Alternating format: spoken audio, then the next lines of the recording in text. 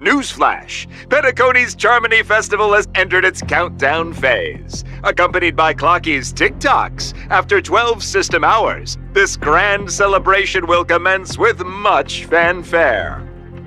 I already told you! We can talk things out! I'm sorry, Fluffy.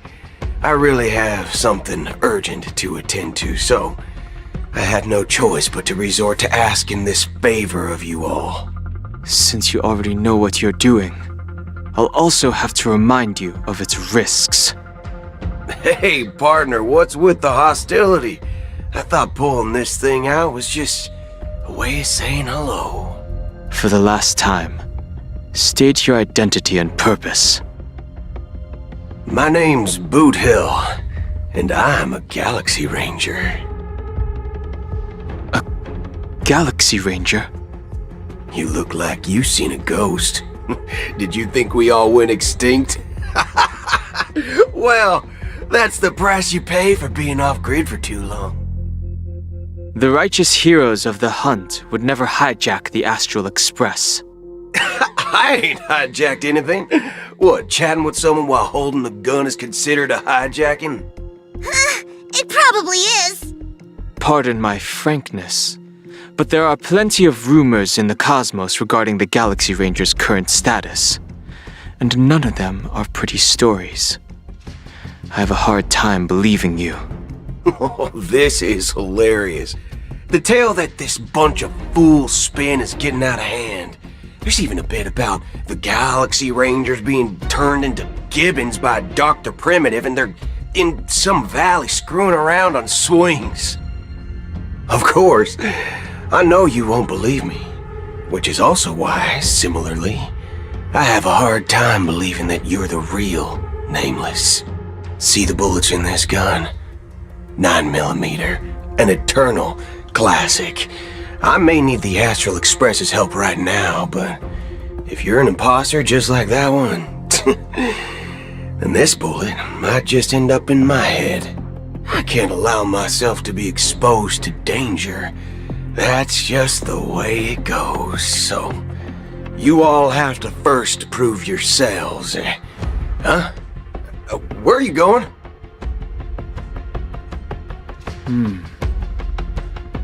Recognize this?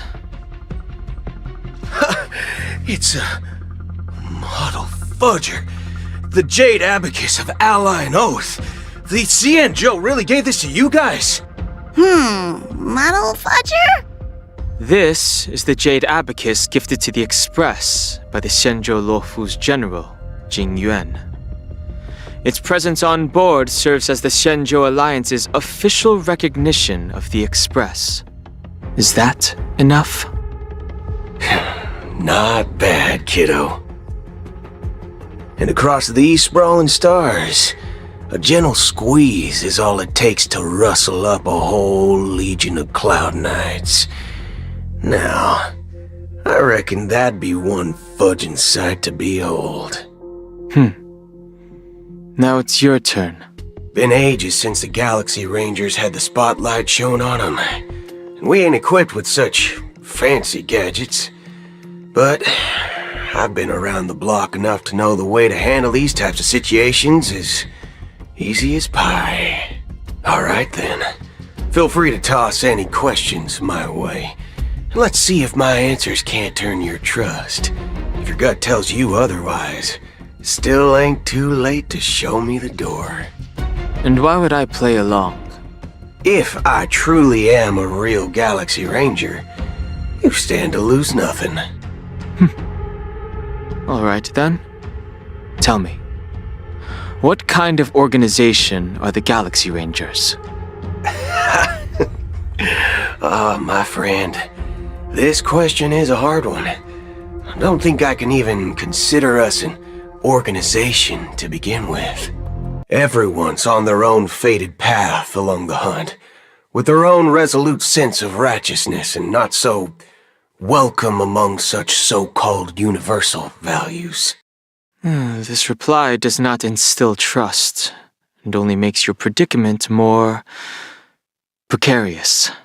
I'm guessing you're gonna ask about some form of shared faith, right? But us Galaxy Rangers don't need that sort of thing. What brings us together is a shared bottom line. Never bully the weak. Never kill the innocent. These oaths aren't some lofty beliefs, but the fundamental bottom line that one must never cross as a person. As Galaxy Rangers, we strictly adhere to the bottom line. When someone crosses them, the hunt's vengeance will surely come knocking. And in this moment, the other crucial meaning of bottom line comes into play. As long as you don't cross it, you're free to do whatever you please. You catch my drift? Second question. Why do you seek trouble with the Astral Express? I already said that I seek no trouble. I must go to Penacony for a matter. But I don't have an invite. And I can't even enter the family's hotel doors. If only I could borrow the Nameless's identity. The entire cosmos knows you're guests of the family. Aren't the Galaxy Rangers also esteemed guests? Oh, you've hit the nail on the head. This is why I'm here. It's fine if I tell you. The Rangers are pursuing an imposter. A son of a nice lady posing as one of us. She's on Penacony right now. My informant is a memo keeper. She's the same as all mimetic organisms, appearing one moment and gone the next. She scares the fudge out of me. Still, she gave me some vital info. That Galaxy Ranger imposter. Who is it? Is that the third question? Is it a hard question? It isn't. Just that you might not believe me. That person calls herself Acheron, and according to our informant, she could be an emanator of nihility. That's impossible. That's what I said. Don't worry. When I first received the news, I had the exact same reaction as you. IX never gives anyone so much as a first glance, and that's perfectly normal. What reason would they have to bequeath strength unto mortals? Then you must know that emanators can also conceal their own identities, which, for many people, it's better that way. Otherwise, there'd be wanton bloodshed across the cosmos, or even, perhaps, turning their back on the path they're supposed to follow. I had the good fortune of running into an elation emanator. Its appearance was no different than that of those clowns. If it weren't through sheer luck that I got it drunk, I would have never known of its eminent status. Even in the purest hunt, you'll find the Xianzhou Alliance under the spotlight and Galaxy Rangers lurking in the shadows. Paths are inevitably concepts created by people and exist in planes beyond our understanding. To reckon that nihility emanators don't exist, well, maybe we just ain't nihilistic enough. So, do you understand now? Your companions are in danger, and it's pretty harrowing.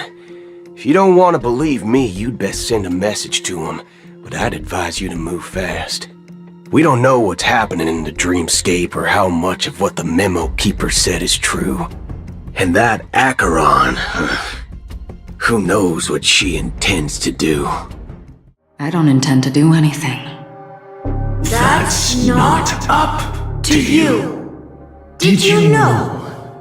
People who come to the land of dreams for the first time, they'll subconsciously stop to reaffirm that they're still walking on solid ground. And then they will unanimously raise their heads to gaze at the sky. Be it reality or dream, staring at the sky is instinctual for humanity. Since the day that the golden hour was completed, it's always been there, watching over every single night of decadence. But now this night sky has been mercilessly severed, dyed with the mist of nihility. And this whole event happened within the course of a single slash of a blade. A single slash of a blade isn't really accurate. It was actually 2 blades, just that the second one was faster. That's not the point. Many guests who weren't supposed to be invited have gathered at this banquet. Even if the harmony is all-embracing, I have no choice but to show some of them the door. For the sake of Penacony and the peace. The planet of festivities has no place for you, a puppet of nihility. Those who live in the shadows do not bear the right to tread the illuminated stage. Speaking of living in the shadows, there's probably not much difference between us. It's only polite to reveal your true self, at least when speaking to others. Penacony's Dream Master.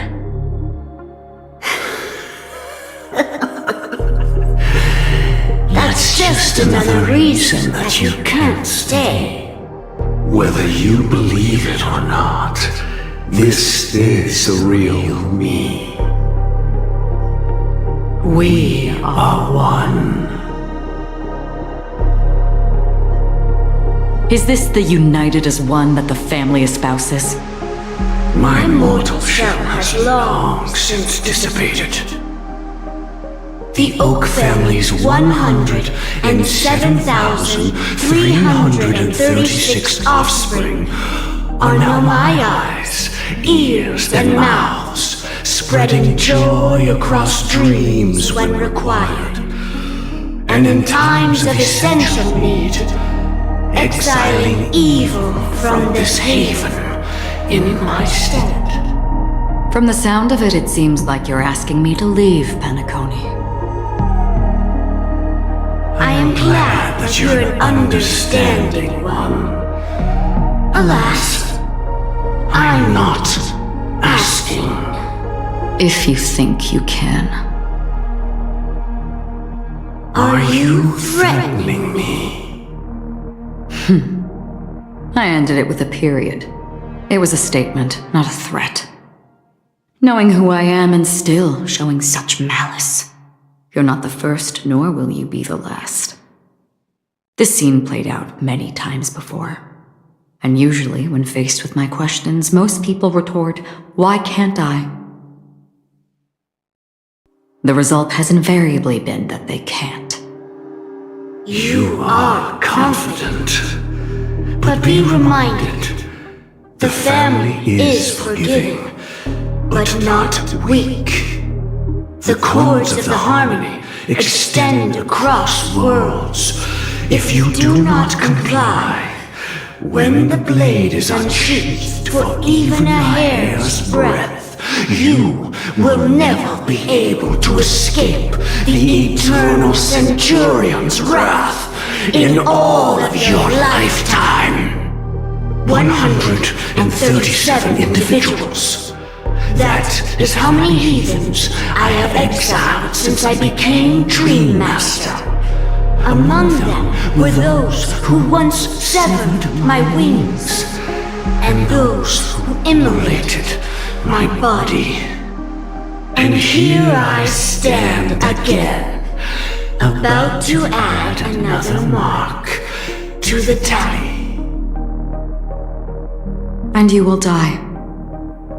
I mean, all of you will.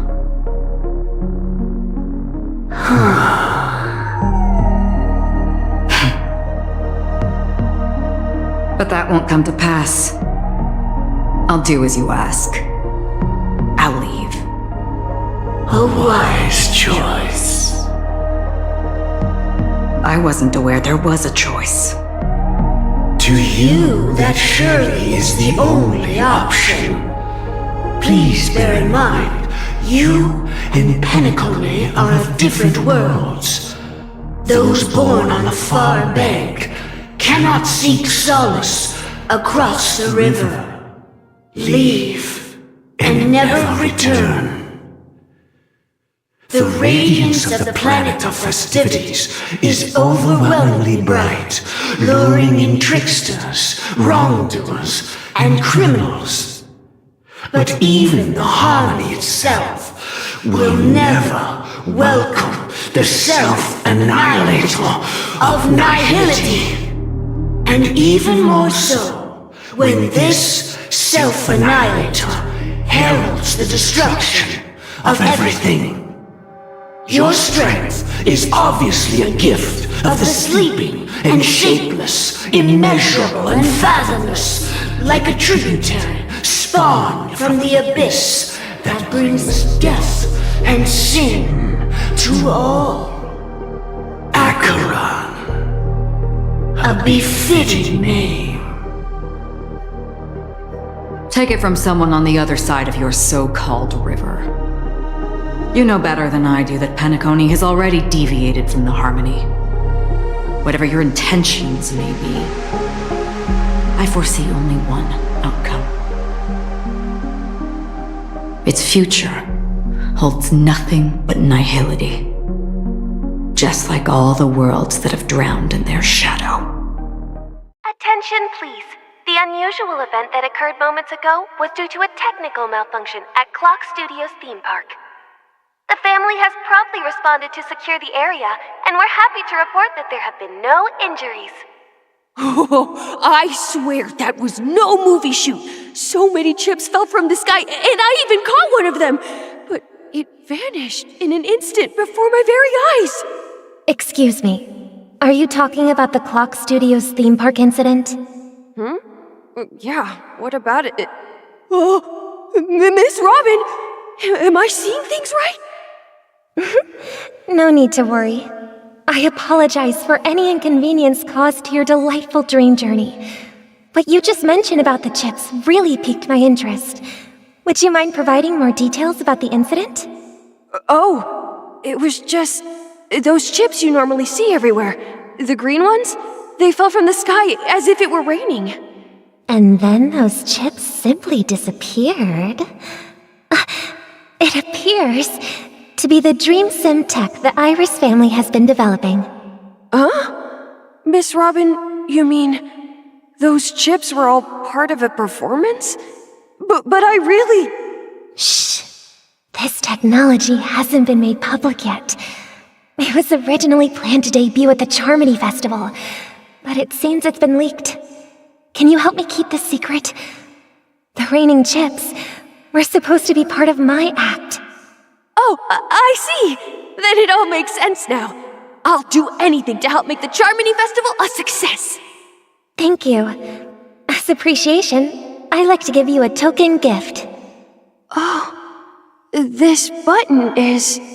Press it at just the right moment in the celebration, and there could be an unexpected treat in store for you. All right, it looks like there are other guests who are also confused. I'll have to excuse myself. Please, enjoy the dreamscape. The family promised they would protect the guests within the dreamscape, but I witnessed a group of organic life forms making their way to the theme park.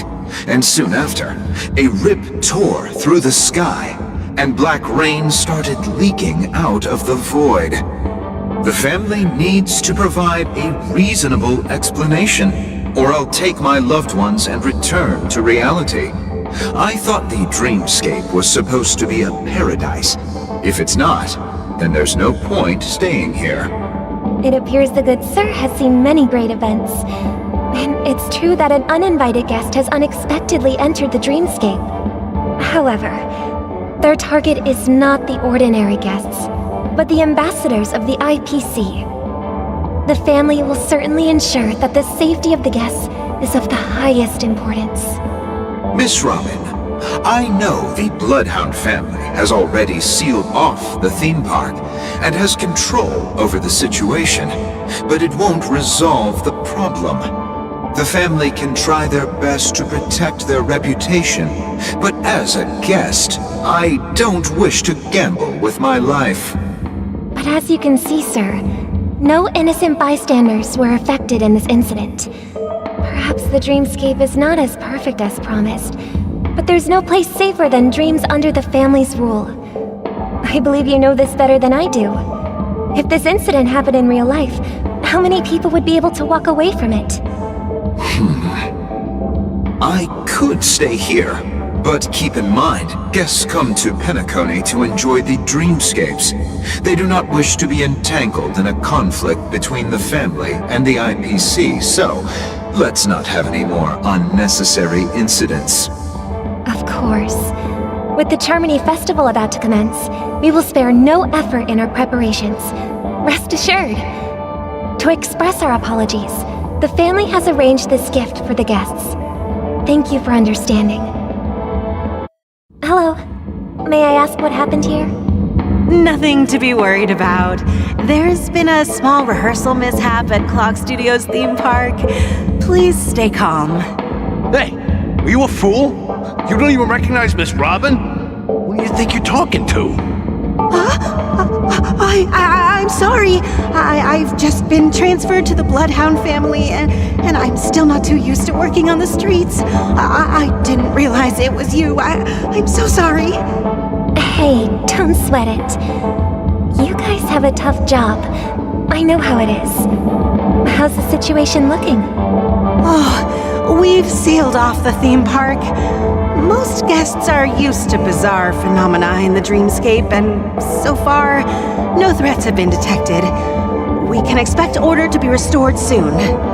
Rest assured, Miss Robin will intensify our patrols to ensure that no incidents occur. I trust you guys. But regarding what happened in the theme park, what do you hounds think about it? It's okay. Feel free to speak your mind. Actually, I was there shortly after it happened. Is it true that the IPC's ambassadors came with ill intent? And that Galaxy Ranger who easily cut through the sky? Miss Robin, tell you the truth, everyone's been talking about it. The myriad factions on Penacony have already been causing unease for everyone. Thank you all for your loyalty towards the family. The planet of festivities has indeed run into some trouble. The representative from the IPC, he's trying to regain ownership of Penacony and is prepared for a hostile takeover. Of course, the family did not agree. The result of the failed negotiations is as you see it now. No wonder. So this is the main reason why the IPC staff are banned from entering the dreamscape. Did they apprehend the troublemaker in the end? Don't worry. Mr. Sunday is currently tracking his whereabouts, and he'll have something to show for it soon. However, given the situation, the IPC surely won't let this go easily.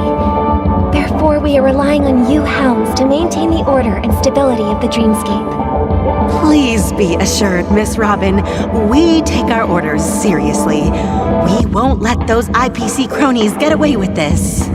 Thank you for your hard work.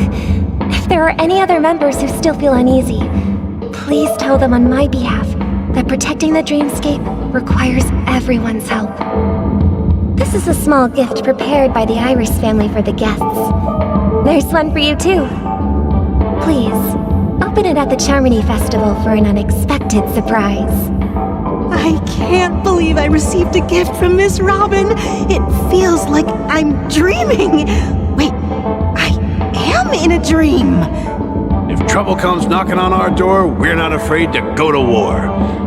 Rest assured, the dreamscape's peace will be protected by the Bloodhound family. Miss Robin? That's the renowned cosmic superstar, Miss Robin! I didn't expect to meet a fan here. I'm honored. Welcome to Penacony, a world filled with wonderful dreams. I can't believe I'm actually meeting the real Robin! Shouldn't you be preparing for the Charmony Festival? Preparation is important, but But the ceremony is fundamentally about sharing the Great One's harmony with everyone.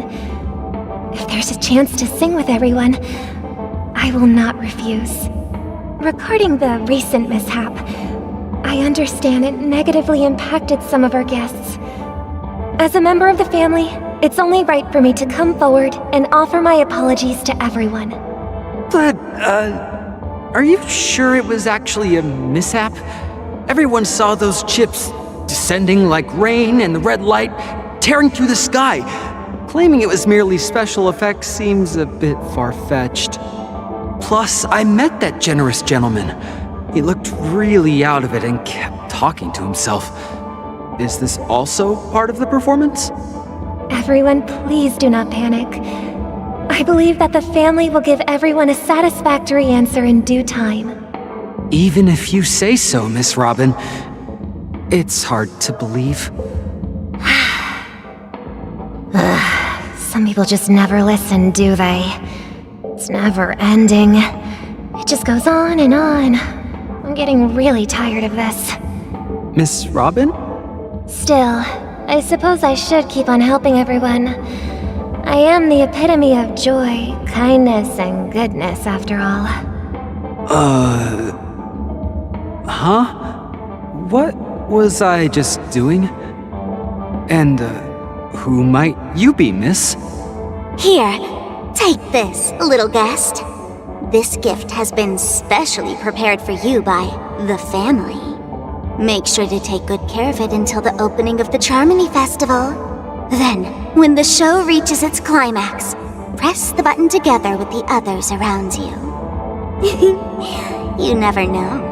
Something very exciting might happen. We're back to where it all began. You entered the golden hour from this place. And it is also from here where you will enter the true Penacony. It is a pleasure to journey alongside you once more.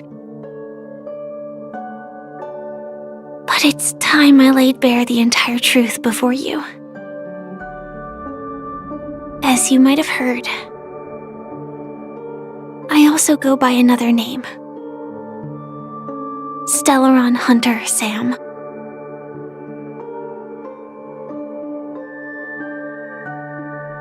I know you have many questions.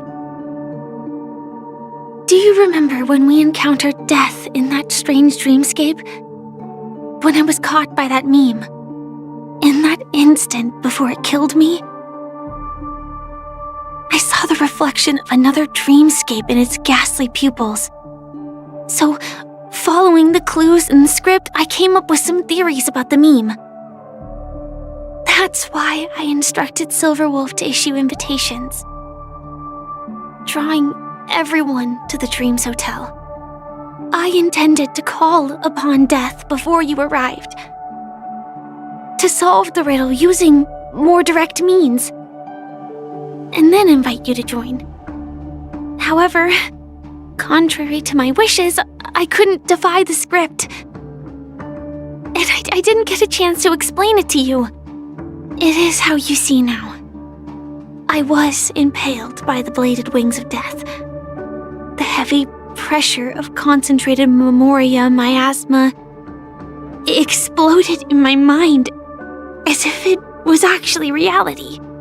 But after the momentary numbness subsided, I found that my body was absolutely unscathed. I was still alive. And it was just as I thought. I had arrived at a place starkly different from this beautiful dream. Beneath the dreamscape of Penacony lies another, more chaotic, more primal memory zone. Its name? Land of the Exiles. And so, then I returned to the hotel in the dreamscape, hoping to tell you of its existence. Yet I could not reveal my own identity. So, I could only divert your party's attention and lure you away from the battlefield. And after, all my attempts proved futile. It wasn't until not long ago, when a crimson blade of light shattered the high wall of the dream, causing you all to fall far into the abyssal depths of the dreamscape, that I was able to awaken you and your companions one by one. And that's it. That is all that's happened so far. I know it's tough to believe all this without reservations. I just want to say, you are very close to the final answer. Just one more thing needs to be done. And then I can prove it to you. Now, let's leave this place. Please close your eyes. Take a deep breath and visualize the dreamscape's outline in your heart. And remember, you must not open your eyes at all times. 3, 2, 1. Don't be afraid. The one who has come to greet us has arrived. I never knew you could do this. Do you have a driver's license? I do. That is surprising. Why? Because this is Japella, the city of sins? No, it's nothing. I'm just thinking that you haven't slept in 20 system hours. Are you sure you're okay? I'm fine. I'll survive. Same goes for you. I'm not so sure about that. Slow down a bit. Infiltration is over. Feel free to activate Sam anytime you like. There's still some time before the next part of the script unfolds. Let me stay a little longer in this body.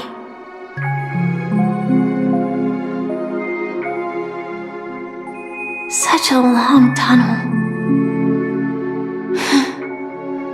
Didn't feel this long when I set off. In half a system hour, it will lead us to Kafka. And then comes the downfall of the Japella Brotherhood. Is that also part of the script? It's in your script too. Sorry, I didn't notice. Their destiny won't change just because of your selective ignorance. I told you before, it's a bad habit. What about you then? Is this the moment you finally find the death you've been looking for? As always, it's a blank slate. It's not on this planet. Why the sudden inquiry? Because I'm currently in a car with a sleep-deprived driver.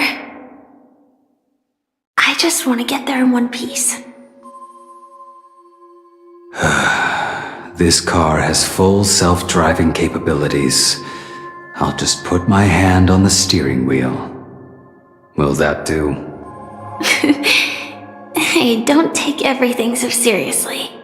Elio would always say there's only one type of destiny. The inescapable type. He can see the future, and we, likewise, are aware of our predetermined end. But before that moment arrives, we can still choose what we do. We all have this right, don't we? After today, Japella's name will disappear from cosmic history, and the Everflame Mansion will take its place. In the not-too-distant future, you'll receive an invitation. That's your next stop. Land of the Dreams. Penacony. I hope you find whatever you seek there. Be it answers or salvation. Glad to see you're safe and sound.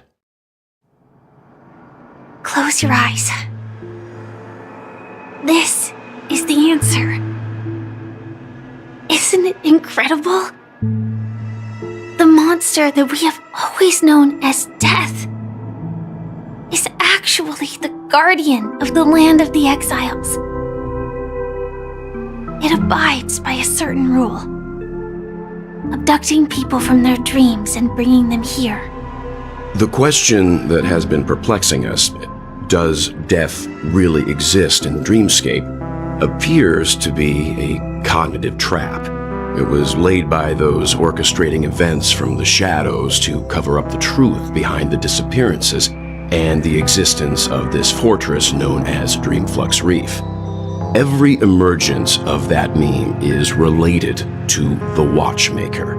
Since Dreamflux Reef is where it brings its captives, it's likely that many of our long-standing questions will be answered in this place. The atmosphere here is starkly different from the beautiful dream. There are no regulators here like the family. And they all look like they're mildly dazed. But from the whispers of the residents, I've heard a familiar name. Gallagher. It's that man again. Always in the right place at the right time.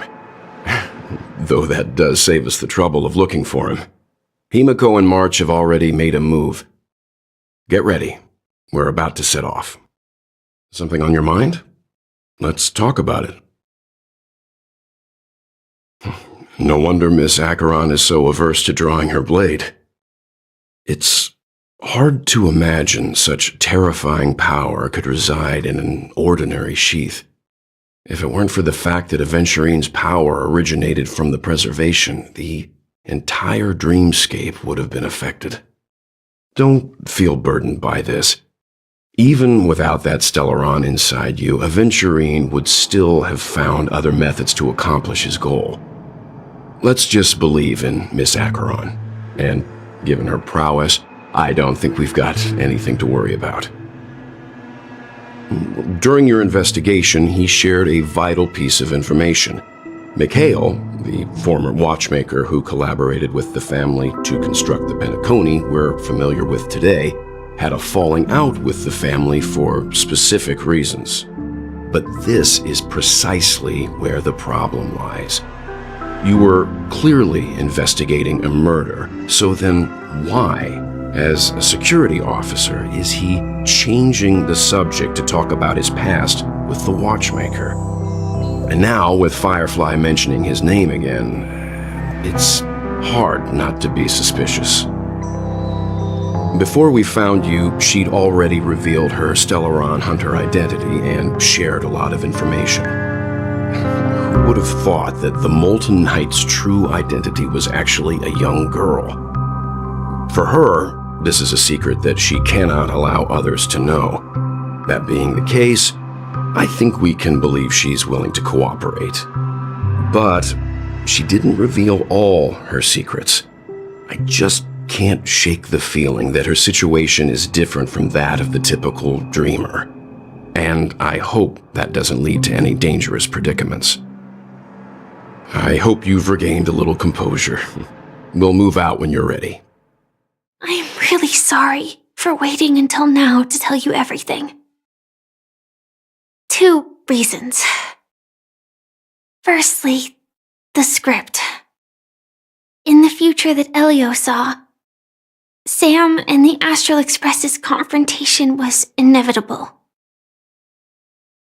I tried to break the shackles of the prophecy, but this is as far as I could go. That aside, there were also my personal motives. I wished to travel with you as Firefly, and not Sam. Thank you. Elio only gave me one instruction. Allow the Astral Express to pursue the Grand Legacy. It means that the Watchmaker's legacy holds great significance to trailblazing. And to you. Elio's scripts used to revolve and expand around certain specific Stellarons. But with your appearance, this condition has apparently ceased to be appropriate. Perhaps he also saw the impossible in the future. Do you you still remember the medical cabin I told you about? Well, that's Sam. It belongs to the Iron Cavalry of Glamoth's Firmament Frontline, a Firefly Type 4 strategic assault mech. It is the cradle of my vitality. And the meaning of my birth. And for the longest time it was how I should have looked to the rest of the world. The timescale of Dreamflux Reef differs from reality, so we mustn't lower our guard. You're sensitive to Memoria. A slight misstep, and you could get lost in this memory zone. The atmosphere in this fortress is pretty different from that in the beautiful dream. When I first saw it, I was in awe too. The sky here, it's like a reflection of the 12 dreamscapes. What's even more bizarre is that this place is also separated into trade and residential areas. The layout may be simple, but the facilities are very comprehensive. It seems that there are quite a number of people living here. Though both dreamscapes have distinct styles, the architectural designs are quite similar. Works of the same hand, perhaps. Hard not to speculate on the connection. But there's no point in overthinking things. Let's meet up with Himiko and the others first. Take a right turn at the end of this road and you'll reach the trade district. There are more people there, and perhaps someone knows where she is. Not coming with us? The Astral Express likely needs room for some internal deliberation. In the meantime, I'll try and locate Gallagher. Sure. Let's reconnect later. Letting her go was the right decision. Further observations are needed before we decide whether to trust her. But first, there's someone I need to talk to. Let's go. I'm sure you've already noticed him. Look, over there. The Reverie Hotel's bellboy. How did he end up here? And right after Miss Acheron severed the beautiful dream. We'd better check, just to be sure. Huh? You're the guest from before. We meet again! And a new friend. Forgot to introduce myself. I'm the hotel's bellboy, Misha. Hello, Misha. I'm Welt. We met in a dream. Oh, and who might this be? Tick-tock! Old friend and new friend! Let's high-five! Your, memory zone meme? Nope. Clocky is a good friend of mine. We all live here. How did you two get here? This dreamscape isn't supposed to be open to the public. I wonder if it has something to do with Sleepy. So, this is your home? Yep. After my work in the beautiful dream ends, I'll go back home. Commuting used to be more convenient, but ever since travel became cumbersome, Sleepy started ferrying people back and forth between the two dreamscapes. This Sleepy. Can you describe what it looks like? Sleepy is a memory zone meme. Looks fierce and has many eyes. But it's actually really well behaved. Gallagher's been taking care of it. Based on the description, that meme is indisputably death. A nightmare for the family, but for the people who live here, well, that couldn't be further from the truth. Death? Not in a dream, surely. Sleepy's just a little aggressive, and sometimes messes up by fetching the wrong guess.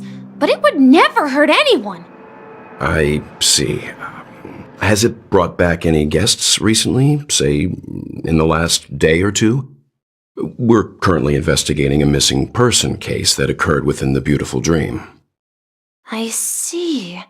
Then you'll have to speak with Gallagher. But he's currently busy hosting a visitor from the Oak family and specifically asked not to be disturbed.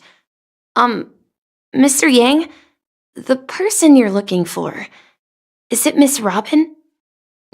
Just as I thought. Considering what happened with Miss Firefly, this doesn't come as a surprise. If you're looking for Miss Robin, I can lead the way. She told me that she'd be willing to meet with outside guests. If it's not too much trouble. Also, we're looking for our missing companions. A woman with red hair accompanied by a girl with pink hair. Have you seen them? Oh, I haven't. But please, rest assured. Dreamflux Reef is a small place, and it's not as bustling as the beautiful Dream, but its safety is unmatched. How about this? Since it's your first time here in Dreamflux Reef, I'll be your guide and help you find your companions. And then we can all go visit Miss Robin together. She's gone to Mrs. Grace's to visit the children. She won't be leaving anytime soon, so there should be enough time. All right then, we'll follow your plan. Well, we now know the answer to both murder cases that have caused such commotion in Penacony. As for the intentions of the mastermind behind it all, we're still none the wiser. Yes, and I believe their relationship with Gallagher may run deep. Why else would they be so clandestine about their discussion? Regardless, we have to find Gallagher. Say, you mentioned before that you saw a Clocky that only you could see, right? I can't shake off this strange feeling. Am I really still so young at heart? Forget it. It's not important. We'd better just follow Misha. Everyone, look! From here, you can see the most spectacular view of Dreamflux Reef. A black hole? No. An accretion disk formed from consolidated memoria? Was Dreamflux Reef built on such unstable memoria? Oh, so Mr. Yang is also versed in memoria dynamics. I was just trying to figure out how to explain this huge hole to everyone. I bet you guys have a lot in common with Miss Kami. My calculations are finally done. In another 10 system hours, the above dream will swallow the dream below. My hypothesis was correct. This place will cease to exist as the dream devours everything. Who are you all, and why haven't you left yet? This place is about to disappear. I'm Kami, a dreamscape surveyor specializing in memoria dynamics, and this is my life's work that I'm researching. See that huge gaping hole? It was just a narrow rift many years ago, but now it's grown into a giant hole. The surrounding memoria has been flowing towards the other end of the hole at a constant velocity, slowly but surely. But the scary part is, according to my calculations, the flow rate of memoria has recently changed, and it's faster than ever before. It's almost as if something is sucking it in from the other side. By constantly improving upon Madame Rosalina's memoria measurement method, I've finally obtained accurate results. After 10 system hours, the Dreamflux Reef will cease to exist.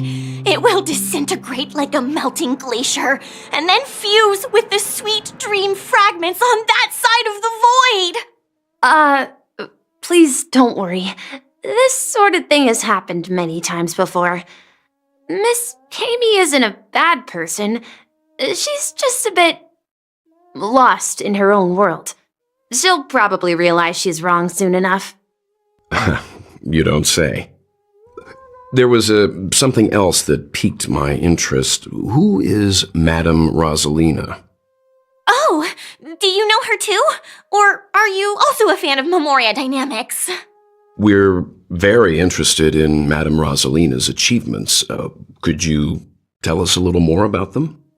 Why, of course! She's an excellent scholar of memoria dynamics, and the first person to apply Memoria rate measurement methodology on interstellar travelers. Regrettably, due to the presence of the Garden of Recollection, ordinary people don't pay much attention to the nature of Memoria.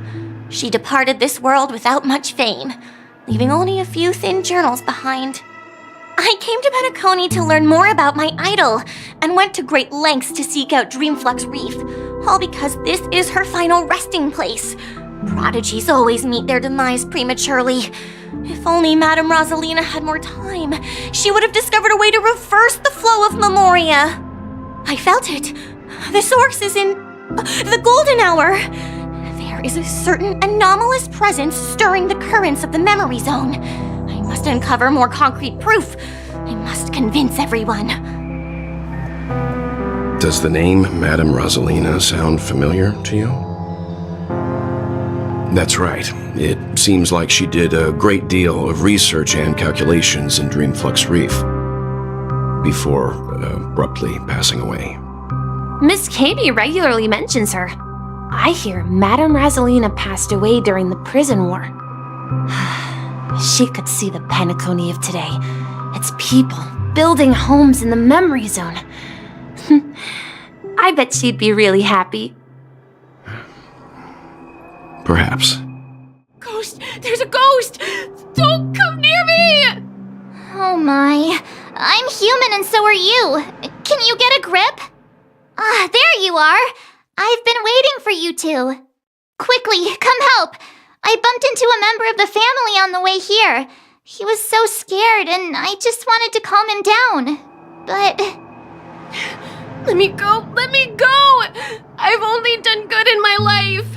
Why can't I rest in peace after death? Well, this is how it turned out. Me? A ghost? Don't make me hit you. He thinks he's dead. Although, when I first fell in, I also thought the same. Dear guest, this is not the afterlife. This is Dreamflux Reef. That's right. Did you hear that? Repeat after me. Dreamflux Reef. You're talking to someone invisible. If I'm not dead, what am I? I shouldn't have pushed my luck and tried sleeping in my dream. Curiosity kills the Papeshi. So stop asking. You'll alert the monsters. All the dead are right here. All of them. You're not talking about the memory zone meme, are you? Don't say that name. It's all your fault. They're coming! He passed out. His intense negative emotions attracted the nearby memory zone memes. I see. But why aren't the other people around here scared? Unlike in the Sweet Dream, people here don't see memory zone memes as dangerous monsters. And even if they pose a threat, people can easily escape by forcing a wake-up call. But we can't just leave this man here. Can we take him somewhere safe? Evening, Jessie. Is it evening? Welcome, Miss March. Who might these be? These two are my friends. As for the man lying on the ground, he's a scaredy cat who fainted from fright. I see. Another poor guy who accidentally ended up here. I'll take care of him. There have been a lot of new faces lately. Things must be tough in the beautiful dream. The few remaining havens of freedom in Asdana will soon face trouble. Do such things often happen here? Not really, but they're becoming more frequent now. Guess it's one of the signs of the Sweet Dreams collapse. This man has had quite the shock. Could you help me find a Halovian lady, March? Her songs can heal mental wounds. A Halovian lady? That must be Robin. She's also here in Dreamflux Reef. Huh? Robin? But I thought she... Oh, right. If Firefly is here safe and sound, then it means Robin must be okay too. Misha's about to take us to her to find out what happened. But for that, let's meet up with Himiko. You were with her earlier, right? We met some stowaways in the residential area. Most of them came from neighboring star systems. I heard that places like Dreamflux Reef are scattered throughout the memory zone of Asdana, like islands in the ocean. They existed before the family arrived. I also heard that when Dreamflux Reef took shape, it was the center of all dreamscapes in Penacony. If that's true, it's no wonder there are so many similarities between this place and the Sweet Dream. Himeko must be gathering information. Let's hurry up and get going. So that's how it is. I never imagined we'd gather the remaining details here. To borrow Gallagher's catchphrase, what an unpredictable twist of fate. Himeko, here they are. Ah, perfect timing. Now that everyone's here, I'd like to introduce everyone to Micah, who's partly in charge of the Land of the Exiles. Micah, these are my companions. It's a pleasure to meet the Nameless. You know us? I've been keeping an eye on you since the day you arrived in Penacony. We would have met under more appropriate circumstances if Dreamflux Reef hadn't been isolated from the 12 dreamscapes. Please, allow me to formally introduce myself. I'm Micah, the Gravekeeper of Dreamflux Reef. Gravekeeper? Life in Dreamflux Reef is pretty liberating. Everyone here mostly keeps to themselves, without meddling in others' affairs. My daily task involves cleaning a few tombstones. You're too modest, Micah. When lost dream chasers stumble upon this place, you're the one who takes care of them, guiding them back to the sweet dream, or showing them how to survive the wild dream chaos. So, guardian of sorts. Were you talking to me, Mr. Yang? On that note, Mr. Mika, which tombstones are you referring to? We didn't come across any graveyard when we arrived. They're actually just symbolic stones. But since you're curious, Mr. Yang, I'll take you there. I have a feeling you might find something of interest there. But before that, you have an important guest joining you. Everyone sang so wonderfully. It's not often that I tried this music style, but I've gained some valuable insights from it. Oh, I can't thank you enough, Robin. Well, these kids have made incredible progress in only a few days. It was nothing, Grace. I merely taught them how to sing. It was you who brought hope into their lives. Life must be quite difficult for them in reality, I imagine. That's right. Whenever it's time to say goodbye to these kids, they're reluctant to leave. But I've explored every corner of Dreamflux Reef, talked to everyone I met, and they all told me the same thing. This shattered dream is not worth clinging to. It seems you truly are a child of the Harmony. Emma and Andy are orphans I took under my wing. Carol there, with her blind eyes, used to work at a nutrition center in the outer ring of Penacony. And as for Gary, he's been living with autism since he was a child. They're not old enough to enter the sweet dream managed by the family. If we compare people to birds, these kids are like fledglings with impaired wings. But in this dream, well, they can fly freely. Even if they stumble along the way, well, they're still relying on their own strength. And me, an old lady with no legs. Well, without this dream, I couldn't even walk toward them. I'm glad that you found a new life here in Penacony. It's just... Don't worry, Robin. Dreams have their significance, but they aren't everything. Both the children and I understand this. No matter how long we fly through this dream, we will one day return to reality. But you know what? Emma and Gary aren't plagued by their insecurities anymore. No, and Carol is learning how to cope with her blindness.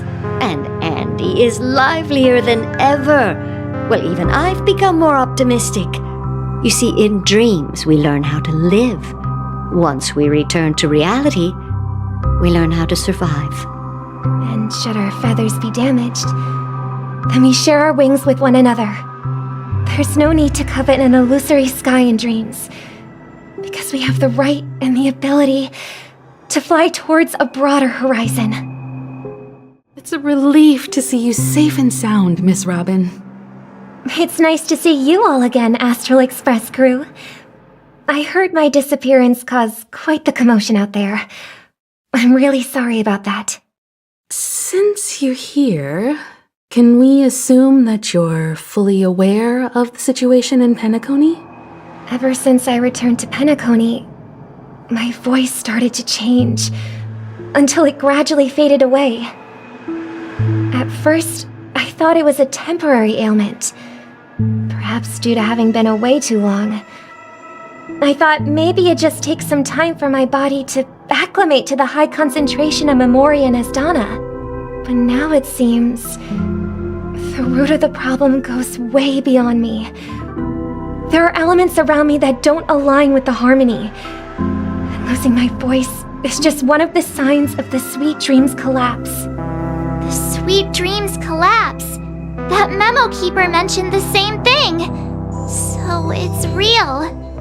While I was away from Penacony, the boundaries of the 12 dreamscapes kept expanding outward.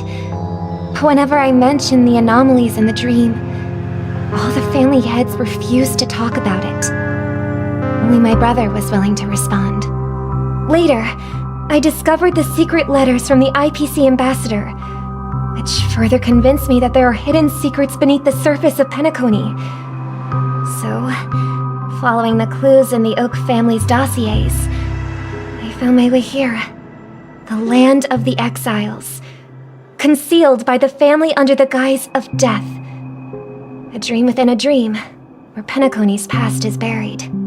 Hearing you speak, it sounds as if your voice has made somewhat of a recovery. I hate to admit it, but the harmony in this place resonates more broadly than within the Sweet Dream.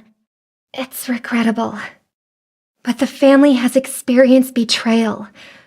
The traitor, or traitors, abandoned their original principles and, using the name of harmony, exploited people's weaknesses to turn Penacony into the planet of festivities, trapping everyone in the illusion of the Sweet Dream. This is not the strong defending the weak, but rather the strong exploiting the weak. A world without equality won't ever be favored by the harmony. And naturally, those voices blessed by them have lost the ability to sing. Could there be another force influencing the family's shift in philosophy, Miss Robin? Considering what happened with Acheron, it's difficult to conceive of another entity within the realm of the harmony capable of influencing everyone. Unless a power surpassing that of an emanator is involved. I'd heard about what happened to the Xianzhou Alliance, but as far as I'm aware, the family hasn't faced any such external interventions. Who knows? Perhaps I've just been away too long and missed something. Regardless, I cannot accept my home is moving towards the very opposite of what the harmony represents, while still claiming to uphold it. I must uncover the reason why Mikhail cut ties with the family, and who exactly it was who betrayed us all. Do you remember our arrangement, Mr. Micah? Well, here's my answer. I've decided to forgo my role and never step foot on the Charmony Festival stage again. Look here, brother. A little bird. Looks like a fledgling Charmony dove. But Charmony doves don't live here. So how did this little bird get here? Maybe its parents abandoned it? It looks weak and frail. Why don't we find something soft and make a nest for it? This place is too dangerous for a fledgling. Let's take it with us. We can put it on the wooden shelf in front of your window. Okay. A bird like that must have a beautiful singing voice. But where will it live? I'll ask the family head to build a cage for it. A cage? But then it won't have the freedom to fly, right? Let's see. What is it that has captured the attention of the two best interpreters of the Great One? To the point that they've forgotten how to enjoy their dessert? Oh, poor little thing. Doesn't look like it's doing well. Do you want to rescue it? I do. But I don't want to lock it up in a cage. Why? Even if it's small and not fully feathered and can't sing, it didn't come into this world just to be locked up in a cage. Birds belong to the sky. That's quite the romantic idea. And what about you, a young scholar? Do you agree with your sister? I think she's right. But if we leave it out in the wild, it won't survive for more than a few days at best. Ah, I see. It seems our little scholar is still a bit unsure. Well, let me tell you youngsters a story. As you probably know, Charmony doves can fly through the air.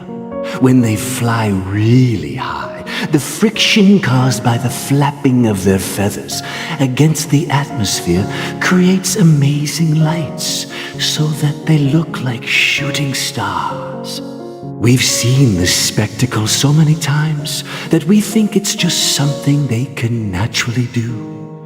But that's not the truth.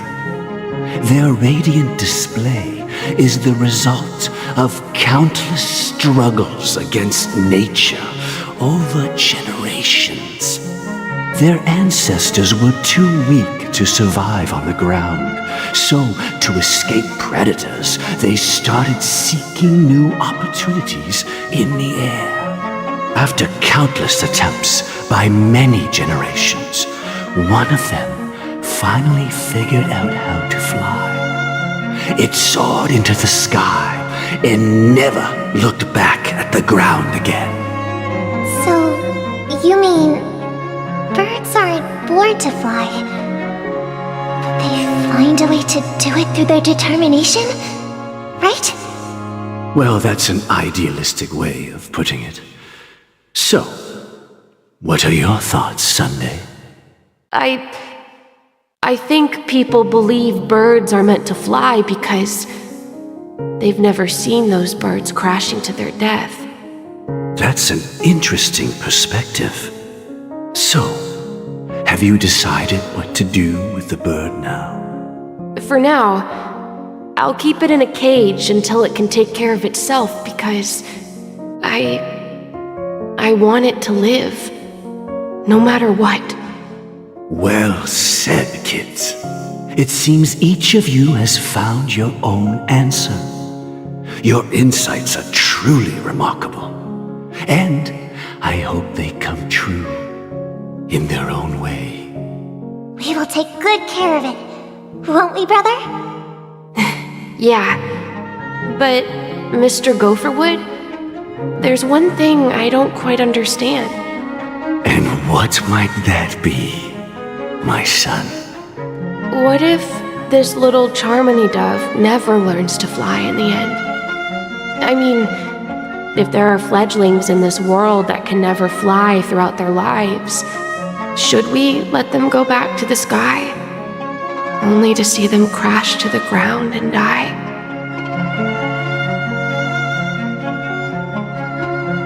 Talking in your sleep, Birdie? Time to wake up. You look a little unsteady. Need a hand? I'm still alive? Yeah. Happy about that. Where is Robin? Tell me. Now. I knew that was going to be the first thing you'd ask. Don't worry, your sister is here, safe and sound. She's probably walking around the streets now. If I were you, I'd be more worried about myself. After all, right in front of you is the guy who just stabbed you in the chest with a dagger.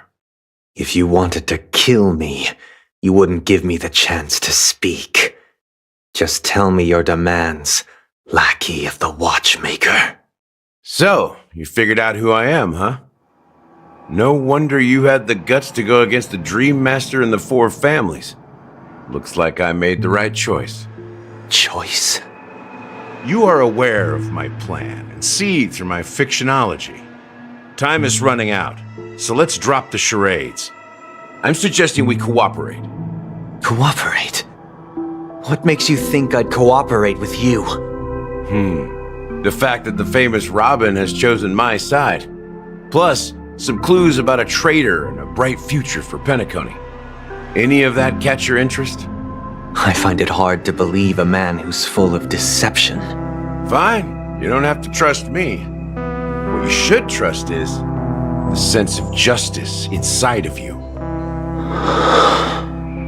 Show me Robin first.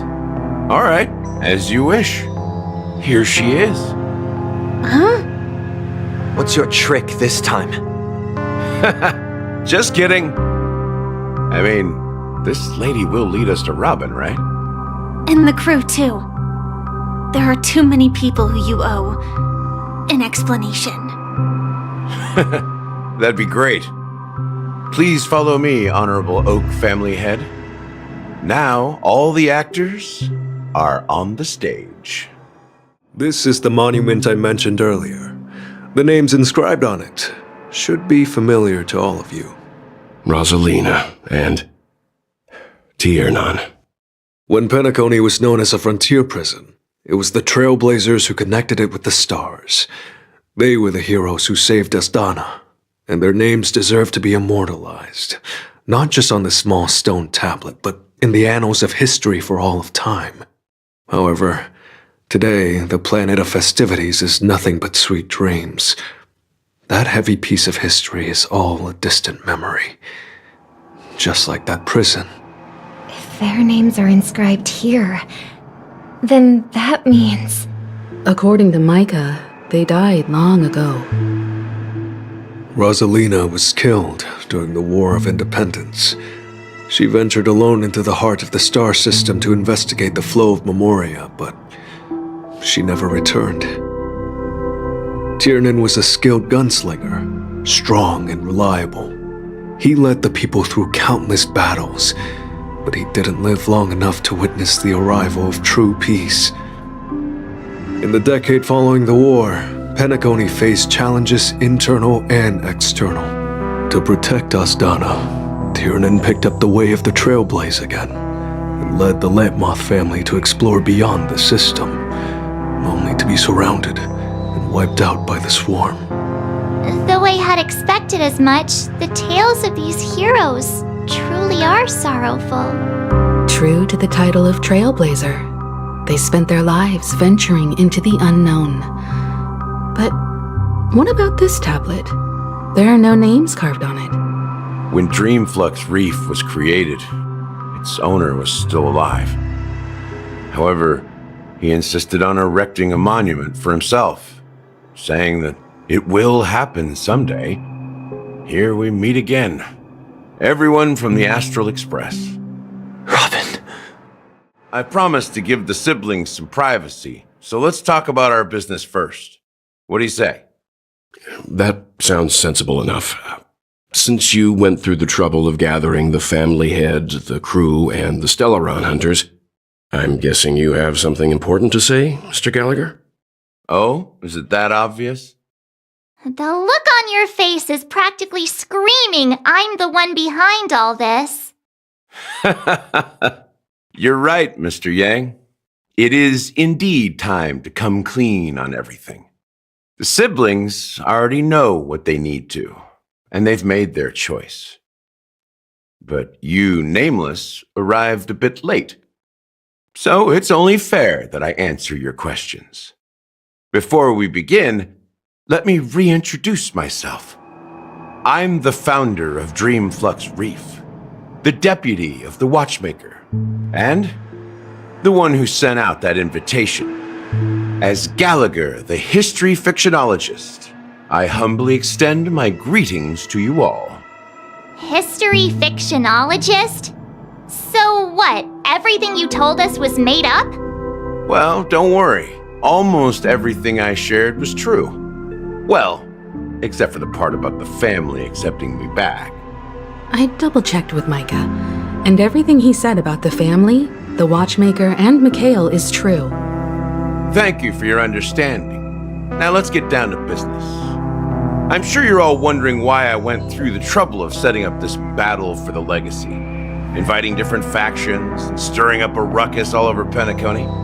Well, it all boils down to something very familiar to all of you. The Stellaron. The Stellaron? But how is that possible? Penacony is a free-flowing interstellar hub. There are no signs of contamination whatsoever. You're totally correct. So, care to take a guess at what that means?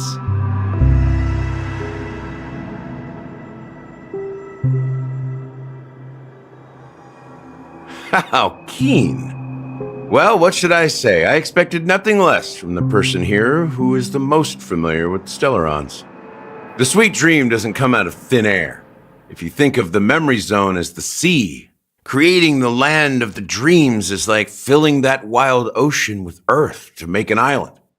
To achieve this feat, without the help of an emanator of remembrance or enigmata, the only way is to use a Stellaron. And that's not something you can achieve with a simple wish. It requires vast quantities of knowledge, time, and manpower. I'm sure you get what I'm hinting at. In Azdana, the planet of festivities itself is a Stellaron disaster. The planet of festivities itself is a Stellaron disaster? It all started a long time ago, back when the Watchmaker and his crew liberated the frontier prison. They faced countless challenges as they began building Penacony from the ground up. That's when the idea of using the Stellaron came into play. The Stellaron first entered the Azdana system during the war. The Nameless warned everyone against the folly of attempting to tamper with such a power, and most heeded their words. But there are always people in the shadows with ulterior motives. The turning point came after Tiernan's death. With two of the Nameless gone, the Watchmaker had to go to the front lines. It was at that moment his rivals saw an opportunity.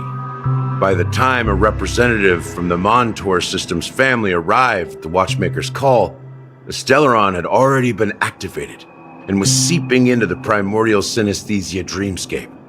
And I suppose the family happened to possess the knowledge to seal the Stellaron? Not just that. They knew far more about the Stellaron than the average person.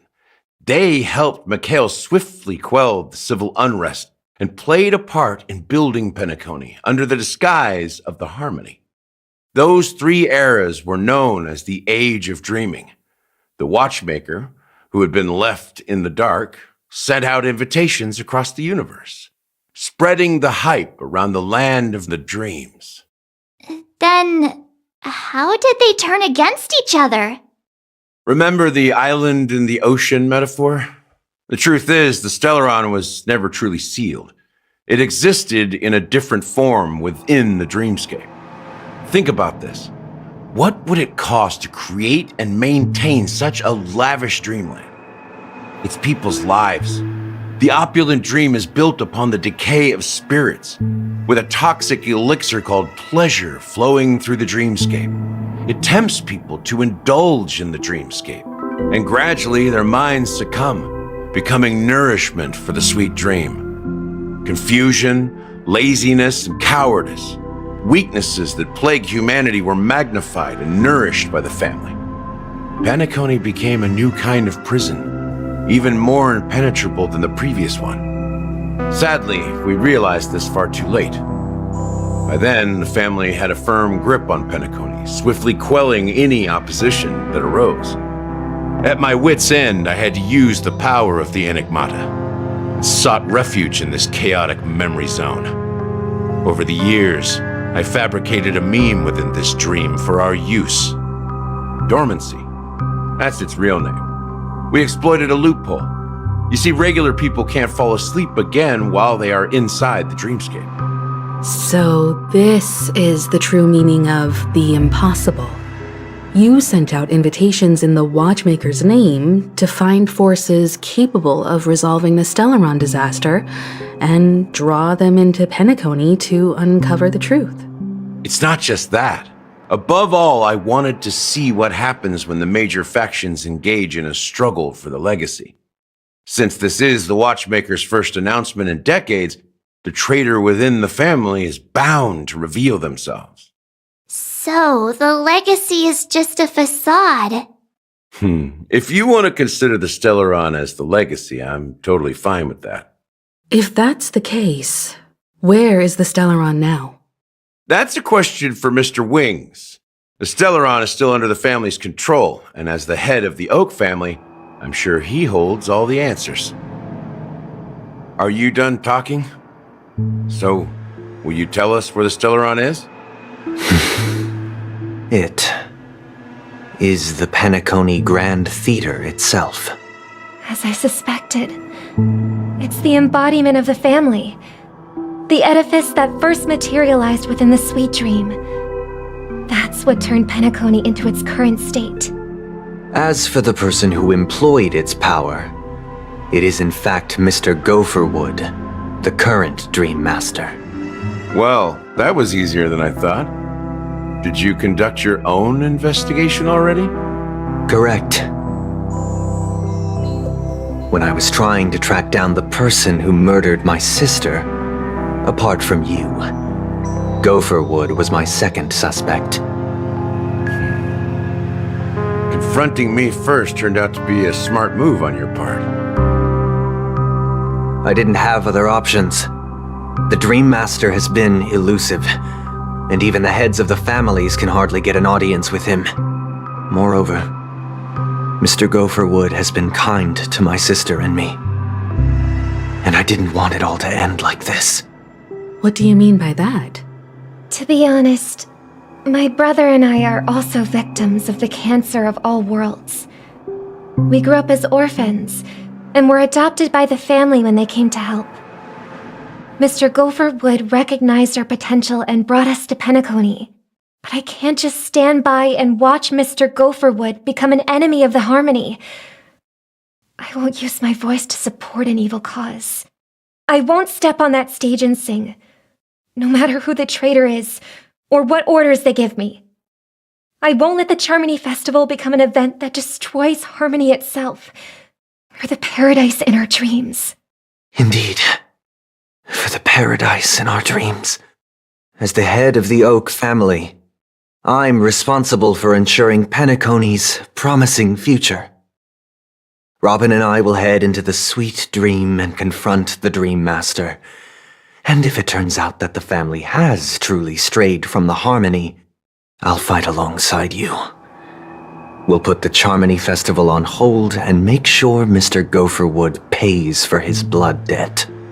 The enemies you are about to face aren't like this old dog here, who can barely even bark. Since our interests are aligned, why don't we team up? Maybe, just maybe, we'll have a shot at success. We have always been following in the footsteps of our nameless predecessors, and there's no reason to stop now. Yeah, we Nameless won't back down from a challenge. Isn't that right, Miss Trailblazer? Come on, don't crack jokes at such a serious moment. Rest assured, sitting on the sidelines isn't in our nature. Mr. Sunday, Miss Robin, I'm willing to accompany you on behalf of the Astral Express. Having a third party present should help with negotiations, and could make all the difference if things get ugly. Thank you, Mr. Yang. Thank you all very much. The Charmony Festival is about to start, and time is against us. We must hasten. I may have been quick to step up to the plate, but confronting the Dream Master could be a very dangerous affair. Huh? Even you're saying that, Mr. Yang? How powerful is that Dream Master? He's the leader of the families of Penacony, and he has the entire power of the Harmony behind him, not to mention the Stellaron in his possession. We must proceed with great caution. maybe you can just stay behind this time, Mr. Yang? No, that won't do. Even if we count Robin as an ally, something felt off about Mr. Sunday just now. Although, I can't quite put my finger on it. I have to make sure he won't turn against us when things start to get dicey. You're still carrying the keepsake the IPC envoy gave you, right? May I borrow it for a moment? Huh. I knew it. As I suspected, this chip Aventurine gave to you is actually a miniature transmitter. If I'm right, he intends to use it to track your location or contact you when needed. As it so happens, this may actually be of some use in the current situation. Aventurine?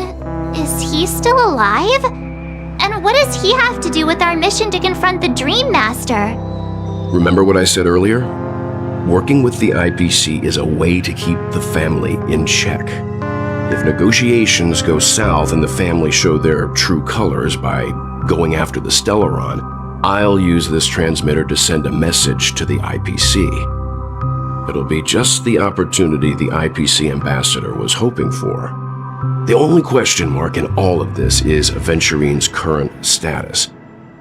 But the IPC is always listening, especially senior strategic investment department heads like him. Getting the message across shouldn't be a problem. Good luck to you, Welt. Well, you take care too. If anything goes wrong, don't worry about me. Just make sure to seal the Stellaron. Spoken like a true hero. Even if the Dream Master is innocent, the family's corruption runs deep. I won't make the same mistake Mikhail did. Let's wish him the best of luck. Don't you have something else to tell us, Gallagher? Why would you say so? Before we departed, the conductor asked us to inquire about the 3 nameless in Penacony. We've already collected intel about Razalina and Tiernan, so the only one left is Lakework. If I'm not mistaken, we've already met him somewhere, haven't we? It's not enough to say meet, but the answer is pretty obvious. After all, I've hinted at it in quite an evident way. I've been watching over you ever since I received the reply from the Astral Express, and I've seen the great effort you all put into linking different realms together across the cosmos. And now, after getting this far all in one piece, you have truly proven yourselves. Miss Himiko, were you the one who repaired the Express and got it sailing through the cosmos again? Yes. And you two, young Nameless, you have very interesting life stories and extraordinary skills. What? Hey, you can't just make up titles like that. You're full of energy. Please send my regards to the conductor, Pom Pom. Please let them know that their friend has fond memories of his time aboard the Express, which he reminisces on every time he has a good drink. As for the last Nameless, he embarked, disembarked, and embarked again, traveling in a great circle, ending up back where he started. On his deathbed, he told me to find the Astral Express and deliver an invitation to the future Nameless. He left behind a special gift, a true legacy, something that belongs only to the successors of the Trailblaze. Come with me. Now is the time to reveal it. Back here again. Sometimes I feel like you're still alive, old friend. Like you've still got so much to say and do. I've kept my promise and brought the future Trailblazers you've waited so long for. I don't know why you were so obsessed with that train, but I remember your last words. Don't let us down, old man. What's happening?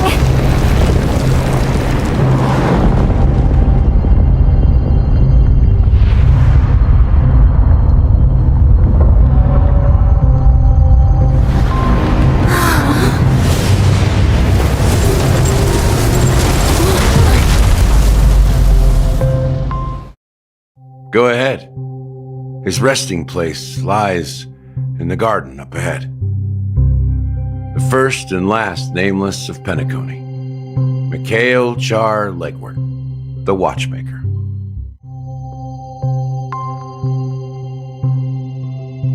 Sure enough, the Watchmaker is the third nameless. Even I could guess that one. The legacy he left behind was a dream bubble. I believe inside that bubble, there's something that holds meaning only for the nameless. After all, when I checked its contents, I found nothing inside. Maybe some Trailblaze runes? Even more enigmatic than me.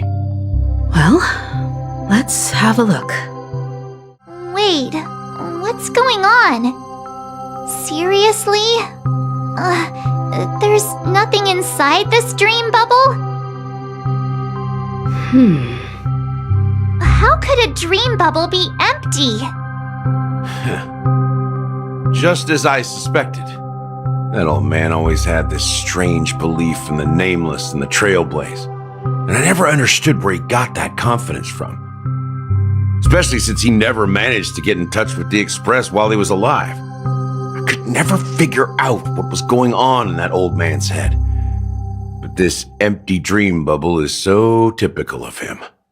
He was always full of weird fantasies and incomprehensible romanticism. That mischievous old man. Well, I didn't expect him to leave anything concrete behind anyway. Don't think that's the case, Gallagher. I'm sure Mikhail has left us the most precious thing of all. Don't start getting all philosophical on me, all right? Just as Mikhail believes in the nameless of the future, we unconditionally believe in the nameless of the past. How could they leave with regrets for the future when they were ready to dedicate their lives to the land they loved? There must be something contained in this dream bubble. It's just we haven't figured it out yet. You also have faith in the Watchmaker, don't you, Gallagher? Well, I'm a follower of the Enigmata. My philosophy forbids me to have faith in anything.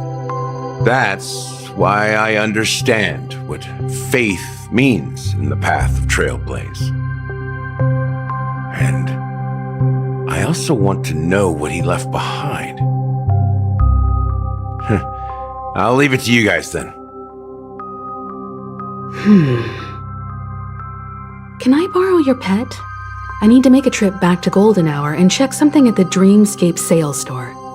It's for Mikhail, and for the future of Penacony. Welcome to the Reverie Hotel. How may I help you? Greetings. We're the Nameless from the Astral Express, and we'd like to check in. The Astral Express? But I thought... Yes, my companion's already checked in. My name is Dan Hung, and I believe my personal information is recorded in your system. I see, but your companion said you wouldn't be coming due to a change of plans. Now the plans have changed again. And you are... Me? I'm Pom Pom, a new nameless who's also with the Astral Express. He's my fellow Trailblazer. We responded to the family's invitation before he boarded the Express, so he wasn't registered in your system. Is it possible to accommodate him as well? Oh, I see. Another one of the Nameless had a similar situation. Seems like a lot of people are joining the Trailblaze these days. Since there's a precedent, it shouldn't be a problem. Just give me a second to contact your companions. I'm sorry, dear guests, but it seems I'm unable to reach the other members of the Astral Express. What do you mean by unable to reach them?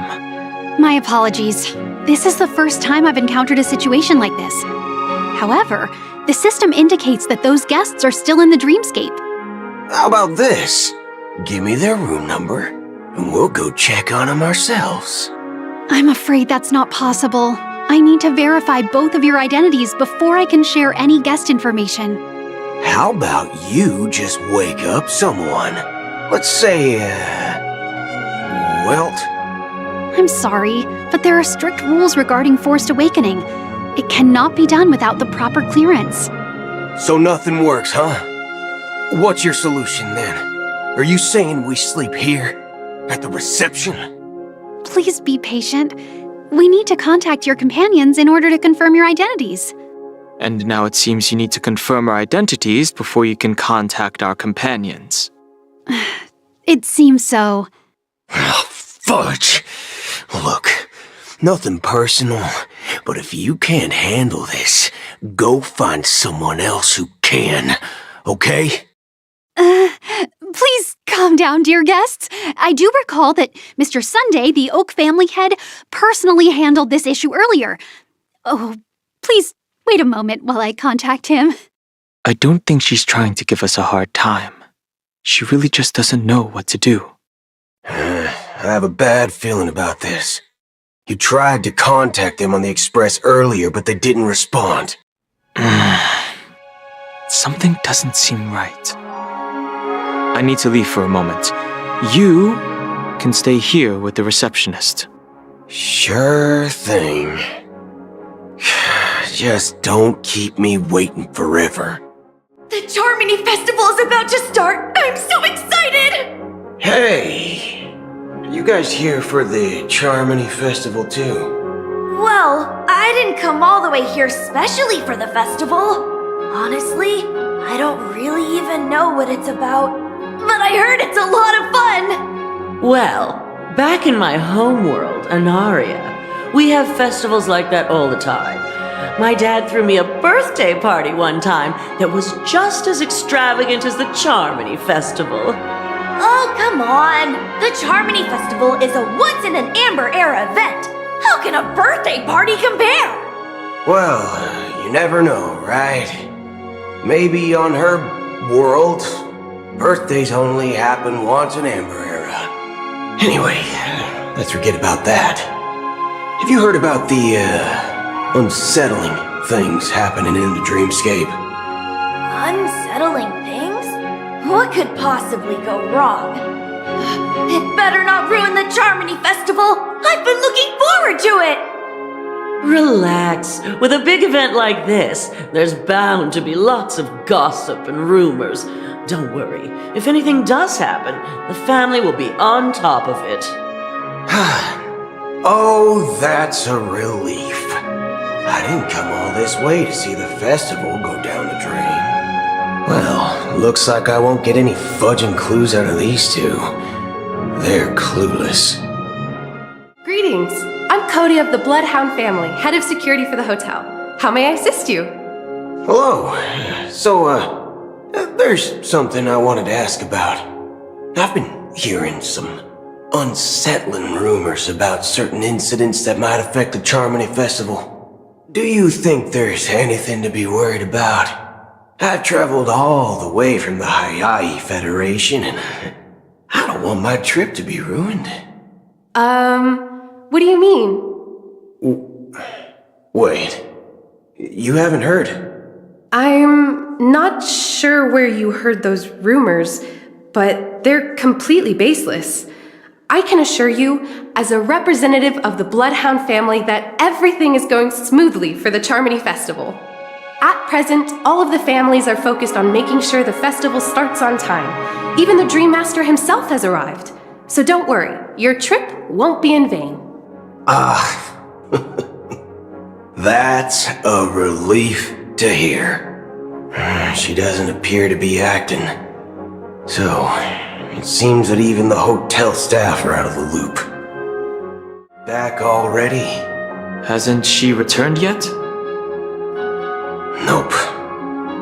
I'm starting to wonder. Sending her to contact Sunday was a good idea. Neither the staff nor the guests seem to know anything about what's happening in the dreamscape, and wherever we go, all we see is people enjoying themselves. Definitely not a good sign. I agree. Another unusual thing is that the Oak family is supposed to be in charge of organizing the council and managing everything inside and outside the dreamscape. However, I walked around the hotel but didn't meet a single member of the Oak family on such an important day. Well, I'll be forked. If I remember correctly, the head of the Oak family is that Sunday guy, right? We shouldn't linger here too long. Let's go back to the Express for now. Not so fast. Have you ever robbed VIPC, bro? If you run away now, everyone will be chasing after you. Are you suggesting we sit here and do nothing? I wouldn't say do nothing. But let's stay put for now. Even if the family has ulterior motives, they couldn't have anticipated us showing up here. We're the surprise factor for them. They don't want to attract unwanted attention from certain outsiders, so they won't do anything reckless. See? The IPC lackeys are keeping a close eye on this hotel. If I were a family member, I'd find an official excuse and keep the surprise factors here. If we just wait here, that would be like walking into their trap. Of course, we don't need to walk into their trap. I gave a backup plan to the memo keeper. If it turns out we won't be allowed to enter the dreamscape, she'll order a drink for me in the VIP lounge at the hotel. In reality... A secret signal. That's right.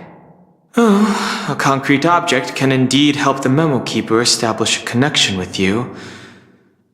But Boot Hill, if you have more backup plans in the future, I hope you'll let me know in advance. I'm sorry, but it's one of my quirks. I have too many unreliable friends.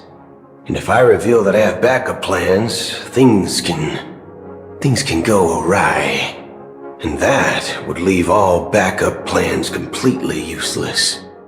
You're the lobby manager, right?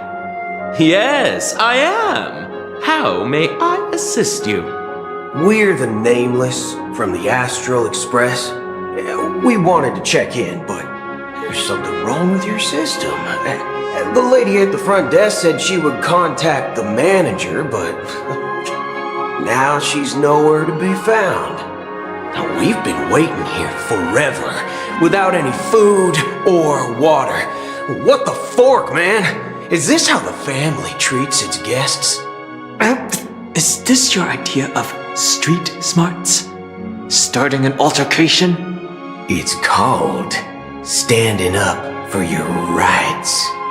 I apologize for the inconvenience. Please wait while we try to contact Mr. Sunday. I'll arrange 2 premium seats in the VIP lounge so you can rest there while you wait. See? Just like that. Just don't call yourself Nameless next time. Good evening, gentlemen. Hey, I have an order for a bottle of Hasdana's White Oak. Can you help us find it? Hasdana's White Oak?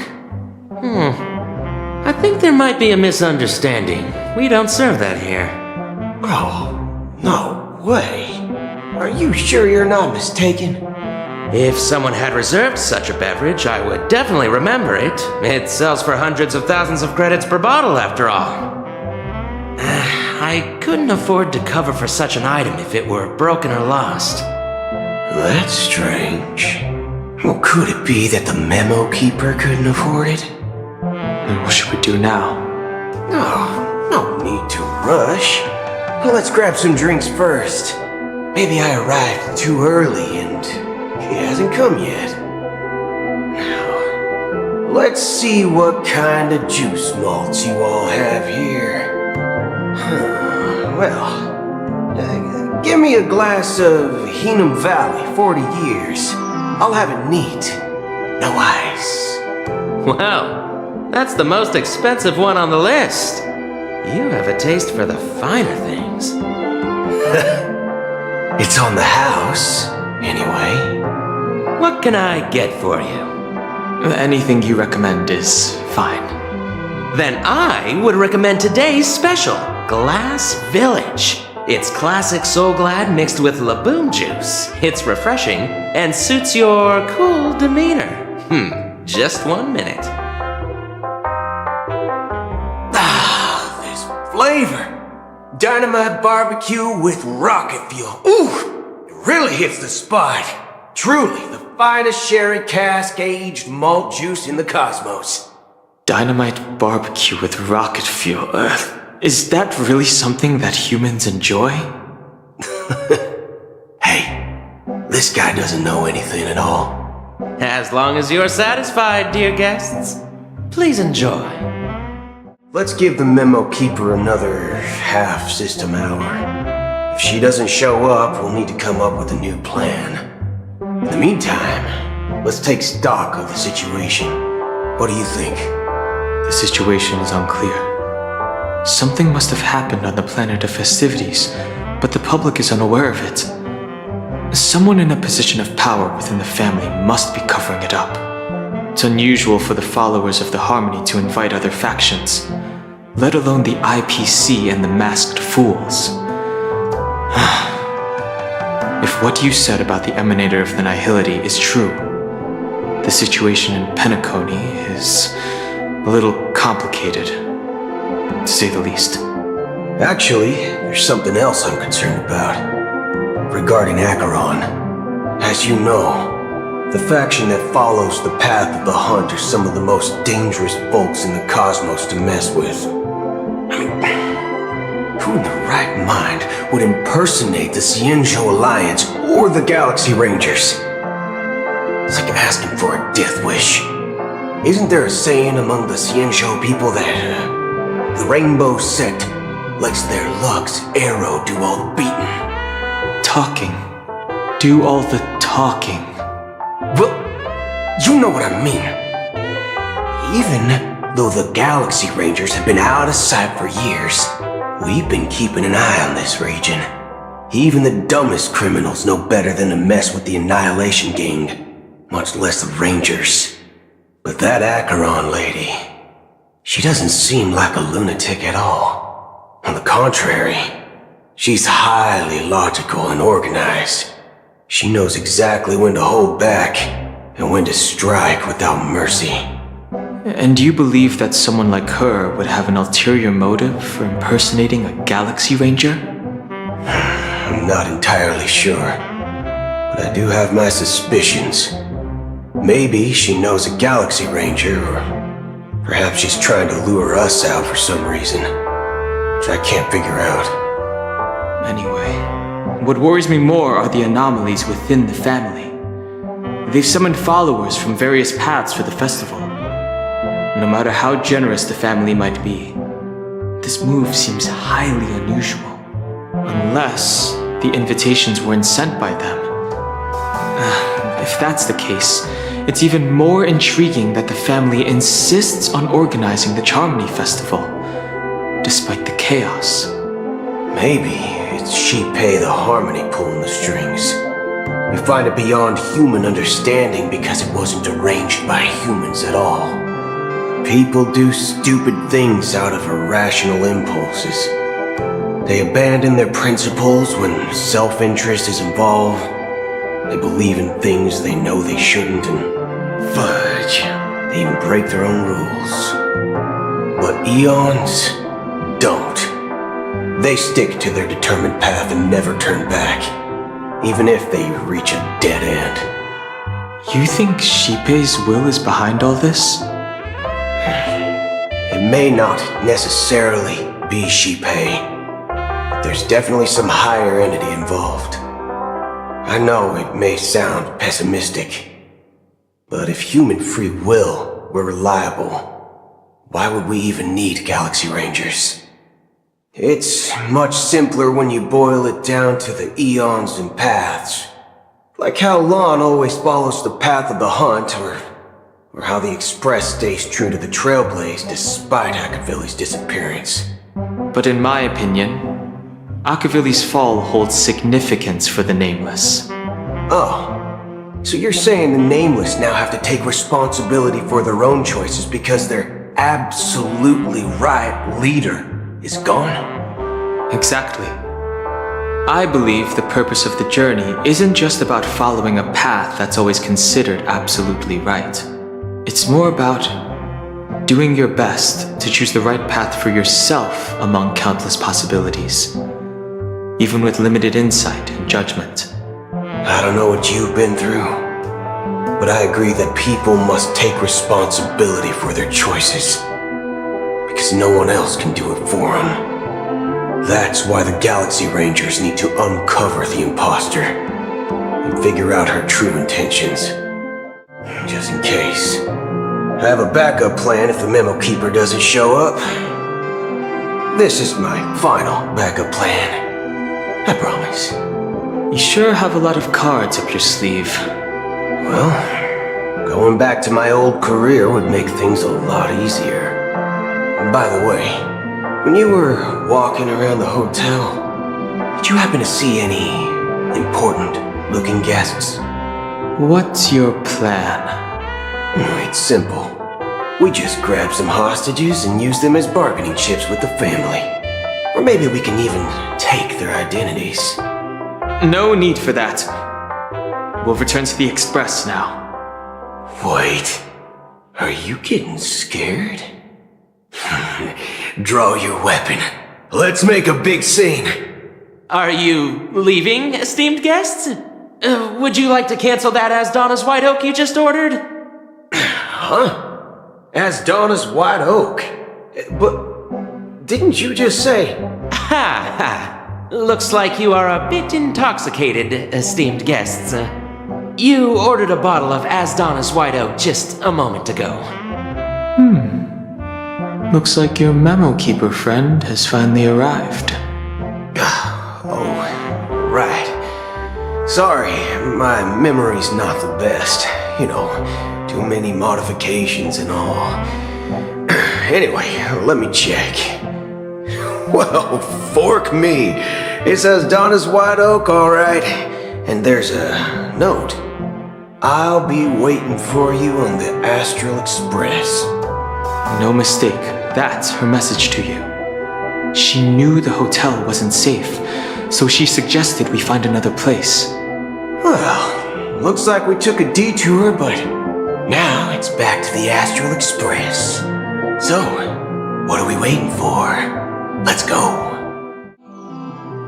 You're back? 2 guests just boarded saying they were looking for Boot Hill, so I told them to wait in the parlor car. Oh, just in time. 2 guests? She's one of them. Look, we welcome all passengers on the Astral Express, but sneaking in like that?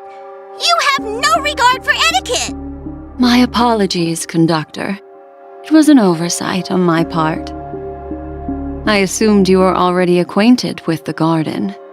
Given the chaotic situation in Penacony, the Nameless are the only ones we can truly trust right now. You are the Memo Keeper. Pleased to meet you, Dan Hung. I've seen you in others' memories. And as for Boot Hill, this is our first face-to-face meeting. I hope you enjoyed that bottle of Astana's White Oak. You sure have a refined taste. Finally, Memo Keeper. Well, let's cut to the chase. Spill everything you know. That's precisely what I intend to do. But before that, please allow me to introduce myself. My name is Black Swan, and I serve the Garden of Recollection as a Memo Keeper. As for Acheron's story, I'm sure she knows it better than I do. Greetings. I'm Acheron. What? You Garden of Recollection shirtbag! You betrayed me! I apologize, but she did that at my request. Due to certain reasons, I have been exiled by the family. Thankfully, this Memo Keeper came to my aid and helped me escape their surveillance unnoticed. To be honest, it was more like stalking than helping. And the process was far from unnoticed. But we did escape. I asked her to guide me to a place beyond the family's reach and to contact a few trustworthy individuals, namely all of you. Trustworthy? Son of a nice lady, you think I'm dumb or something? How about this? I'll put a few bullet holes in your head and see what secrets spill out. Then, we can talk about trust. It doesn't have to be like that.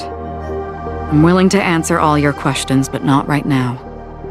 If my cover hadn't been blown, we might have had more time, but at the moment, we don't have any other options. No other options? What do you mean? This is the only way I can ensure everyone's safety. I kindly request an immediate warp jump out of the Astana star system. This passenger is requesting... As far as I can tell, she's not a threat and seems to be telling the truth. I've briefly traveled with your companions and know their whereabouts, Danheng. Please rest assured, your nameless companions are safe, but they need our help. As for Boot Hill, you may have guessed. I've been waiting for you. Galaxy Rangers are known for their elusive nature and limited contact with each other, so this was the only way I could reach out to you. Only by doing this can I find a true Galaxy Ranger and fulfill a long-standing promise. To return his relics to their rightful owner. Someone once told me that every rainfall is like a gift from the heavens, a sign of their mercy upon the world. Raindrops are said to be the tears of the gods, shed in response to the sorrows of the world. Their constant pouring is a reminder that the gods haven't abandoned us yet. So, how long has this rain been going on for? I used to believe, just like you, that it would eventually stop. Years and decades passed. And in the end, such hope faded away before the rain did. Looks like the god you mentioned doesn't exist after all. Well, let me share a story with you. Mortals who walk the paths are like sailors on a vast ocean, leaving behind a trail that creates countless ripples of possibilities. These ripples last longer than the fleeting lifetimes of humans. And for some, their presence leaves such a strong mark that it's reflected in the waves. Like those shadows on the ocean. Sin-thirsters, the obsessions of the Pathstriders, they emerge from the depths of IX, seeing themselves as masters of their own destiny, unknowingly repeating the actions of their past lives. They emerge from the nihility and head toward it, leading purposeless lives. However, these hollow phantoms, they were once my dear companions. A group of Galaxy Rangers. Are you watching over them? Watching over them? No. I'm guiding them toward transcendence. It was a brutal war. A crusade that shook the universe. The universe witnessed the fall of Zulo, the Lord Ravager, but it came at a price. A price so hefty that only those who were there still remember. The unwavering determination of the Hunt followers persists even in death. So someone must guide these lost souls to their life beyond. They were heroes in their time, and they shouldn't be reduced to mere puppets of the nihility. As for me, I've suffered too many losses on that battlefield to advance any further. And that makes me the most fitting person to carry out this task. But you know, these sin-thirsters, they're not who they used to be. Does this seem pointless to you? Will some tasks have to be done even if they are pointless? I can help you. For what? For the meaning of the nihility. That's what I've been seeking. I see. After all, this realm is off limits to ordinary souls, right? Thank you, stranger. I wish that you find what you seek. Before we part ways, I have one more question. It is true that their actions and even their entire lives may seem pointless from our perspective. But if, and it's just an if this is what the departed ones expected, should we try to change it? A good question. And a profound one. I don't know the answer. What I do know is that one day I too will pass away. I hope that when that day comes, someone will stand at my grave and place a bouquet of flowers. When I appeared as a child, my speech, mindset, and soul reflected immaturity and innocence. As I grew into adulthood, I left behind my childlike side. I humbly request your blessings, esteemed advocate of Shipe. Come to me, my kinship. I have sought their presence with us. As you wish. I have faithfully served the Alfalfa family for nearly a decade, promoting the path of the harmony to the best of my ability. However, I made a mistake yesterday. While I was preparing dinner for the family head, I accidentally dropped a prepared dish on the floor. Out of laziness, I lied and claimed that everything was ready. Although the head has dismissed me as punishment, it has been tough to sleep with the guilt still gnawing at me, as I worry that the seeds of evilness may have taken root in my soul. So, I confess to you now to seek atonement for my sins. Do you sincerely repent and vow to change your ways? Yes. Have you examined your soul and confessed all your sins? Oh, yes. Are you willing to accept the process of atonement? Yes. Very well. Show your dedication and goodwill to the family, and you shall be reinstated among them. Now, please, leave in peace. Oh, praise Shipe. And thank you, esteemed advocate. Next, please step forward.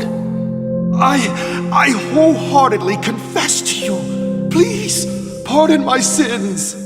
Rest assured, I have implored their presence to be with us. As long as you are sincere, absolution will be granted. Oh, great. You know, I arrived in Penacony as a stowaway. I sold everything to get a ticket. My house, my land, and My 2 children. I see. Please, go on. My children were starving, and I hoped they'd have a chance at survival if they became slaves here. If I can strike it rich here, I'll lift them out of that situation and give them the life they deserve. But the Bloodhound family got wind of it. They're on my tail, hunting me down. I thought I could bring my kids here. It was all my fault. All my fault. The family is ready to forgive all sinners. I'll ask the Bloodhound family to cease their pursuit. You don't need to live in fear anymore. Oh, thank you. Thank you. I'll work my hardest to redeem my children and make them part of the family. Praise the harmony! Next, please step forward. Hey! Long time no see, Mr. Sunday! The most esteemed individual in Penacony, and the next leader of the Oak family, right? I have sought their presence with us. Let us proceed. Sure, let's just get this over with. I have sinned, please forgive me. I wasted half a pizza at breakfast, and a bottle of Soul Glad. That's it, nothing more. Can we wrap this up? I've got a Robo-Ball game to catch, you know? Do you seek to atone for your sins through good deeds? My sins? Starting to sound like a saint, huh? Well, let me tell you something. Neither the family nor you have the right to judge me. You think nobody knows what your precious family has done? About the watchmaker? Huh? Don't kid yourself, Featherbrain. Those dream chasers might be fooled by your act, but don't fool yourself. Before you start spouting off your holy verses, answer me this. Where does the power of the Oak family come from? And your power? What makes you think you can sit there all high and mighty, looking down on everyone else? Well, I've spent enough time in confession today to enter the Harmony's paradise, right? Then I'll take my leave. Good luck with your election, and, don't make me regret my investments in you.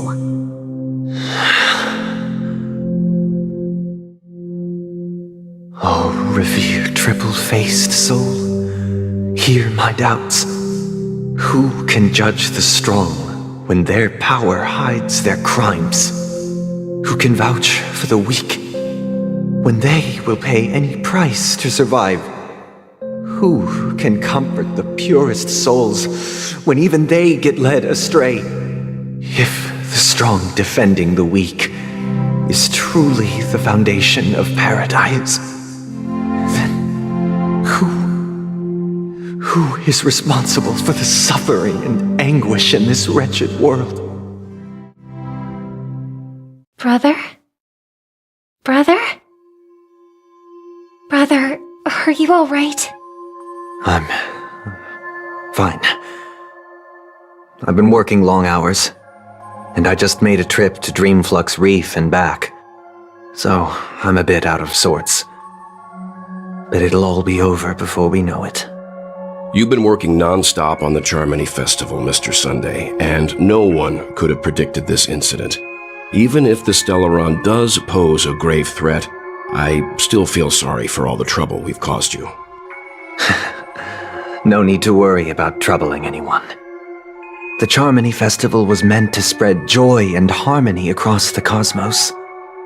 But now that we know the truth, I'm afraid we'll have to cancel it. It has always been our wish to make everyone happy, so we'll do our best to explain everything to the Dream Master. I'm sure he'll understand, even if the negotiation does not go smoothly. I'll refuse to go on stage. Without the Chord Master, the Harmonious Choir would not arrive. And the Charmony Festival would be just a grand performance, and nothing more. I'm relieved to see your determination. You know, since arriving in Penacony, we haven't had any contact with this Dream Master himself. I'd heard of the heads of the 5 major lineages, but the Dream Master is a mystery to me. The Dream Master rarely grants an audience, even for us. But, given the urgency of the situation, he's agreed to meet us in person. Perhaps you'll be the first guest to meet the Dream Master in years, Mr. Yang. Let's hope we can reach a consensus that satisfies everyone. Indeed. Let us hope so. It's about time. We'll have to get ready for the meeting. I apologize for any inconvenience caused by the urgency. Don't worry. I'll be waiting here. Oh, Mr. Sunday. Hey there! Okay, see the moon in the sky? It's about the size of the cap on my Soul Glad bottle. If I just reached out my hand, I could grab the moon, couldn't I? The moon? You mean the Grand Theater? Yeah. Look at me. I've been away from home for too long. I must be missing that moon. But it's no big deal. The Grand Theater here looks much better than the moon back home. It's just magnificent. They told me not to sell everything I had just to come to Penacony. How short-sighted. Selling everything you had? Why would you go to such lengths? Why? Can't you see? Life back home is miserable. It's not really living at all. It's better to be here at Penacony. No pain, no worries about tomorrow, just sweet dreams. You can do whatever you want. That's what I call living. Yeah, now this is the life. Is this truly living? Huh? What did you say, young lady? I didn't quite catch that. Oh, it's nothing, sir. You see, the traffic on Glock's Avenue can be dangerous. How about I ask a Bloodhound family member to escort you to Ideen Park over there, so you can continue enjoying your sweet dream? Ah, yeah, that's a great idea. Wow, no wonder you were the leader of this sweet dream. You're totally a lifesaver. See you around, Mr. Sunday, and it was nice chatting with you. What's up, sister? This is the land of the dreams. But why do they live like this?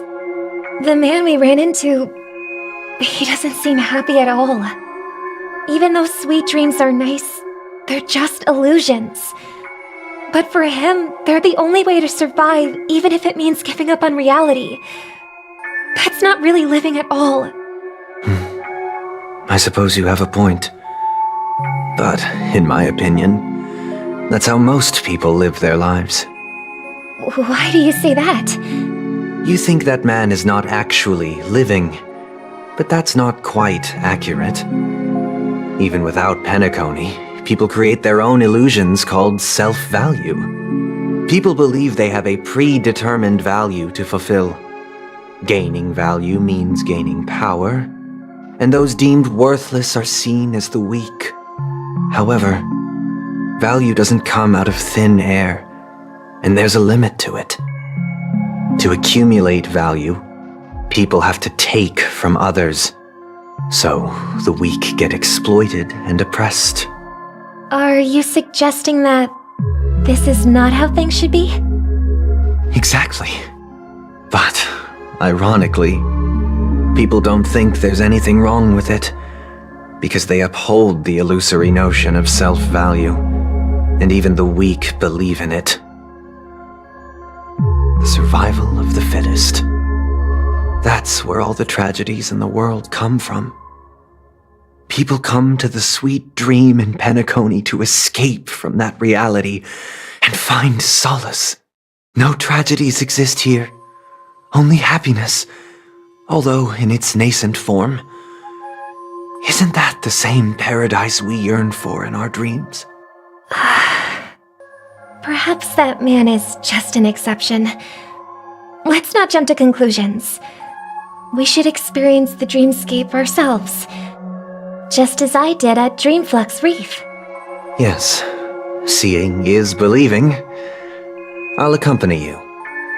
The Dream Master hasn't shown up yet, so we have some time for a stroll. Glad to meet you again, Robin. How are the preparations for the Charmony Festival coming along? We're all so excited about it. It's going smoothly. Thanks for making the trip to join the festival. You're too kind, Robin. It's a pleasure to have guests from all over the universe celebrating day and night. I can't stand being lonely or bored, so this jubilant dreamscape is perfect for me.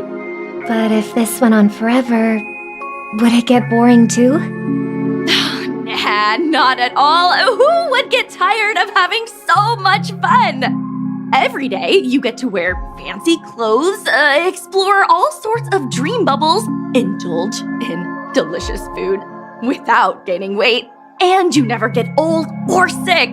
As long as you can afford a room, this place is the ultimate paradise.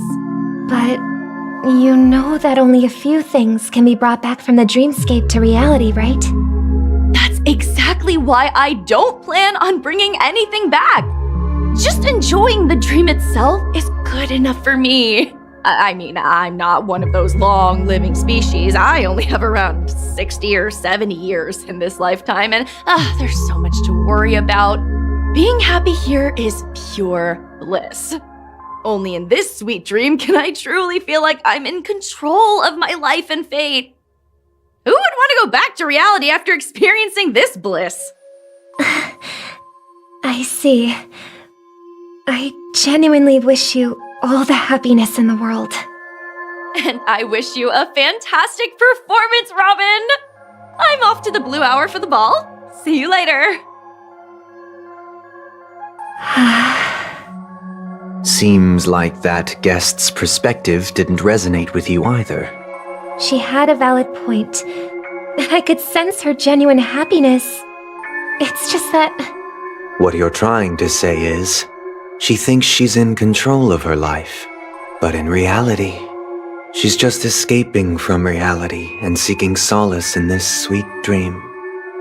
Once she steps out of this sanctuary, everything will be lost. Well, she did make mention of being able to afford a room, didn't she? However, the paradise in our dreams, it doesn't have to end. No, and the paradise we yearn for shouldn't be just a fleeting dream either. The scenery in this dreamscape is truly breathtaking, isn't it? Oh, Robin. Can't believe I'm meeting you in person here. What an honor. You're right. Even though time stands still in this dreamscape, it always feels fresh. I find something new every time. A philosophical mind. I hope I'm not intruding. Oh, not at all. No. With little time left, I yearn for meaningful conversations, especially with someone as esteemed as you. Do you mind if we chat? It's my pleasure. No need to be formal. Just speak your mind. You said, with little time left. Please, forgive me for being blunt, but is that why you came to Penacony? Yeah. I was part of a war, and while escaping from the Sarkosian mothership, I got exposed to some radioactive materials. And then, all my comrades died, and my hometown was wiped out by neutron bombardments. I couldn't bear to live with everything I knew gone. That's when I heard about a possible solution here, so I came. How heart-wrenching. I hope the family has been able to help you. They have, and I'm truly grateful for that. They provided me with a comfortable room, the most advanced life support devices in the cosmos, and a stellar team of caregivers. My physical body is now in the dream pool, sustained by life support. The me you see here is whole, rational, and no different from any other person. But I can't say the same for the me in the hotel room. My true appearance. Huh. I hope you never have to witness it, Robin. So, you'll be living forever in this dreamscape, right? Just being able to live at all is good enough for me. Whether it's in this dreamscape or not, well, I don't really have much say in the matter. My world has been torn apart, and my life could end any second. So, even if this whole place is an illusion, it's still my paradise, and I'll treasure every moment I spend here. How I envy those everlasting things. That old man's story. It's so tragic. Fortunately, this sweet dream gives him joyful memories to hold on to for the rest of his life. That's precisely why this sweet dream in Penacony exists. However, even this sweet dream has its limitations. While it provides solace to the disillusioned, it can't completely eliminate pain in reality. There will be a way out. Penacony is already on the right track. Brother, what a surprise to see you again. Show yourself. Your trick won't work on us. I've heard that a skilled mass fool received an invitation too. That must be you, right? Did you enjoy yourself? Barely. The people here are way too gullible. A little bait is all it takes for them to bite.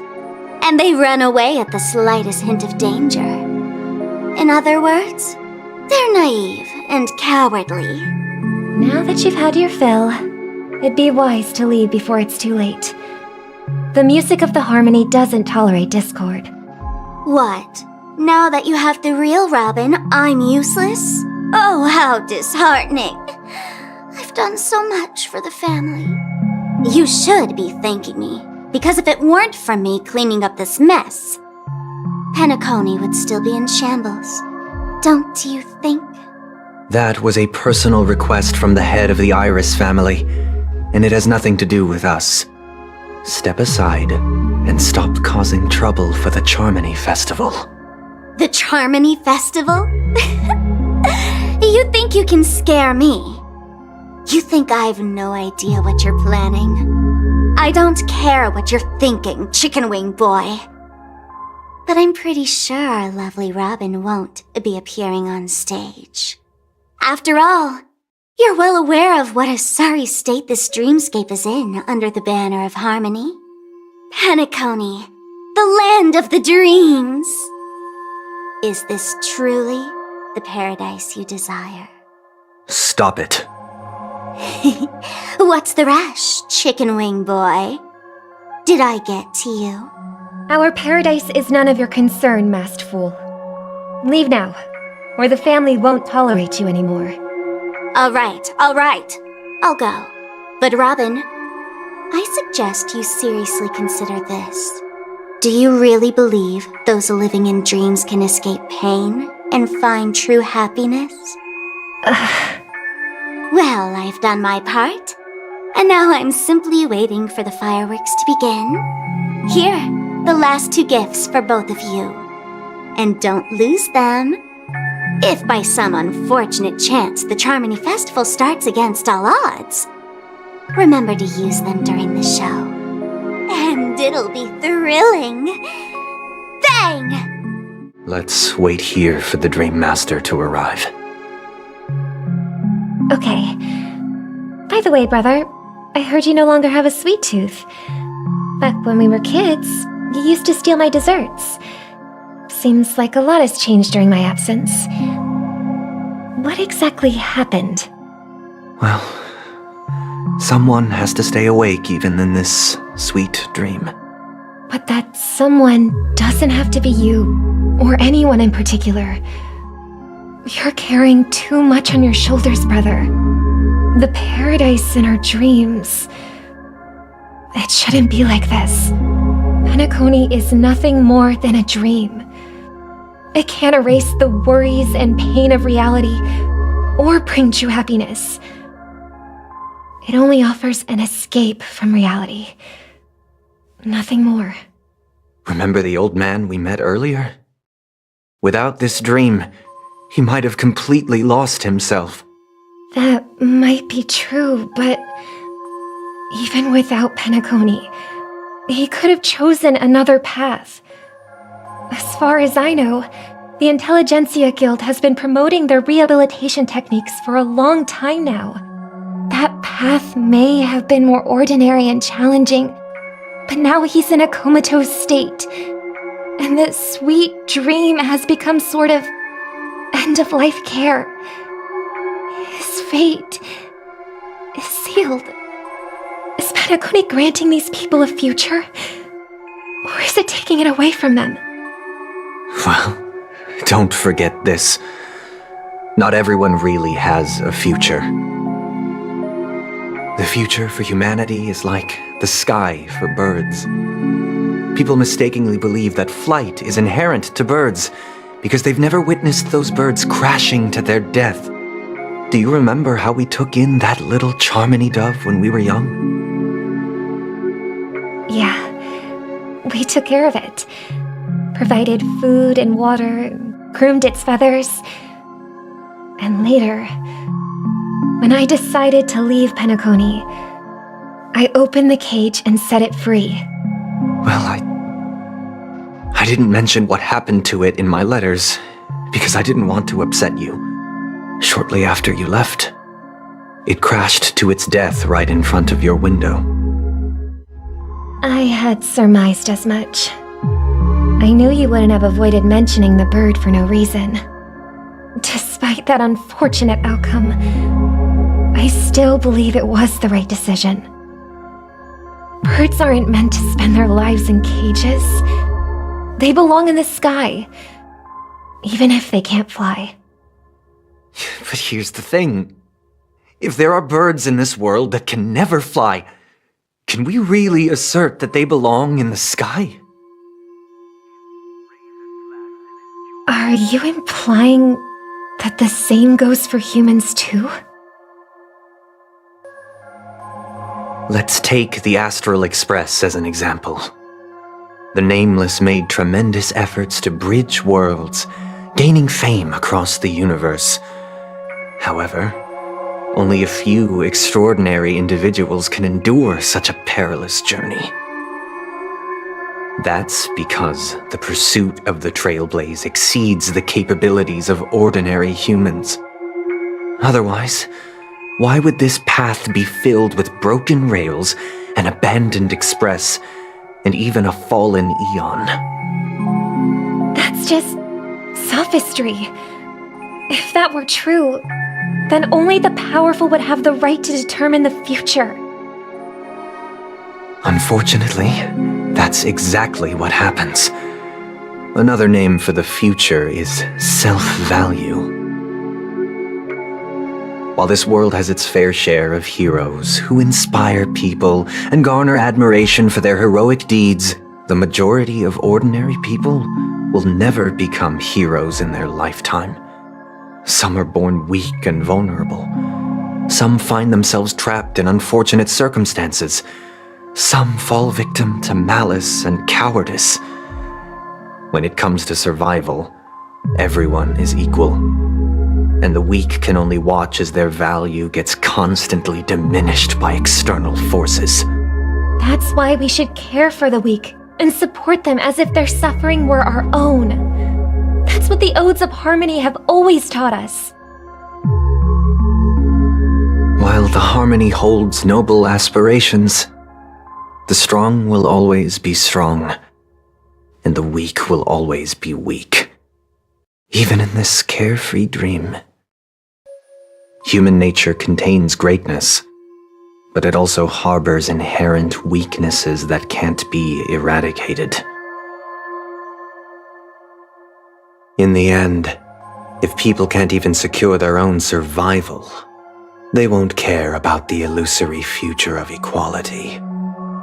As long as the law of survival of the fittest prevails, there will always be fledglings crashing to their death.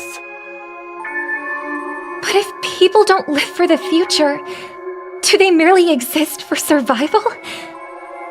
If even you, my brother, don't believe that the Harmony will save the weak, then which eon can make our dreams come true?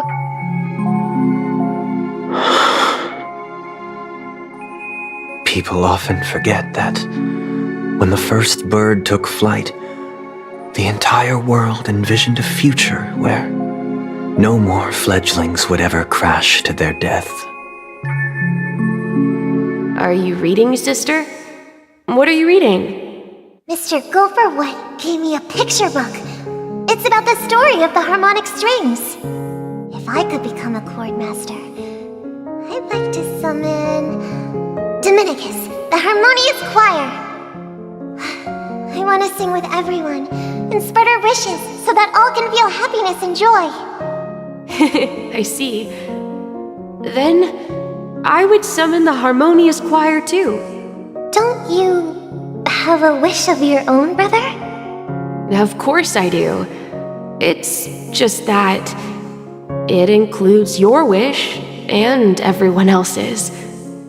I long for a true paradise where everyone can find peace. Then let's build a stage there and invite everyone to our performance so that both our wishes come true through the power of the harmonious choir. It's a deal then. Yeah, it's a deal. But how can I become a chord master? Maybe you will have to become a star first. You're back sooner than I thought. Any results? Yes. And now, it's up to us to forge ahead. Since his last will has now been conveyed, my final mission is complete. But pardon me if I sound curt. It's good to have determination. The path Mikhail left for you is not an easy one to tread. Why else would he have chosen to sleep in solitude, staking everything on some nameless in the future? But you have the numbers, and in numbers comes strength. So that might just delay your inevitable a little more. Got any more encouraging words? As I see it, relying on Welt's negotiations alone is far from enough. Regardless of whether the other party will be compliant, negotiating simply allows us to meet them as equals and won't grant us an upper hand. Penacony is our rival's home turf, and we already have very few chips left to play with. Rather, we're more familiar with the Stellaron's properties than most, and since it's the key to stabilizing the sweet dream, it's vital to the family's interests. By attacking their core interests, they're bound to retaliate hastily. And as the saying goes, haste makes waste. That's right. As long as we pose a threat to the Stellaron, either with words or otherwise, we have a chance at gaining the upper hand. But the problem is, on the eve of the Charmony Festival opening, how exactly are we going to get close to the theater? Family security will be airtight, and if we brute force it, even if we succeed, it's too risky. So, no one's gonna say anything? Then I'll raise my hand. I know the answer to this question.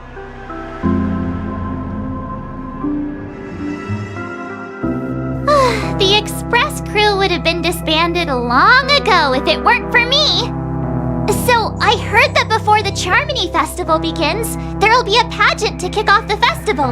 It's called the Soul Glad TM Festivity Auditions, or something, and it's going to be held in the moment of Scorched Sand.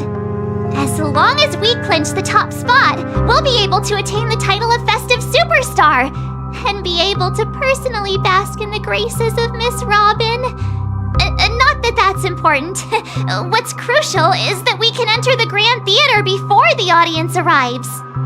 So, how do we go about participating in these festivity auditions?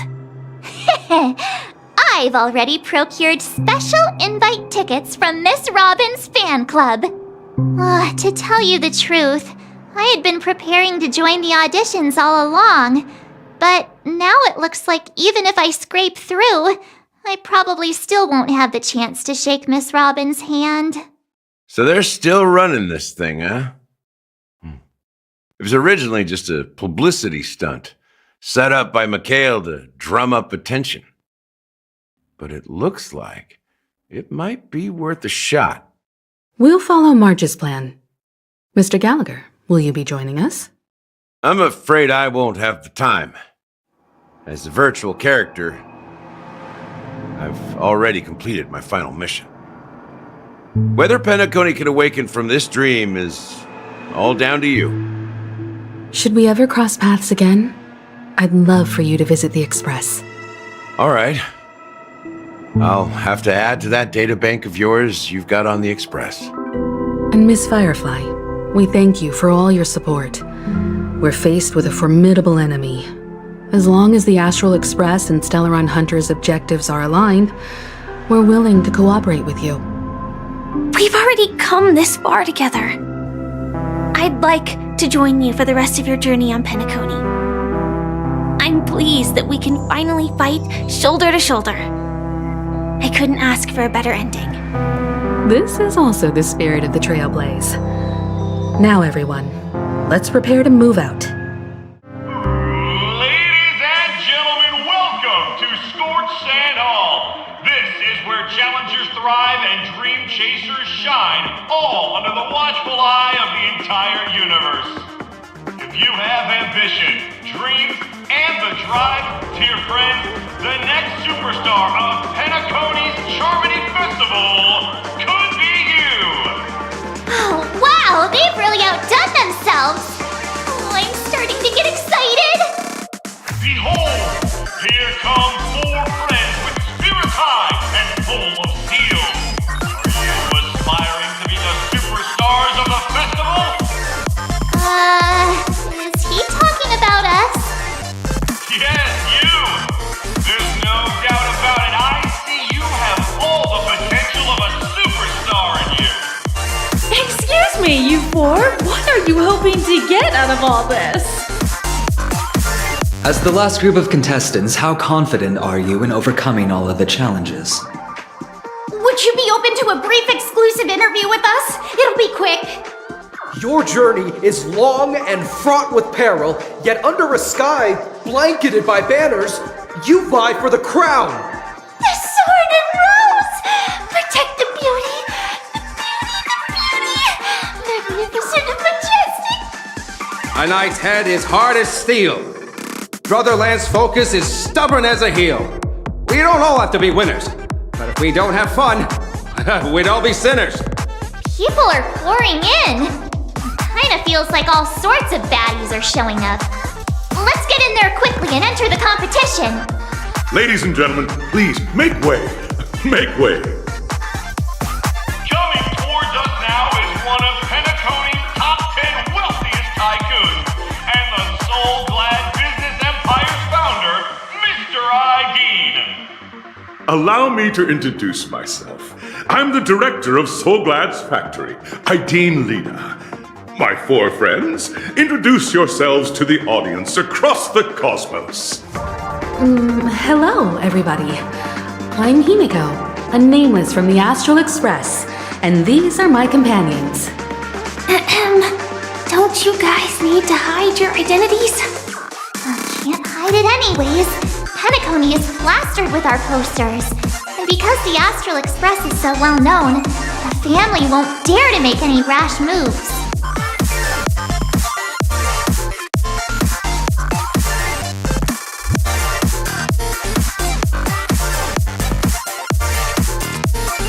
Hello, everyone! I'm March 7th. I'm an ordinary girl who loves adventures. Hello, everyone. I'm Firefly.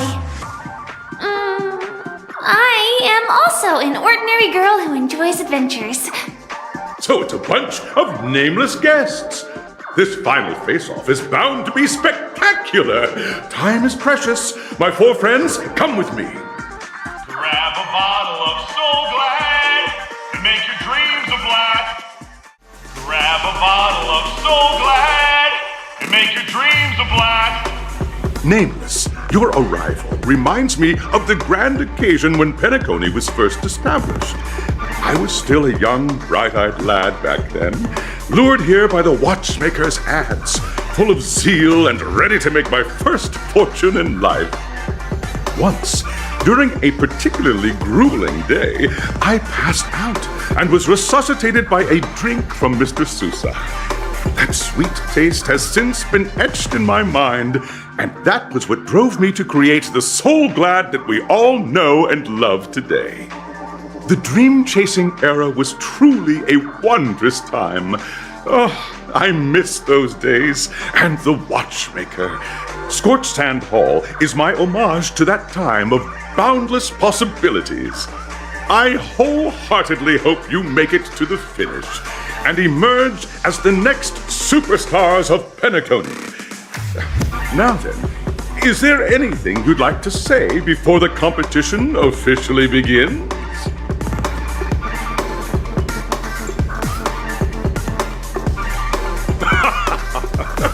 There's that swift and decisive trailblazing spirit. How about you, Miss March? Hello, everyone! Next up, get ready for the Mega March 7th adventure, where I'm going to break the speedrun world record! Trailblazing into the uncharted and challenging the limits. That's Miss March 7th for you. How about Miss Firefly? I hope that by the end of this journey, everyone will have achieved the outcome that they hoped for. Ah, a wonderful wish! Miss Himiko, what are you expecting from your team? Safety first, everyone. Simple words, but full of warmth. Waiting for you are 3 stages, each connected to that era. The first 2 stages offer 2 distinct paths to choose from, with unique challenges on each route. And in the last stage, you will face off against a champion who has defended the title to this very day. A beloved contender whose noble virtues are unrivaled. Those are the rules. Simple. Everyone clear? Now then, I hereby announce that the 33rd Scorched Sand Festival of the 20th season, sponsored by Soul Glad Enterprises, has started.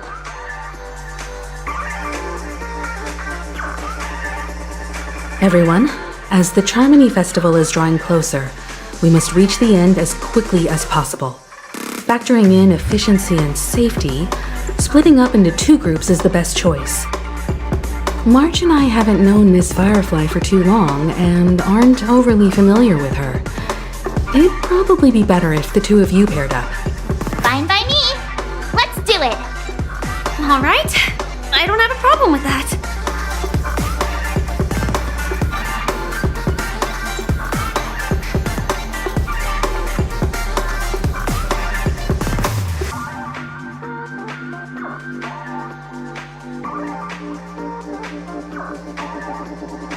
We'll split into the assigned groups then. Let's not waste time. Welcome to the first stage of Soul Glad Enterprises' 33rd Scorched Sand Festival of the 20th season, Dream Play Fantasia. In this stage, you can choose between 2 challenges, the School of Acting or School of Action. In the School of Acting Challenge, you have to complete 3 performances from 3 scripts and move the panel judges. In the School of Action Challenge, you have to defeat 3 groups of enemies convincingly and reach the end. Now, make your choice. Competitors, allow me to introduce the rules of this challenge to you. There are 3 stages up ahead.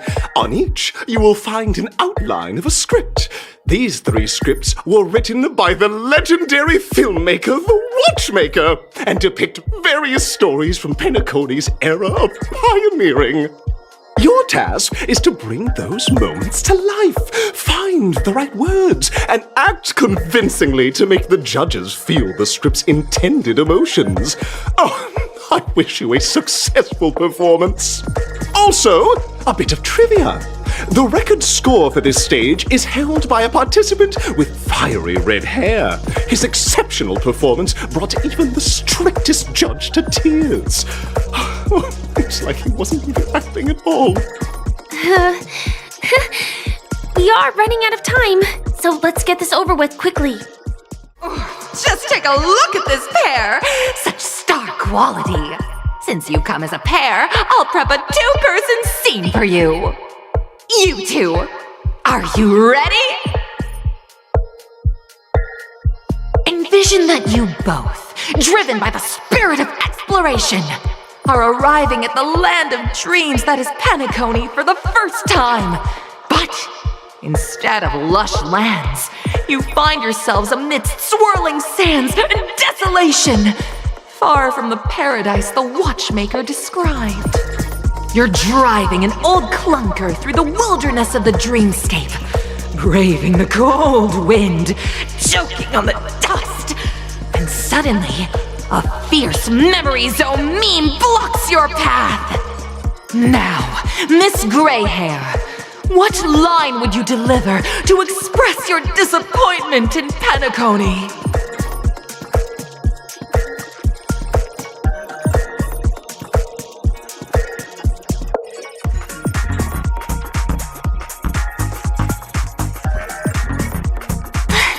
Do you usually express disappointment this way?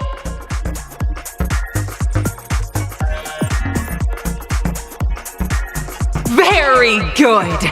Now, though you're disappointed, your screen partner is conversely very enthusiastic. Now, young lady, you will say... This is great! I love living on the wild side! Very good! Very intense! And then we cut to the story's next scene. You find a job mending the rails, but the days are long and your endurance can't keep up, and you finally collapse in the endless expanse of desert. Suddenly, sweet rain falls from the sky, wetting your lips and rousing your spirits. Now, Miss Greyhair, what line will best express your surprise at this moment?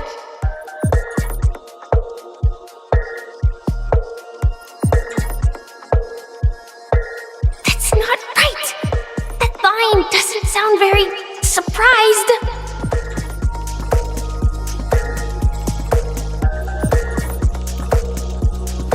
We're already at the next scene. You need to convey surprise now, not disappointment.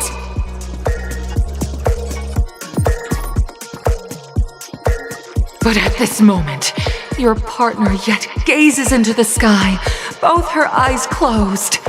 The raindrops fall, blurring her vision, and she tragically says, Perhaps we were never meant to succeed. Fantastic! Both of you have an incredibly solid foundation in dialogue delivery. However, lines aren't everything in a performance. Please continue this story on the second stage. Up next, you'll be challenged with a body language test. I hope these tests won't take too long. Here, you two are required to skillfully utilize body language to portray the story context I've laid out for you. Picking up from where we left off, a heavy downpour saves you both stranded in the desert. This rain quenches the anger in your heart. You look to your companion, now completely devoid of fighting spirit, wanting to comfort her. At this moment, what should you do to make her laugh? You seriously think that would make someone laugh?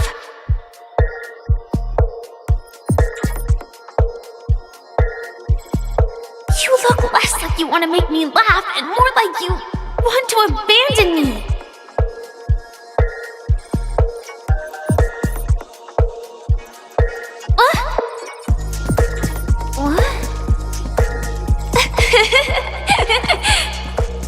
Right answer!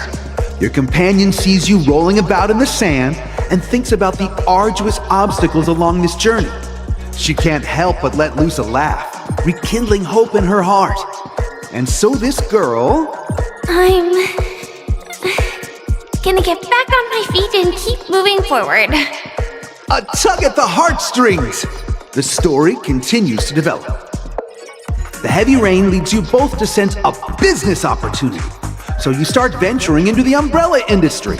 But just as the business begins to pick up, competitors start flooding the market with low-priced goods, squeezing your market share. You have no choice. The goods you stockpiled at high prices have to be sold at a loss. This is a pretty self-destructive move, which drives your business to the brink of bankruptcy. At this moment, what would you, who refuses to admit defeat, decide to do?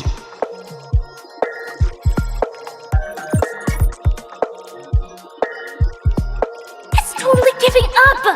Come back here!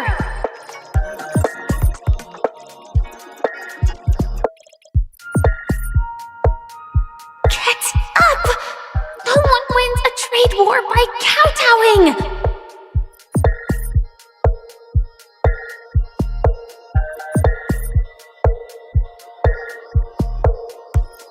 Fantastic! But it's a pity your friend does not agree. Seeing that you're up to your eyeballs in debt, she sees nothing but despair in her future, and... I leave Penacony in utter disappointment! Is that okay? Of course! Absolutely! I was this close to tears! Both of you possess exceptional acting talent! However, the true test is yet to come. You're about to encounter the harshest judge this show has ever seen. You'll need to rely on perfect performances if you want to win them over. Welcome to the final stage. Actually, all the scenarios that you previously encountered were all from the film Once Upon a Time in Dreams. Two companions arrive on Penacony with nothing but a dream. Their desire for achievement is met with continuous setbacks. Ultimately, one continues on, despite spiraling into debt, while the other concedes defeat and leaves. Many years later, their paths cross once more in the thriving Penacony. Yet, they refuse to acknowledge each other because...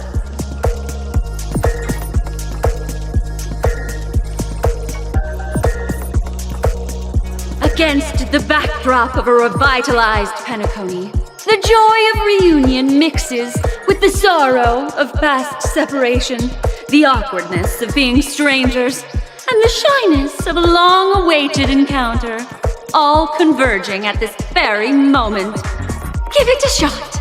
Try and convey this bittersweet scene to me. Bring it to life with precise and emotive acting. Is this ever going to end? I know! Why don't you try that clockwork thing you used before? Congrats to both of you for clearing the stage, but more importantly, are you having fun? Fun is more important than success. Look at the time! You finished much faster than that red-haired contestant did. That red-haired contestant? Who is that exactly? You You'll find out eventually, but only if you clear the next test first. Welcome to the second stage of the 33rd Scorched Sand Festival in the 20th season, sponsored by Soul Glad Enterprises. Gunfire time! You have the option to choose gunfire and undergo Brother Hanu's trial, or time, where you'll face Clucky's trial. And now, make your choice! Dear friends, welcome to the wonderful world created by the Watchmaker. Awaiting you up ahead is the titular character from the beloved Clocky animation, Clocky! It's said that the Watchmaker dreamed up the idea of Clocky when he was just a boy. Back then, he was merely an apprentice in a clock shop, and one night, he dreamt that all the broken clocks started sprouting arms and legs. Like a skilled pilot, he steered them towards the right path.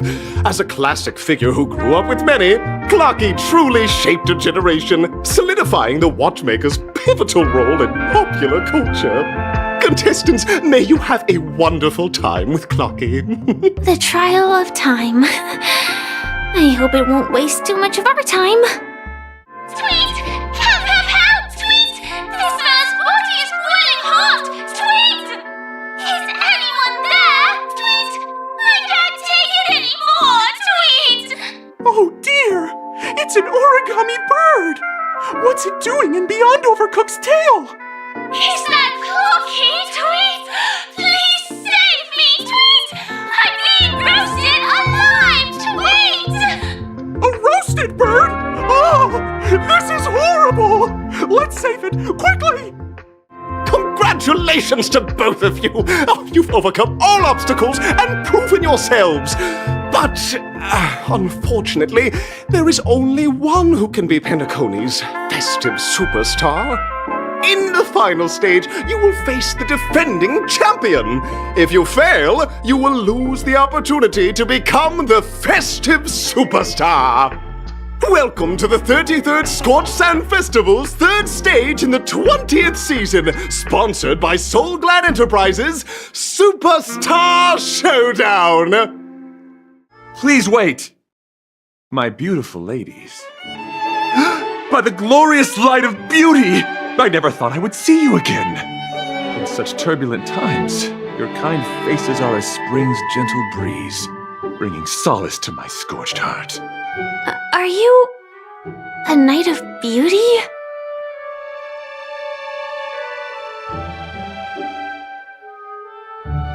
Hear ye! The rosy glow of the beauty has rendered you speechless. What an honor. Upon hearing of the impending festivities, I commanded the one and only to bring me to Penacony with full haste. Alas, in a cosmos unguarded by the beauty, disorder prevails.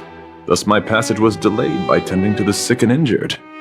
Fortunately, the mini-rabbit mech pilot, stray cat duelist, galactic ninja, and quad-drive Intellitron, along with 32 other souls in distress, all emerged from their predicaments safe and sound. I then led them all here to revel in the harmony with the countless other splendid beings. Saving the world! What a righteous act of beauty! If that's the case, no, that won't do. The rules of the contest are sacred and inviolable, just like the beauty. What would be the noblest choice?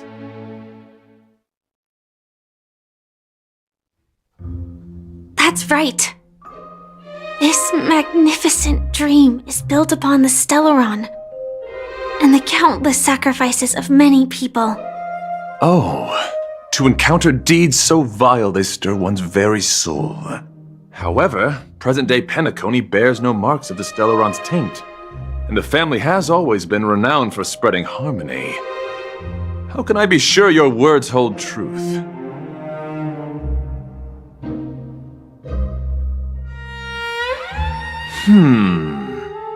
Forgive me, my dear friends. If you cannot present irrefutable evidence, I must not yield, lest I dishonor the name of the Knights of Beauty.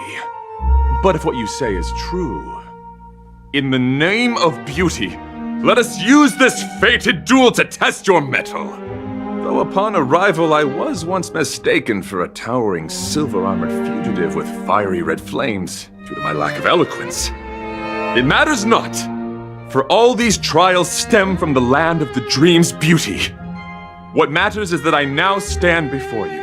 Our paths have crossed. I, Argenti of the Knights of Beauty, am humbly requesting a battle with you both, in the name of the Code of Chivalry. If I am fortunate enough to emerge victorious, kindly grant me passage to the Crown of Victory, and recognize that Idrilla, the beauty, is the most peerless beauty of them all. Beautiful! Truly a captivating contest. It is through you that I realized to uphold the honor of Idrilla, I must further hone my skills. What a beautiful lesson indeed! Go forth, my dear friend, beautiful miss. The audition's crown is yours to claim. I shall remain here, gazing from afar as you bask in the limelight, joining the audience in offering you the most heartfelt cheers and applause. We don't have much time. May fate allow us to meet again, Knight of Beauty. Congratulations to the both of you on becoming the festive superstars of this year's Charmony Festival.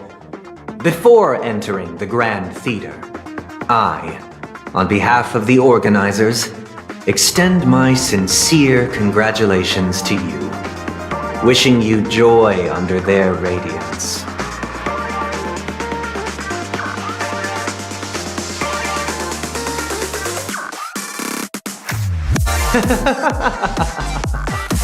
Your endeavors are worthy of extra recognition, and I've taken steps to ensure that. However, this reward is not a material one, but rather the opportunity for an open and honest communication between us. As previously promised, my sister, Mr. Yang, and I have met with the Dream Master. We delved into the truth about Penacony and its Stellaron, and have come to a consensus. Both I and the Oak family cannot acquiesce to your request. Just as expected. We acknowledge the perspective of you, Nameless. Penacony does require change, but not as you propose. The planet of festivities cannot and will not revert to a place characterized by chaos, disorder, or anarchy. Through your journey of overcoming obstacles, you must have glimpsed the essence of that era. The vulnerable ruthlessly eliminated, equality non-existent, common folk living precarious lives, eking out a dreary existence. Ultimately, only heroes like yourselves manage to achieve success. But I would dare ask, if you did not possess the special status of having a Stellaron, and you were but an anonymous and frail member among the masses, which Penacony would you prefer? A dystopia for the survival of the fittest, or a sweet dream paradise for all?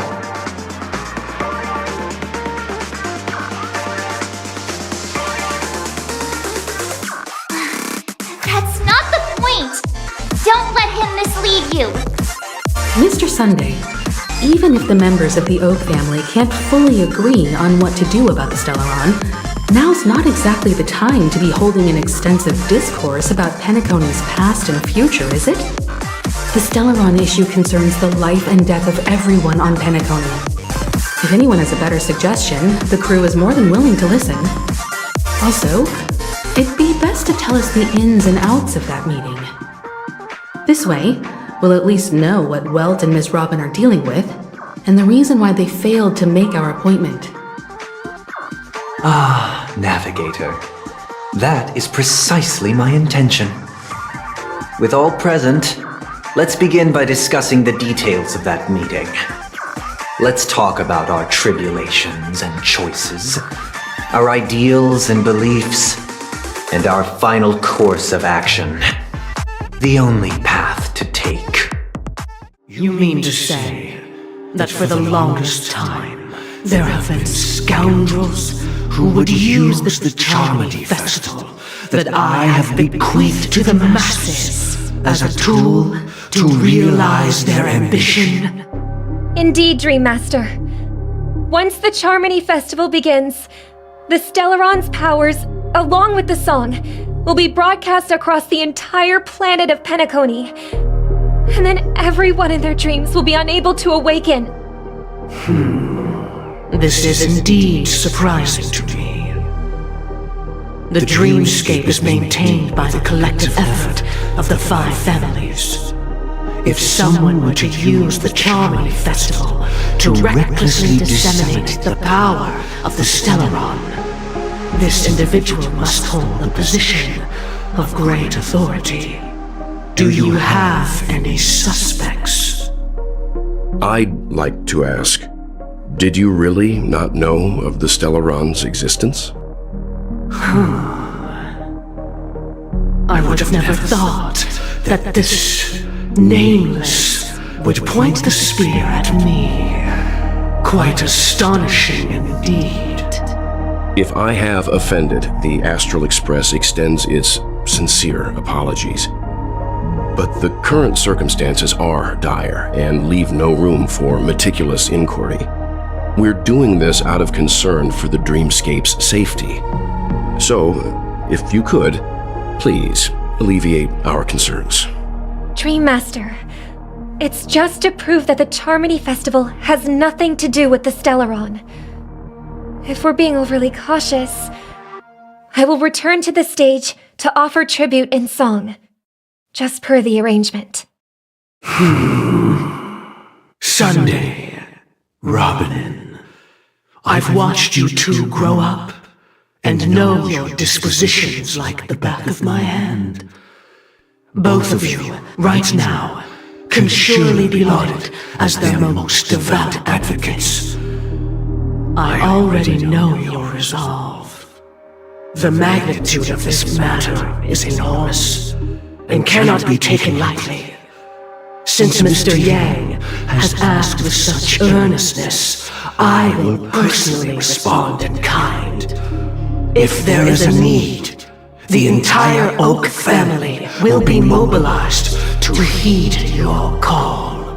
Someday, might I ask you to beseech them to cast their light unto me, and question me in their stead, so that no lies may be concealed? I will do as you command. Robin, could I entrust you to be present as a witness, to document the truth, and to proclaim my innocence, so that all slander may be utterly dispelled? I will do as you command. May thy will be carried out on earth, just as it is in the heavens. Oh, triple-faced soul, please sear his tongue and palms with a hot iron, so that he will not be able to fabricate lies and make false vows. Let us begin. There is nothing else to prepare. Understood. Question. Have you devoted your life to your god, never worshipping other gods? Naturally.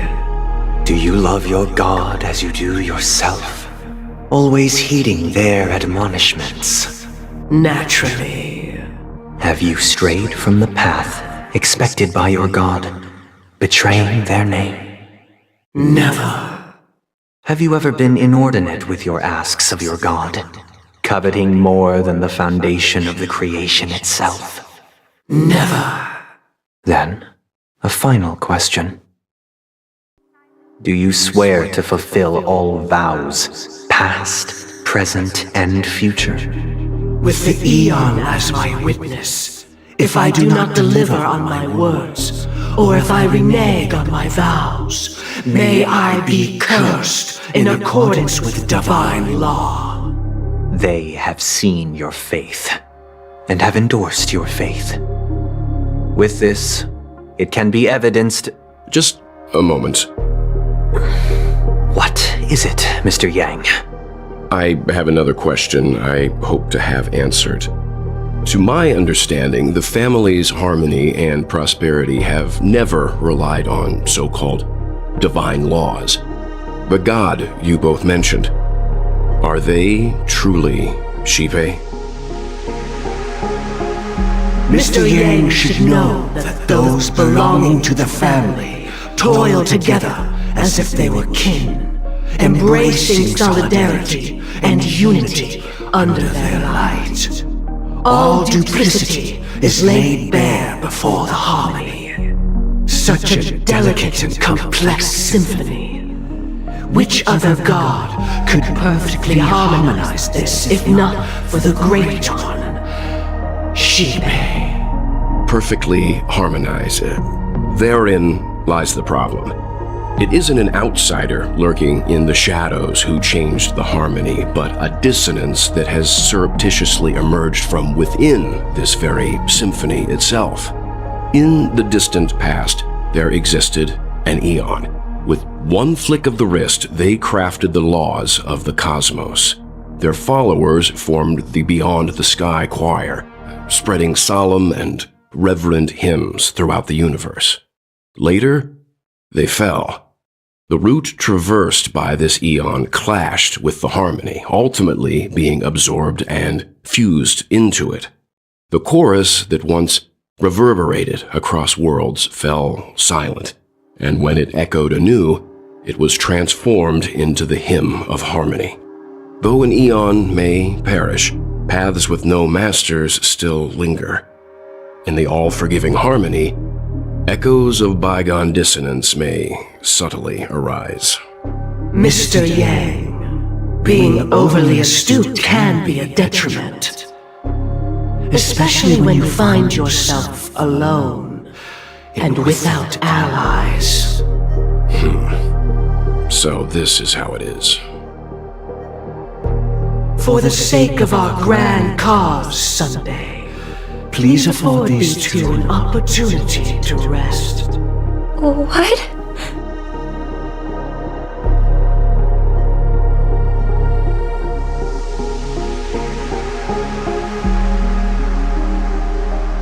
Sorry, Robin.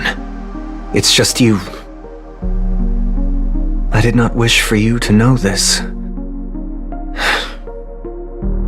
It's a pity that things have turned out this way.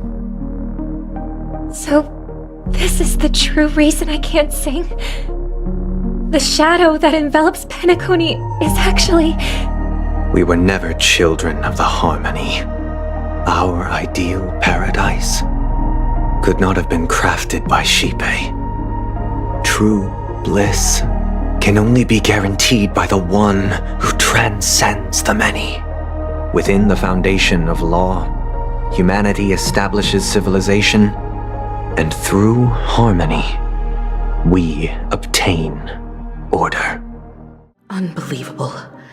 To think that there would be remnants of the Order on Penacony. What have you done with Mr. Yang and Miss Robin? Don't worry. I just gave them some time alone to ponder their fates. You should know that these actions make you an enemy of the Astral Express. Should we need to stand against the Nameless, it would only be myself and the Oak family involved. But we haven't reached that point yet, have we? Your efforts for the justice of Penacony are evident to everyone, and have been widely observed. Smart kid. You're just as sharp as the other one. If it is the Order that drove you to imprison Welt and Robin, and you're using them to coerce our compliance, then there'll be no point in entertaining any type of discussion. You're mistaken, Miss Himiko. They are in very safe hands, and just as the family has always proclaimed, no one can be harmed in the dreamscape, least of all in the beautiful new world belonging to the Order. Penacony and the entire universe have witnessed far too much innocent bloodshed. The strong wield their blades against the weak, and the victors push the vanquished to the brink of life. Natural selection. The world abides by this principle, establishing the well-being of humanity atop the corpses of the downtrodden. Only we, or rather, I, possess the power to put an end to this farce. So you've decided to resurrect a dead Eon? No one's ever done such a thing. If Miss Himiko is interested, let's draw back the veil and speak candidly. I've always firmly believed that people can understand one another through peaceful means. I'm willing to divulge the unembellished truth as to the intentions of the Order's Pathstriders, so that you will make better judgment for the Astral Express, for Penacony, and for this stretch of the universe. Words can hardly do justice to the beauty of that ideal. So, come with me, everyone. Let us retrace our steps and see once again where this road leads. Huh? Where'd he go? Welcome. This isn't any location in Penacony's dreamscape. It's my inner world. The reason the scenery before you remains unchanged is because your consciousness has drawn on similar concepts to fill in the gaps. That means... Did you do the same to Welt? It's a tuning process. Stronger in effect and more draining on the mind. The gray-haired guest has experienced it before, so she should understand what it entails. Tuning allows you to intuitively grasp my feelings, which also means that I cannot hide anything from you. Now, everyone, please look at the huge screen. The road we once took begins here. From this point on, you will witness the numerous decisions I've faced. I've selected a portion of these to share with you. I believe after going through similar predicaments, you'll be able to better understand my thoughts. Let's begin. The first decision. A story about a baby bird. This story happened when Robin and I were very young. We were victims of the Stellaron disaster, and the family's Mr. Gopher Wood, who would later become the Dream Master of Penacony, saw that we siblings had no one to turn to and took us in. Later on, Robin and I lived a time with nary a care in the world. One day, after dinner, while my younger sister and I were lounging about in Mr. Gopher Wood's yard, we spotted a fledgling Charmony dove all on its own. That baby bird was tiny. It didn't even have all of its feathers, and it couldn't sing. When we found it, it was already on its last breath, having fallen into a shrub, probably abandoned by its parents. We decided to build a nest for it right there and then. However, thinking back, that winter was unusually cold, with fierce winds at night in the yard, not to mention the many poisonous bugs and wild beasts in the vicinity. It was clear that if we left the fledgling in the yard, it stood no chance of surviving until spring. So, I suggested we take it inside, place it on the shelf by the window, and asked the adults to fashion a cage for it. We decided that when it regained its strength enough to spread its wings, we would release it back into the wild. The tragic part, something that we'd never considered, was that this bird's fate had already been determined long before this moment. Its destiny was determined by our momentary whim. Now, I pass the power of choice to you all.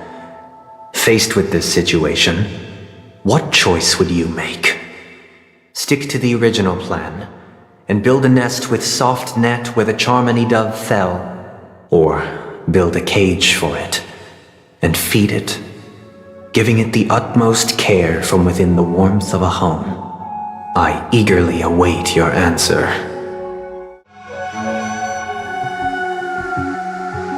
Interesting. Since you've made up your mind, allow me to reveal what fate this choice will bring to the fledgling. From what I've observed, there are at least 3 predators in that yard that prey on small birds.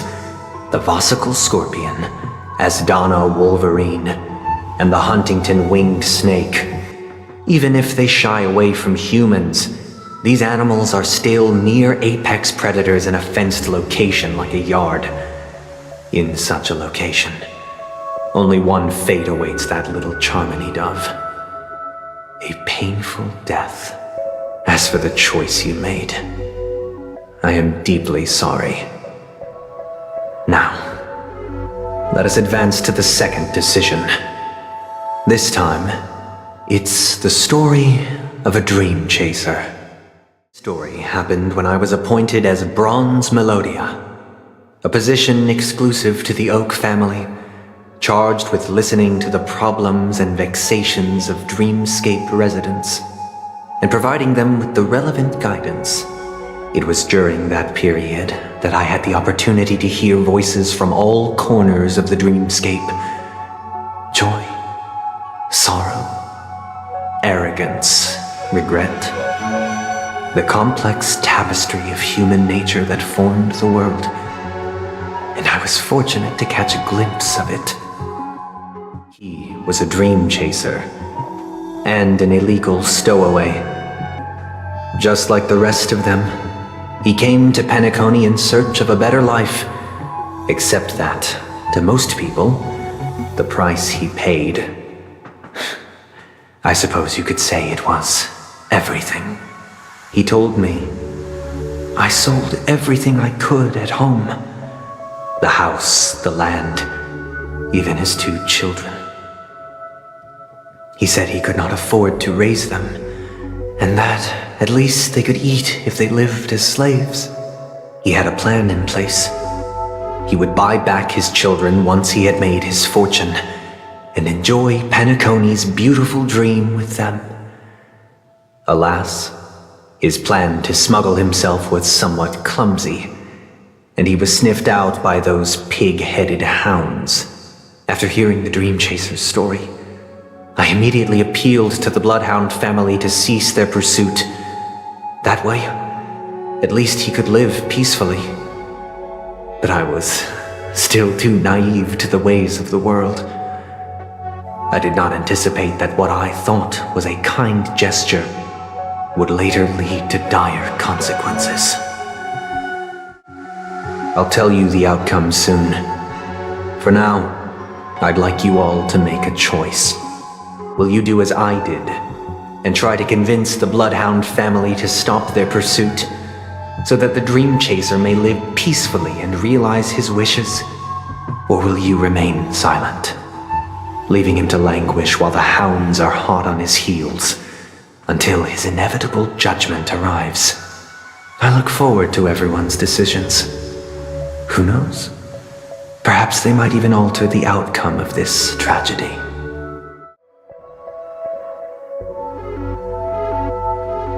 It seems you, like me, are pondering whether a different choice could have led to a better outcome. Sadly, his fate would only be more tragic. Say he never gets caught. He would only die from delirium. The methods with which illegal stowaways enter dreams are unorthodox, not flawless like the hotels. Living in the dreamscape would be a mere pipe dream. Should he be apprehended, could the hounds afford to turn a blind eye? The answer is a definitive no. They couldn't bear the resulting consequences, and thus wouldn't dare extend a helping hand. As to your choice, I once again offer my heartfelt apologies. Next comes the third and final decision, and the story this time is my own. This story happened the day I was appointed the Oak family head. At that time, Mr. Gopherwood was the current Dream Master, and as per his wish, we had a private conversation. What surprised me was that the Dream Master had only come to deliver a letter to me. He let me read its contents, and it was a letter from my sister. The letter contained the usual pleasantries, anecdotes from her travels, Nothing out of the ordinary. Just as I started wondering how this letter related to our discussion, the Dream Master began to speak. Do you know who wrote this letter? My sister, of course. But why would you personally visit me to hand me a letter from my sister containing mere trivialities? To help you grasp the full scope of this issue. Do you know where Robin is at this moment? From what the letter indicates, she must be in Caspelina 8, correct? She's touring there right now. Correct. Has she mentioned anything about a stray bullet? A stray bullet? What? A war has broken out on that planet. It is because of this very reason that Robin chose this destination. To spread the word of the Harmony. And to save the lives of that planet. She personally made for the front lines.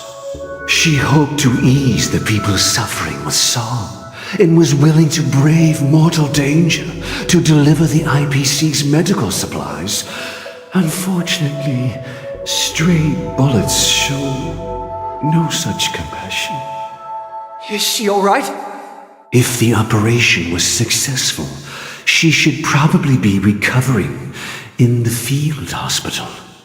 By the eon above, the bullet struck her neck directly, yet possibly as a reward for her consistent deeds of harmony, it didn't hit any vital arteries. Once you've attended to your outstanding tasks, it'd be advisable to write her back as soon as possible. Those damned savages! I'll pack my bags right away. My gratitude for bringing this to my attention, Mr. Gopherwood. Now you understand why she always wears such elaborate neck ornaments, don't you? How could this happen? Miss Robin. It's all in the past, so please don't worry. I share this in the meager hope that you will understand the Harmony's limitations and predicament. As grandiose as the strong defending the weak sounds, many times, it is nothing more than wishful thinking. Likewise, I've prepared one last question, one last choice. But rest assured, this choice will not have any grave consequences, because this is merely a figment of imagination, a nightmare that has haunted me through countless nights. If you ever had the opportunity to make a choice like I did, would you still support Robin's journey on the path of harmony?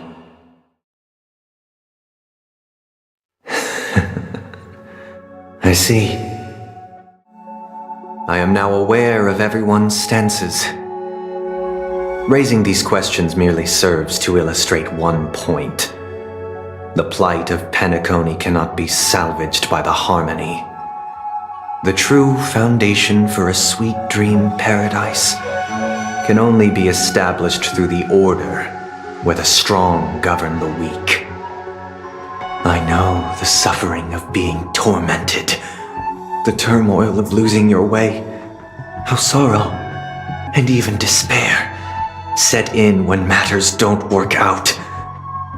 All of this causes me unending pain, because this is not what happiness is at all. We must teach the weak how to live a happy life. And this life isn't some noble propriety that the upper crust preaches, but in definitive terms, a way of survival that belongs to everyone. So what is your definition of living a happy life?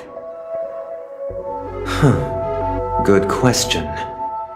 Human consciousness is fundamentally an illusion, a cage known as self-worth. People lured in by this illusion make mistakes, yet still ask that external influences bear the burden. When one mistake after the next permeates the masses, they become impossible to trace. Thus, the amassing of these individual cages culminate to form a prison, a place dictated only by the rule of Survival of the fittest. Nature is always accompanied by predation and sacrifice. Its antithesis is known as order. That is what I want to do. Unite people's happiness under the banner of order. They won't need to make bitter choices any longer, nor face the weaknesses of humanity. They can cast aside their primal instincts to build a haven for mankind. Simply describing thoughts is far too abstract, so allow me to provide a simple example. As you all may know, there are societal norms like weekends and long weekends that exist on some worlds. During these hard-earned rest days, people are given the chance to extricate themselves from the stresses of everyday life, allowing a certain tranquility to return to their souls. And it is only on these days that people do not have to adhere to the law where the strong prey on the weak. They can live out their lives happily during these brief intermissions. It's just a pity that 2 or 3 days are still too fleeting compared to the span of a lifetime. From where I stand, society's ideal system should be 7 rest days. Following Sunday, there should ensue a second, a third, and indeed an infinite procession of Sundays. This should be the face of the new world. Idyllic, eternal, peaceful days. And thus, every person can return to their base selves in this utopia. Some gaze in reverence at the stars, pouring their whole beings into calculating the distance between us and the isolated world of Pagana. Meanwhile, some seek refuge in quiet corners, holding one another, unencumbered by the chains of unwelcome obligations. There would be no need to bear the hardships of reality.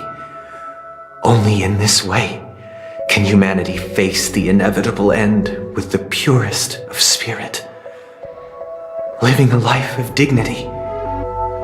This is what it is to live in bliss. Miss Firefly, you who are stricken with entropy loss syndrome, you of all would surely understand this.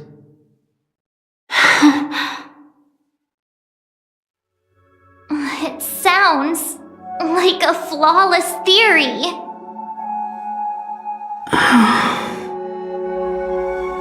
But what is the price to attain all this? The cost is minute, merely a personal and eternal sacrifice.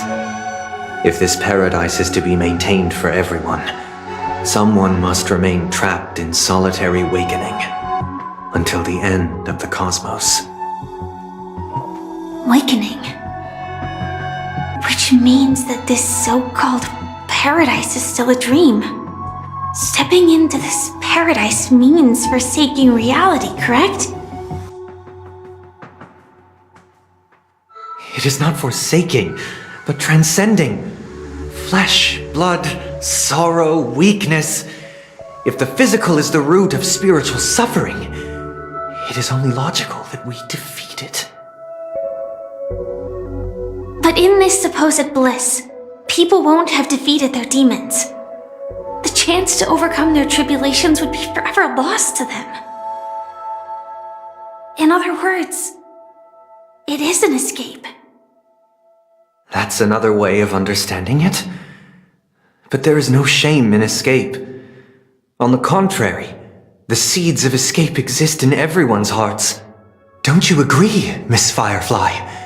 And as for why life slumbers, it is because we are afraid to awaken from our dreams. But this is not in conflict with the grand plan.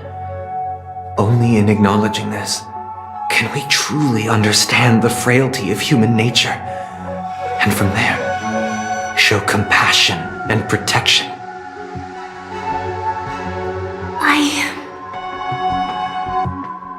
I admit that you are a born leader. Your perspective on humanity brims with pessimism. Yet you express compassion for all, even when your heart pities them. But unlike you, I live for the self. From my perspective, individuals making choices for themselves is their birthright. The want to escape may be innate in the weak. But whether they are weak or not, it is not up to another to decide. Perhaps in your mind, you also view me as weak? Because I don't think so. Since Miss Firefly has said her piece, the Astral Express will also naturally give you our answer. We'll leave it to you, just as Mr. McHale instructed before. Tell him our choice. What is this place? Does this place ring any bells, Misha? I don't know, but I feel a sense of deja vu. It's the realm within a dream bubble. This was left to the Astral Express by a nameless, but weirdly, when we entered it, it was completely empty. Dr. Edward from the Dreamscape sales store told me that dreams are formed from memories, and a dream bubble can't take shape if its core is empty. So I thought you might be able to help us in unraveling this mystery, Misha. As a hotel doorman, you know Penacony best among us. I don't know much about dream bubbles, but if you want to figure out what this mansion is, I'll do my best. I'm counting on you then. Himeko, I still don't get it. Why were you so sure that Misha had a connection with this dream bubble? I wasn't sure. It was just a hunch. But since Misha feels familiar with this place, my hunch might be correct. Exactly. This is where you and Firefly encountered death, which we now know as dormancy. Considering its connection to Dreamflux Reef, it's not surprising it appeared here. The question now is, who brought you here? Based on the clues we have so far, it's unlikely to be that masked fool. So identifying them is crucial to us. We're drawing closer to the truth once more. Let's give Misha some time, as I believe he'll unveil the secret of this dream bubble. Alright, but there are doors all over the place. Which one should we choose? Do you have any idea, Misha? I guess... maybe this way? Weird. This place is quite different from the hotel. But I feel like I've been here before, and even lived here for a while. If I remember correctly, there should be a fireplace down that hallway. Clocky and I used to sit by the fire, listening to the crackling of firewood. And the room on the other side was the toy room. I loved spreading out all the toys from the box on the floor and making up stories for each of them. Hold on. This doesn't make sense. Didn't I grow up in Dreamflux Reef? So, what is this place? This could be a case of amnesia. Don't worry, Misha. It's common for everyone to forget certain aspects of the past. Those memories haven't vanished. They're just lying in the depths of your mind. We can surely get them back. Since this place seems familiar to you, why don't we explore a few more rooms and see if you can recall anything more? Yeah, then let's check out the rooms I just mentioned. Mikhail, that's the name. Now we all know him as the Watchmaker. So, who is he talking to? Do you know anything about it, Misha? I'm sorry, I don't know much about the Watchmaker. But, Mikhail, Anything special about that name? Mikhail is Grandpa's name. Grandpa? Do you mean you're the watchmaker's grandson? But we haven't heard anything about the watchmaker having descendants. And the name Mikhail is not rare. Perhaps it's merely a coincidence. Could you tell us more about your grandpa, Mikhail? Yeah, sure. He was a seafarer who fearlessly ventured into mysterious seas and storms. He was always on the sea and had lots of friends who accompanied him on his travels. He didn't want me to call him Grandpa because that would make him sound old. He believed he was still young. The name Mikhail was given to him by his parents, Mihaly and Elise, both renowned seafarers. Every time he came back, he'd share his logbook with me and tell me about his adventures at sea. I want to become a great adventurer just like him. It appears that the seafarer has nothing to do with the watchmaker. So perhaps it's just a coincidence? So where is your grandpa now? He went off on a new journey, and it's been quite a while since I last saw him. I heard some noises from the room. Origami Bird? That's a friend of mine. You and Origami Bird are friends? Yeah. It's a member of the Compass crew, just like Clocky and Miss Mirror. And there's more than just one Origami Bird. They are a big family with lots of brothers and sisters who look the same. They follow Miss Mirror's orders and handle all sorts of jobs on the ship. They're the best sailors. Sailors? Can origami birds be sailors? Could you tell us more about the Compass, Misha? The Compass is a ship bound for the New World. Clocky and his partners travel through layers of fog to the depths of the sea. Whenever there is danger, Clocky will use a compass and guide the ship in the right direction. That's a great story. But in the Penacony cartoon, Clocky and his partners have always lived in Dreamville and never ventured out, right? Huh? Oh, that does seem to be the case. Weird. I clearly remember Clocky arrived in the New World in the end. Perhaps Clocky has a hidden past. The water resembles a precious jewel embedded in the dreams of all seafarers. Every time I gaze at the shimmering lights beneath the waves, it feels as though I'm back in this place, standing by your side. Have you recalled anything, Misha? Yeah, I saw these sentences in Grandpa's logbook. He used to say that despite the perils of the sea, whenever he stood on the deck in the afternoon, overlooking the sparkling waves, he would think of this fountain in front of his house. He often said that those moments felt like returning to his family's side, and the difficulties at sea didn't seem quite as challenging. You know, I quite understand such sentiments.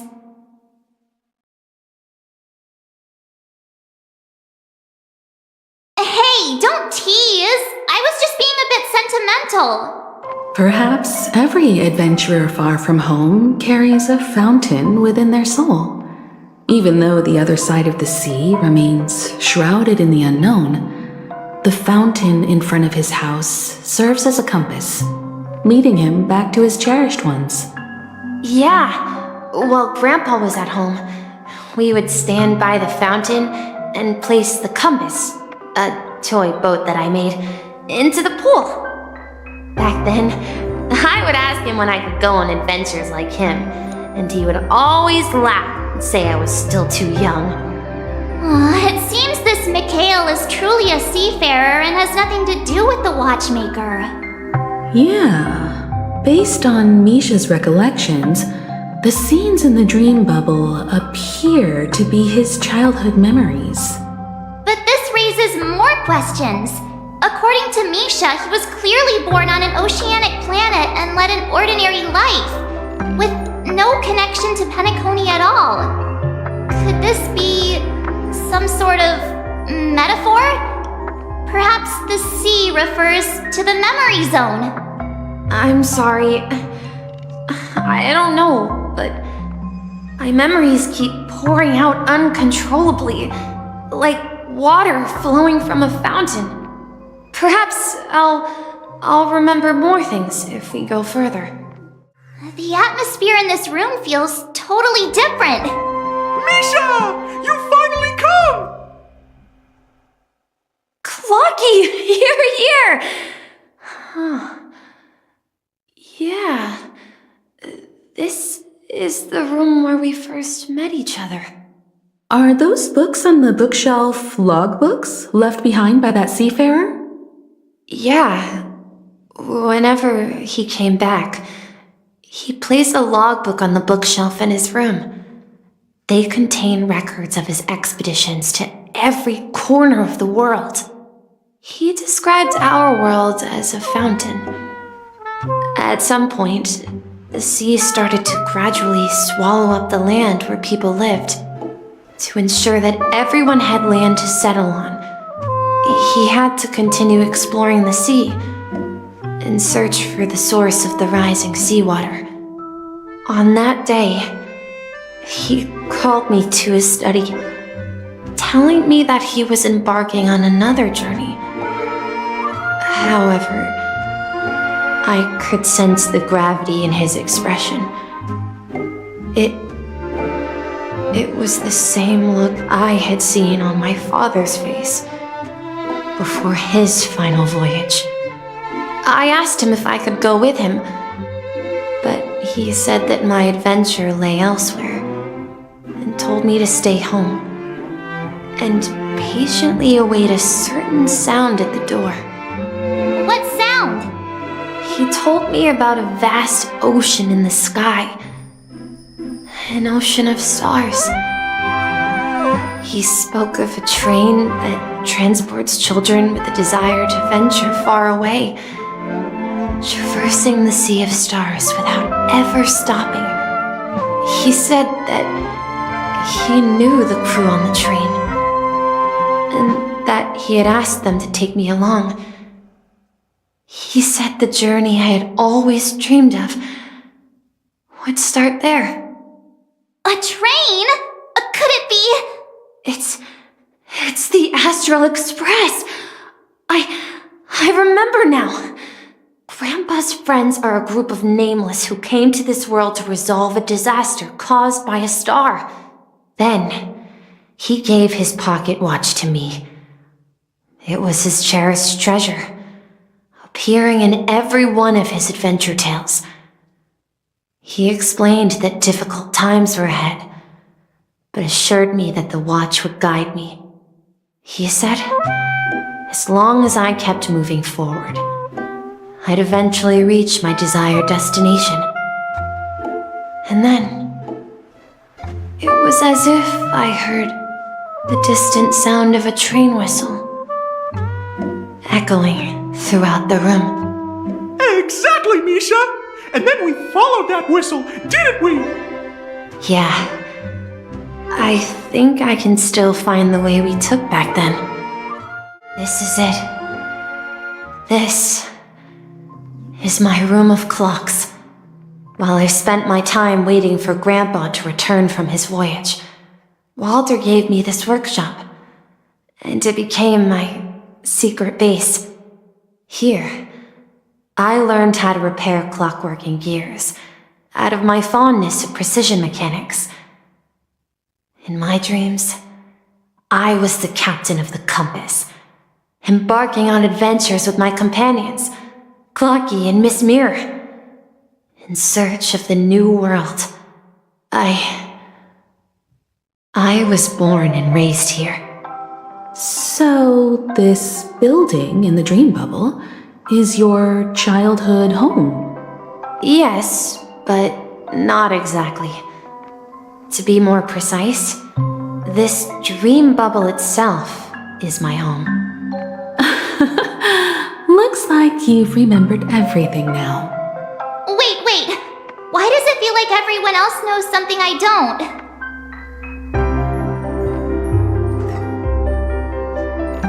March, do you remember when she mentioned the clocky that only she could see? Yeah, the little guy here, right? But we all saw him in Dreamflux Reef, right? And Mr. Yang even greeted him. Looks like everyone on the Astral Express has a childlike spirit. The answer lies in the Astral Express. Her experience shows that neither Firefly nor Acheron can see this clocky. And when we were in Dreamflux Reef, you may have noticed that for some reason, nobody outside of the crew had ever talked with Clocky. A mimetic life that can only be seen by a select few. It's just like a hidden message left by someone for the nameless. But Misha can see Clocky too, right? They even grew up together. But Misha hasn't started the way of the Trailblaze yet. That's the key to the mystery, March. Now take a moment to recall. Have you ever seen anyone outside of the crew interact with Misha? Wait. No way! That's the answer, March 7th. This dream bubble is the place where I was born. And I'm a dweller in this dream. Just like a memory zone meme. I should have stayed here and waited for you. But when reality and memories merged, I unconsciously pushed open that door and left the bubble with Clocky. So it's not that the Watchmaker's dream bubble is empty, but rather the stuff inside ran away? And the whistle you heard was the sound of the express arriving at Penacony? That's one way to see it, but I believe there's a longer story behind all this. It's best for Misha himself to explain all the details. How about we start with your name? Now, should we call you Misha, or...? Thank you all for helping me rediscover my true self. Now, please allow me to reintroduce myself. I was born on Lushaka, in the Presmere system, adopted by seafarers Mikhail and Char. They gave me a treasure, a name that carried their hopes. Mikhail Char Legwork, or simply Misha. If you prefer, you can call me by a more familiar name, the Watchmaker. So, you're the Watchmaker himself? Unfortunately, that legendary figure is no more. I'm only a reflection of his life. As for the child who has been with you, he's the innocent protagonist of Misha's childhood dream. A friend of Clocky, a young apprentice, and a future mechanic on the Express. And this also marks the beginning of his journey, devoted to the Trailblaze. At the end of the journey, I left this little flame, which I so cherished, in my deepest dreams, hoping to pass it on to the nameless of future generations. However, he somehow left the dream bubble and forgot all about his task. I apologize for all the confusion this caused. Because he was born with a desire to trailblaze, wasn't he? I don't think Misha has forgotten his role as a guide. He remembered it, and that's why he mistakenly appeared as a hotel doorman in her dream from the very beginning. The one who brought our unconscious friend here must have been Misha. If that's the case, we encountered the Watchmaker's legacy from the beginning, didn't we? Well, I have a sarcastic friend who says I always take big detours and end up back where I started. Perhaps that's what every nameless has to go through. But in the end, you found me. I'm sure you're all wondering what my legacy is. I believe my hound has mentioned the Stellaron and my wealth. If I may apologize, the Stellaron part is real. As for my wealth, however, it's nothing more than a baseless rumor. I left my homeland as a child and embarked on the journey of Trailblaze. I traveled to various planets until finally reaching Esdana, where my friends and I built the original Penacony and fought for its future ever since. I've been moving forward all my life, doing what I could to overcome the obstacles in my path. But ultimately, my journey reached its end, and I left behind no possessions worth entrusting. So, if you ask what's left within this worn-out train engine that can be called a legacy, I suppose it's the things that are still burning in the engine's furnace. Now that you're well aware of the current situation of Penacony, I certainly hope that you'll help me get this world back on track. But I'll leave that decision to you, for the path of Trailblaze is never paved by others. All I have for you is a story and 2 gifts. I want to give you my pocket watch. It has accompanied me throughout my long journey, guiding that naive child forward, and has been blessed with the presence of so many great people up to this day. And my hat, too. The one who navigated for me placed it on my head and planted a fanciful thought in my mind. The trailblazing expedition will never end. Now, it's time for you to make your choice. Once you've made up your mind, open that door and enter the long dream of an old man. I'll be waiting for you at the end of this corridor of time. All right, everyone, let's make a decision. Although I don't think anyone will have any objections.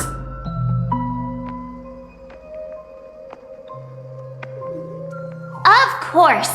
We've come this far. Surely there's no other option than moving forward. In that case, it's unanimous. Then let's proceed together to the end of this dream and tell Mikhail our decision. Mikhail, where are you going? Someone has to step up and save Lushaka. So why can't it be me, Misha? Please don't go. And if you must, please take me with you. Don't leave me alone. Even without me, you know how to proceed forward, brave Captain Misha. The compass is waiting for you. Haven't you always wanted to be a better adventurer than me? Now go, board that train and start your journey. Where are you going, Mikhail? I'm going to clean the floor in the parlor car. I've promised the conductor. Wait, first tell me, did you fix this watch? Yeah? I know what it looked like before. Its chain was broken, the back case torn, and the marks on the dial all worn out. How did you manage to fix it? Well, it's hard to explain, but I knew it could be fixed. It's the hands, Mr. Amundsen. Its hands were intact and pointing in the right direction, so I knew there would be a way to fix the rest. I see. You'll work with me from now on. Haven't you always wanted to tinker with this train? You're its mechanic now. As for the conductor, I'll do the talking. But I only know how to fix watches. Don't worry. You've got what it takes.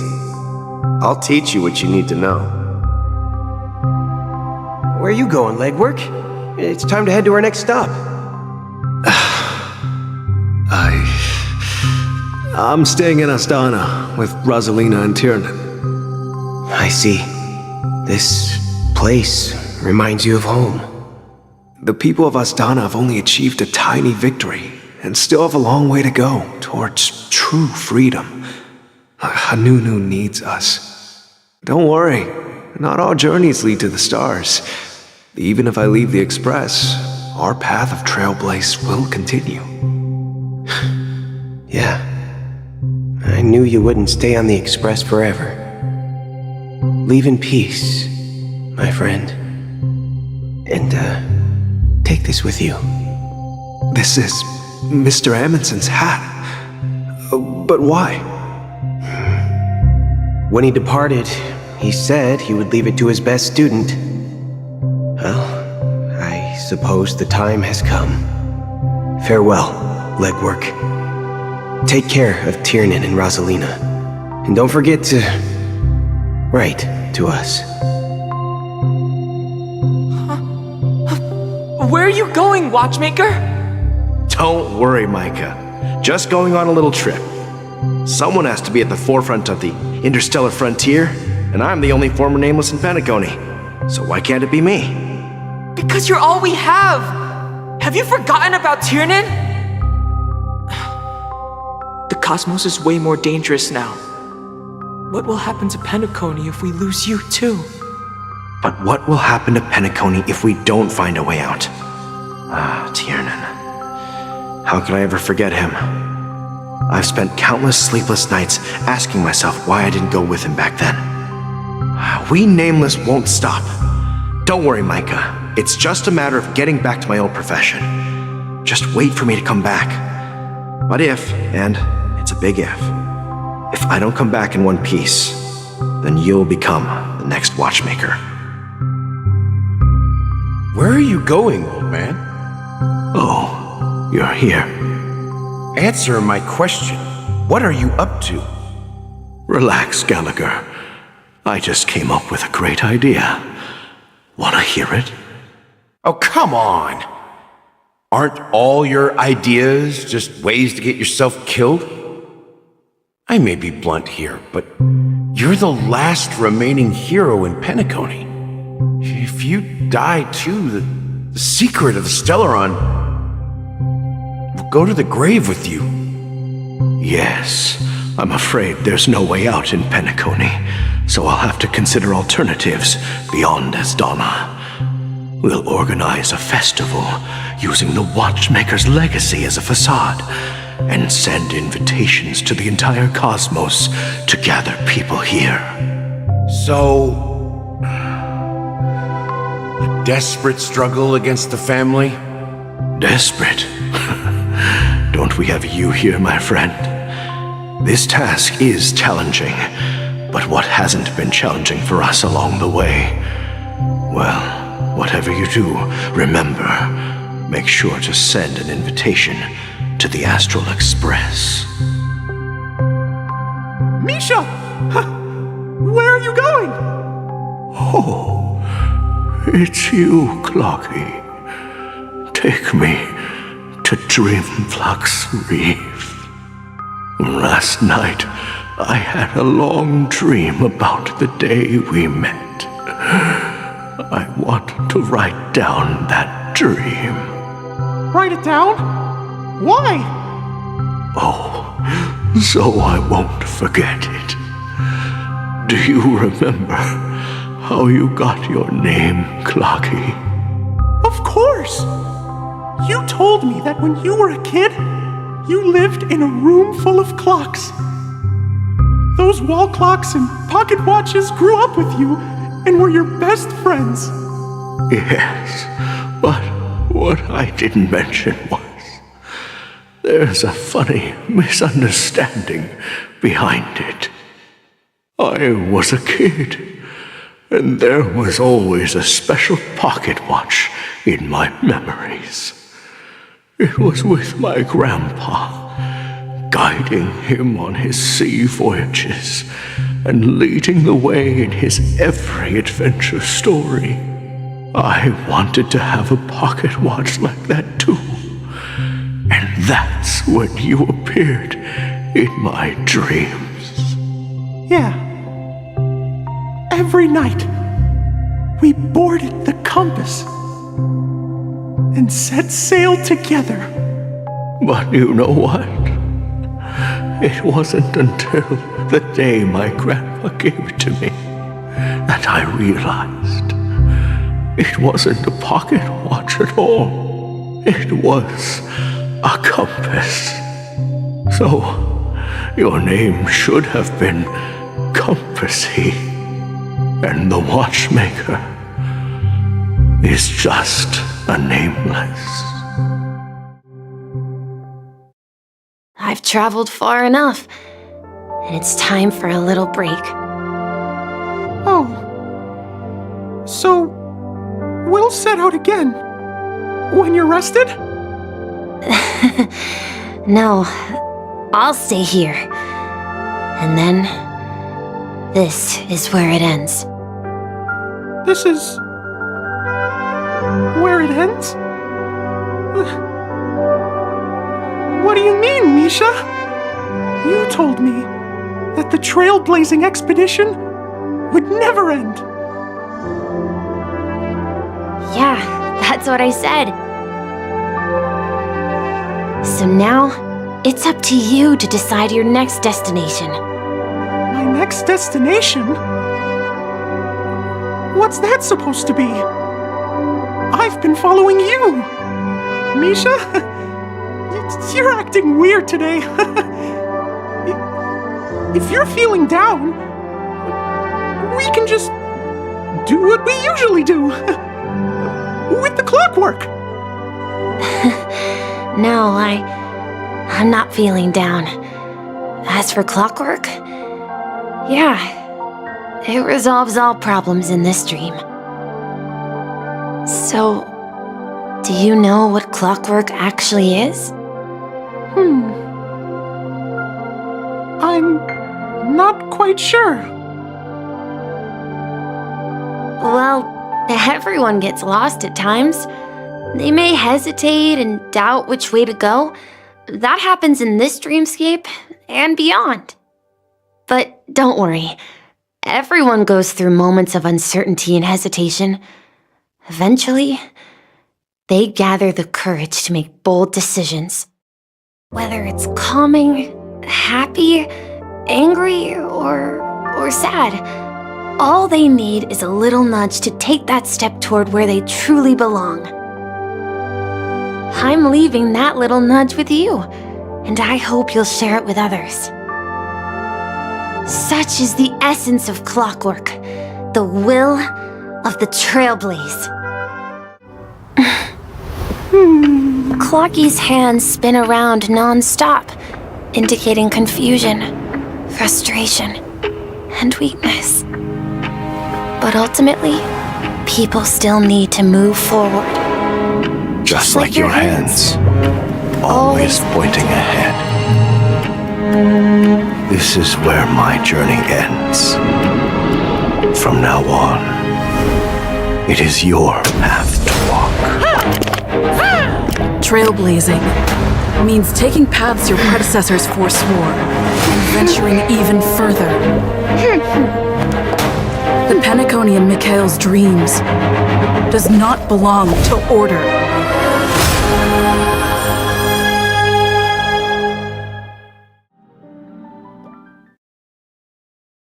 I can't believe that Eon would cast a glance at Penacony at a time like this.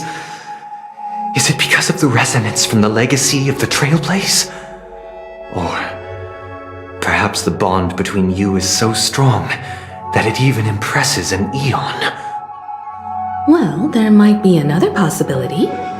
Perhaps they want to witness, on behalf of the fallen Eons, who will hold the future of Penacony. If that's the case, on behalf of the Dream Master of Penacony and the 107,336 members of the Oak family, I'm extending a formal invitation to all of you. I'm cordially inviting you all to the Penacony Grand Theater to participate in the upcoming Charmony Festival. And, of course, you won't be in the audience, but on center stage. Since the future of the Stellaron, Penacony, and even the entire cosmos is at stake, Let's draw a conclusion there, in all fairness. If you truly believe in Akavili's path, then show me their courage and determination.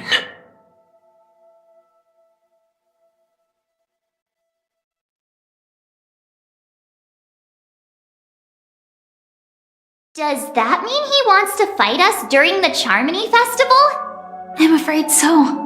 This is weird. Aren't Arc villains usually plotting some dirty conspiracy in the end? But he actually said something like, "In all fairness." Could it be that he's underestimating us? Well, in my opinion, Sunday is deeply committed to his own philosophy and genuinely wants to prove that the Order is right. I sensed a strong conviction and a desire for dominance in him. Maybe he won't accept the outcome unless he wins fair and square. That's why he'll give it his all in the upcoming battle.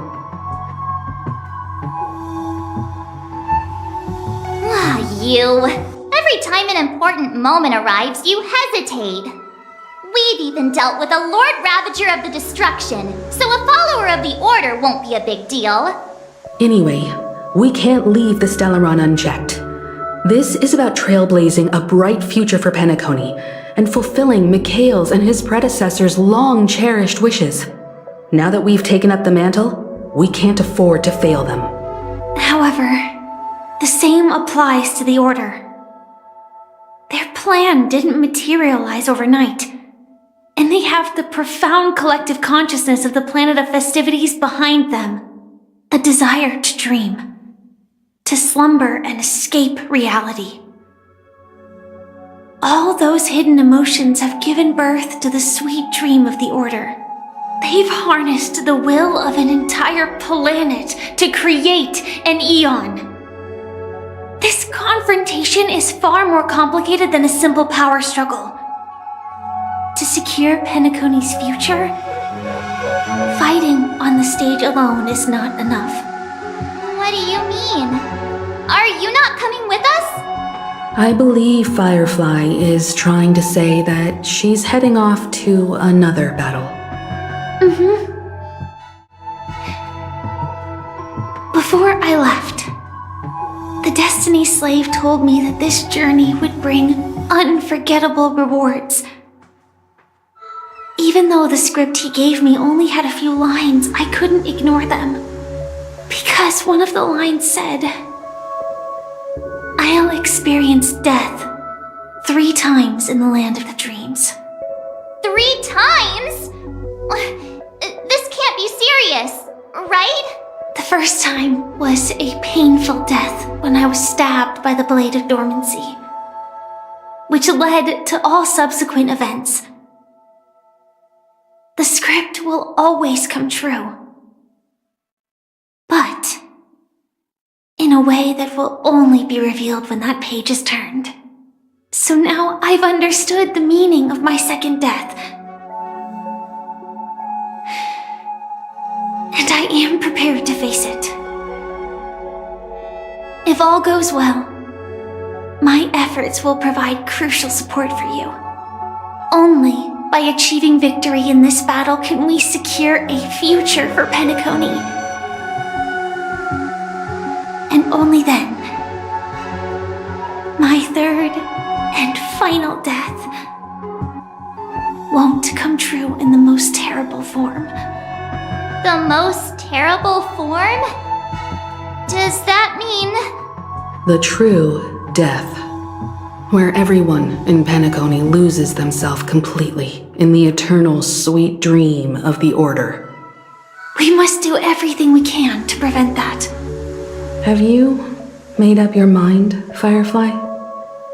Yes. Otherwise, I wouldn't be here. Thank you again for your assistance for the Astral Express. May we meet again, in reality. Yeah. Farewell, everyone. May your trailblazing expedition never end.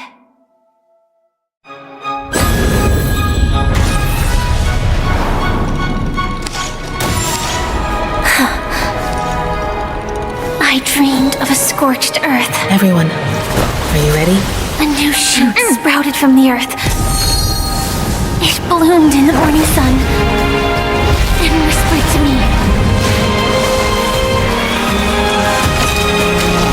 Like fireflies to a flame, life begets death. May we meet again in reality. After today, Japella's name will disappear from cosmic history, and the Everflame Mansion will take its place. In the not-too-distant future, you'll receive an invitation. That's your next stop. Land of the dreams.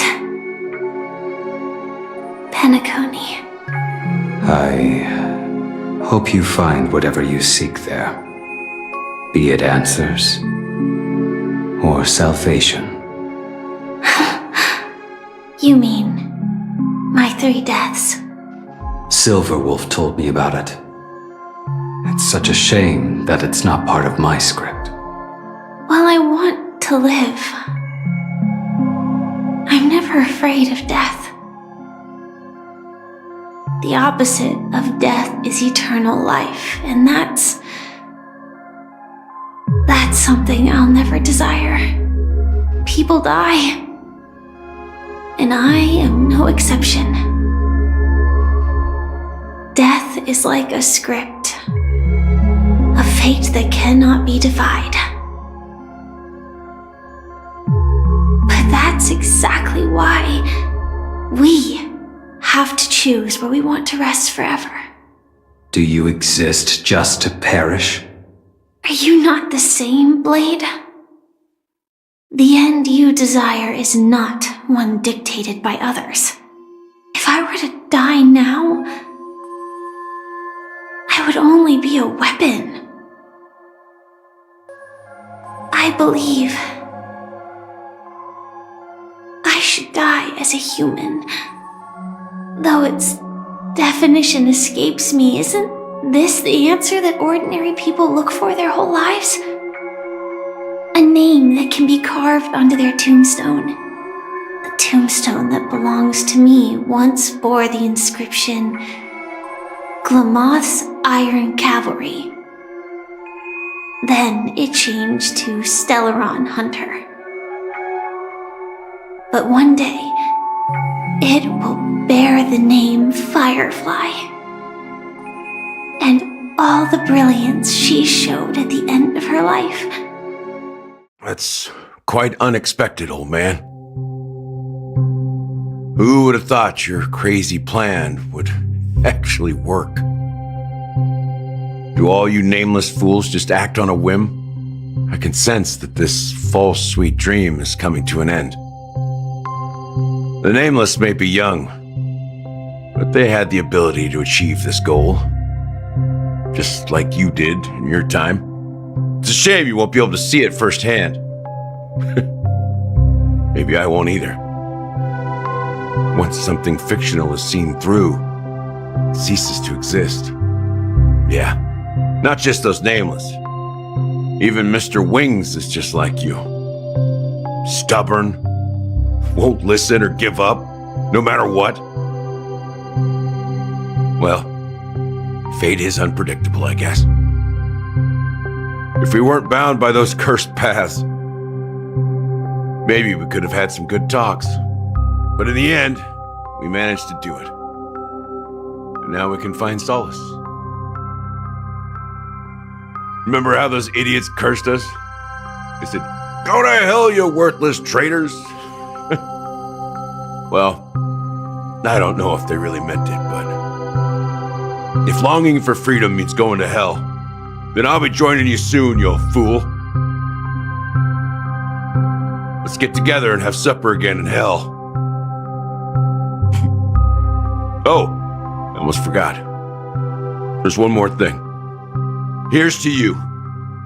A glass of hello and goodbye, Trailblazer. To the imperfect tomorrow.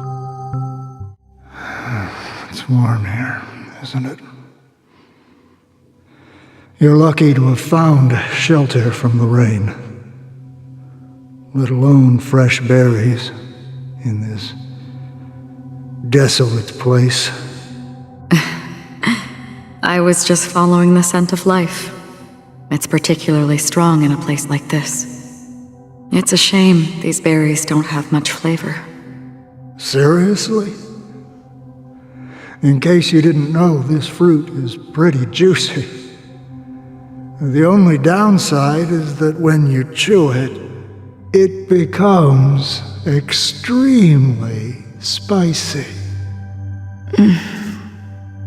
Have you lost your sense of taste? I can still taste certain things, like a faint sweetness. Before coming here, I stopped by a place called Orkron. It had barren cliffs and nights lit by bonfires. Burgundy snow would fall from the sky, and when it landed on my tongue, it tasted like raspberries. The flavor wasn't exactly sweet, but it left a lasting impression. When I think back on my past, I realize that what's tying everything together isn't the big events, but rather these small yet unforgettable moments. Don't worry about it. Losing oneself is a reality that every self-annihilator must face. At least I haven't completely lost my senses and memories yet. Well, congratulations on adding another footnote to your journey. By the way, are you always alone? No, I had a companion in Orkron. She's a short, nameless girl who aspired to explore IX. She always said she'd walk a path deeper and farther than Akavilis. Quite an ambition for such a small girl. So, what happened? She became stagnant water. Well, my condolences. Condolences. I don't need them. The girl left with a smile. She never regretted her choice and most definitely wanted me to say goodbye with a smile. So, that's what I did. That's proof that you're grieving for her. Or perhaps I'm just afraid. Afraid? I rarely sense that emotion from you. What do you fear? I'm afraid I'll forget the 30 days I spent with her, just like all the other days in my life. Most of them have already washed away with the rain, disappearing into an unseen realm. I fear that those vivid red memories will fade away too. There isn't much color left, and besides this faint, warm red, there's almost nothing. Hard to imagine. A ranger accustomed to bloodshed, destruction, and chaos finding warmth in the red color. Because I have experienced this warmth many times. Long ago, I promised someone that I'd bring it to more people. And that for every remaining moment of my life, I'd strive for a better ending for all. As long as this red color still lingers, I have a chance to fulfill that promise. It represents a burning fire, a blooming flower, the berries in this cave, and life itself, fleeting yet still dazzling. In the end, it will lead me beyond the horizon of existence. And on the other side, I will cut off nihility. The one blessed by the sleeping and shapeless is considering how to kill them. That's truly pure nihility. But you're right about one thing. After spending so much time near this stagnant water, only when I look at this vibrant red fire do I realize that I'm still alive. When will this rain ever stop? Perhaps when the sorrows of the departed have finally quieted down, the sky will clear up. Have you heard of a planet named Biari Scamandros, Don Hung? It's one of the paradises under the influence of the Harmony, a sought-after wonderland for the inhabitants of the Dardanum Major and Minor systems. Half an Amber Era ago, the family held an unprecedented festival there. And after that, everyone on the planet became part of the family. Do you think the same thing will happen on Penacony? Yes. Or how else can we explain it? The family deliberately used the Watchmaker's invitation to keep all the Pathstriders here, but banished the Emanator of the Nihility. Because of the Nihility, I'm rarely affected by the power of other paths, but somehow I can unconsciously infiltrate them. Maybe that's the risk they're trying to avoid. I would disagree. Biari Scamandros is not part of the credit system or connected to the Silver Rail. It's nothing more than a remote civilization sheltered by the Harmony. But Penacony is different. If the family messes with Penacony, that would be like declaring war on almost half of the factions in the cosmos. They have no reason to do that. No, they don't. If they truly serve the Harmony, that is. What do you mean? The path in Penacony is impure. The Harmony here has impurities. Do you remember the Ancient Swarm disaster? Tazeront, the propagation, brought endless havoc to the universe, and it eventually evolved into a fierce battle among all eons. 2 paths lost their eons in that war, the propagation and the order. Coincidentally, their downfall is related to a certain eon. Shipe, the Harmony. Legend has it that they participated in the crusade against the Imperator Insectorum and devoured Anna the Order for unknown reasons. Holy forgaroni! So you're saying that the 2 leaderless paths are working behind the scenes? But I don't see any descendants of the propagation in Penacony. Could it be that the remnants of Beyond the Sky Choir are hiding within the family, trying to resurrect a fallen eon? I can't say for sure, but they're definitely planning something for the Charmony Festival. Now, this is getting way too complicated. Is this why you want us to leave Astana right away? Are you giving up? The Charmony Festival will start soon. There's one thing that I need to confirm no matter what. A warp jump is the best way to do so. Time is running out. I have another plan.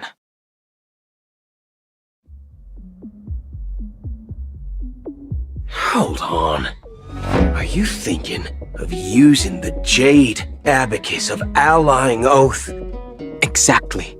The assistance from the Lawful Cloud Knights would be enough. Think it over carefully. You can only use that once in your lifetime. I have considered it thoroughly. My companions are... they're also once-in-a-lifetime treasures. Are you the only one here, my child? The Nameless is quite the diplomat. Our secrets have spread like wildfire within the family. And IPC starships are gathering towards Astana. This is a crucial moment for us. So, where is the chosen one who harmonizes the varied sounds?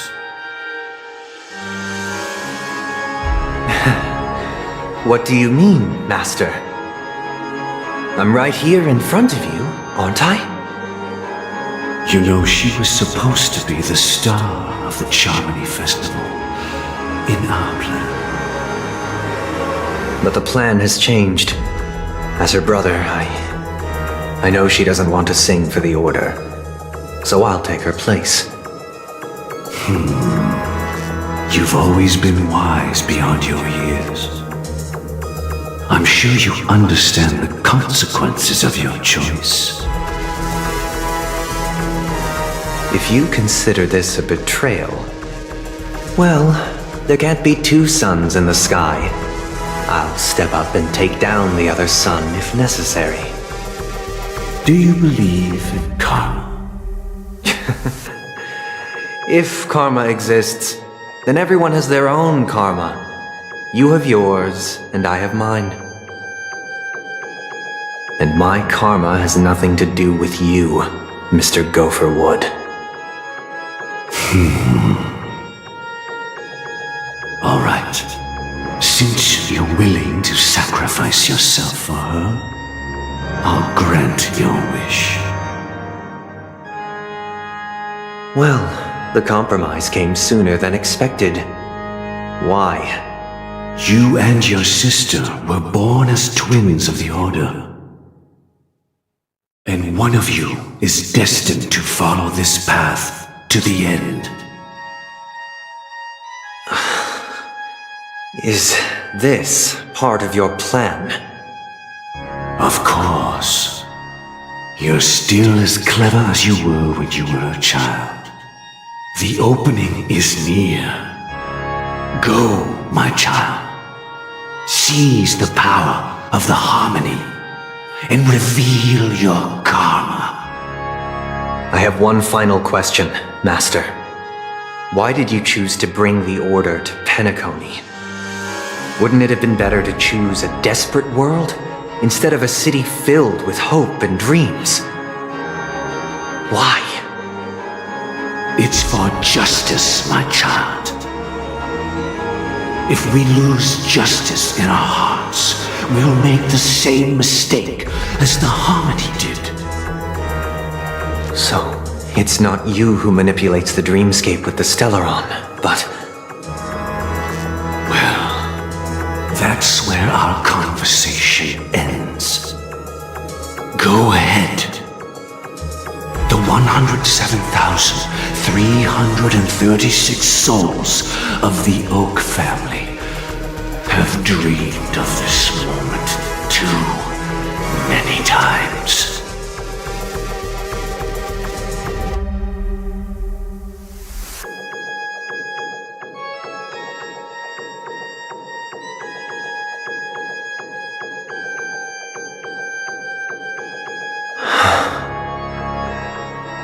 I shall ascend to the heavens, becoming the scorching sun.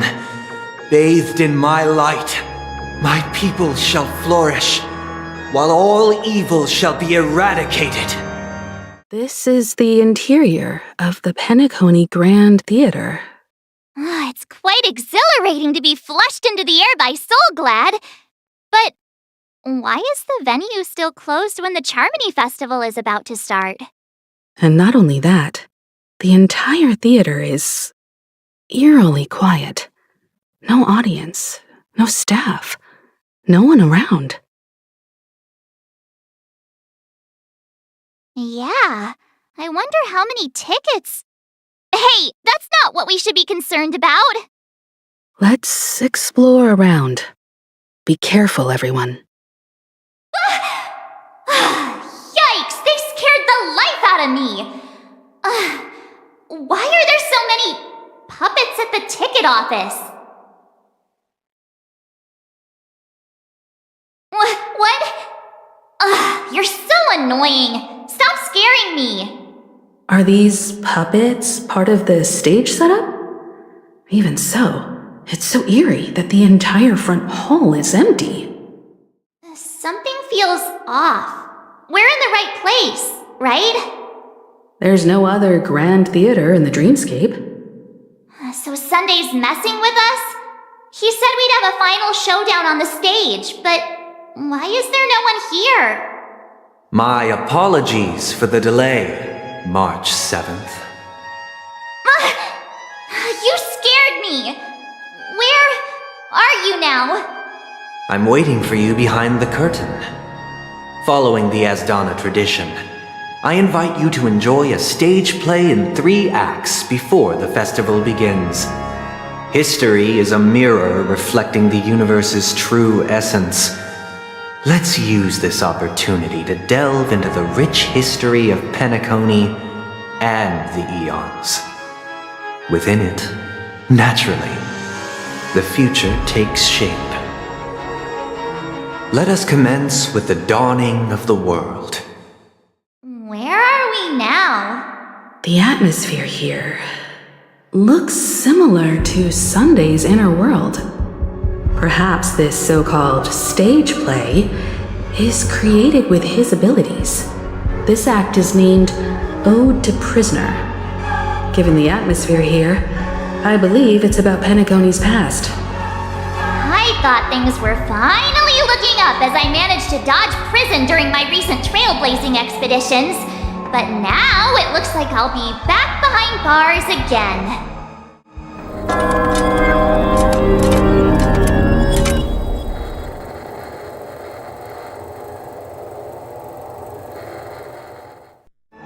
I hope you like this land of freedom on a scorched earth. As you can see, their sentences have long ended, and the IPC guards have long been expelled. Yet, these prisoners remain enslaved, not by external forces, but by the confines of their own minds. Freedom permeates every corner, except fragile souls. It gives solace only to those who believe in its existence. Prisoners, this is my order. Learn the essence of freedom and teach your fellow prisoners to fight for their lives. No one can restrain you anymore. You are free. Thus concludes the first act. Amidst a raging war, the frontier prison headed toward becoming Land of the Exiles. This must be how Penacony was constructed. With the aid of outsiders, the prisoners were finally liberated and established the Land of the Exiles. However, it appears that Sunday aims to convey the spiritual plight of the prisoners more than the physical aspects of imprisonment. This show is a bit too literary for my taste. But the battle part is quite easy to understand. Anyway, we've arrived at the exit. Let's go!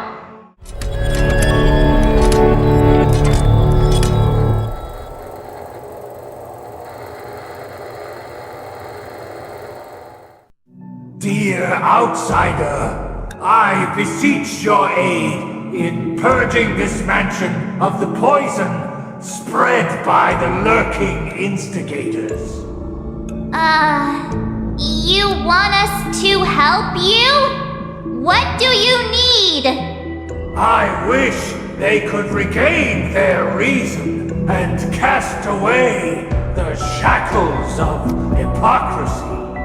This is the second act. Looks like it's about Penacony's journey to becoming the Land of the Dreams, during which the family plays a crucial role. But this new master seems like a bad guy to me, don't you think? Perhaps this is the truth Sunday is trying to express, if you read between the lines. The Harmony changed Penacony just as the guards once did. Looks like we've gotta help those guys kneeling down over there calm down a bit, right? Thank you, dear outsiders. My servants have regained their sanity. Heed me, one and all. Your former master shall not return. It is through righteousness and unwavering support for one another that we shall attain true perfection. Cast aside the veils of hypocrisy and embrace one another.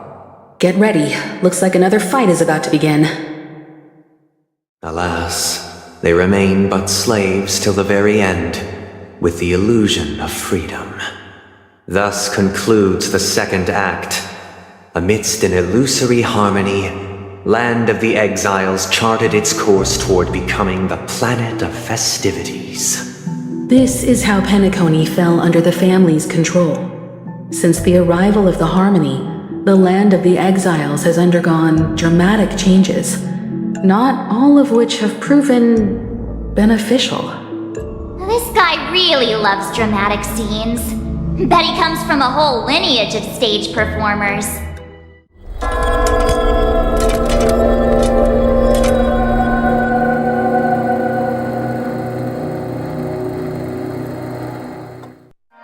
Oh, I get it now. The last scene is all about singing the praises of the Order. And the atmosphere here is completely different from the previous two scenes. Hey, aren't we supposed to kick off a short story and have a fight here just like we did in the previous acts? Why aren't any of these puppets saying anything? Perhaps we'll need to complete the story ourselves, just like we did before. So, do you think their mind needs tinkering or something? In the hushed expanse of a nocturnal reverie, I leave faint traces behind. No need to remember me, or to recall the essence of dreams. What is mine shall wane, while you shall transcend its delicate nature. This is the final scene. It's much more straightforward. He wants to expel the Harmony and establish an empire based on the Order. Let's go.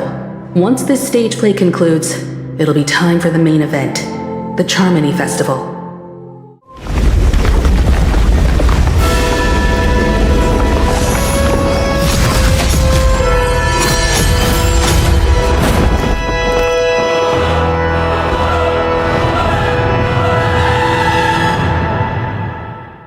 They imbued the world with meaning, perfecting all things in the heavens and on earth. Then, they rested from the labors of creation.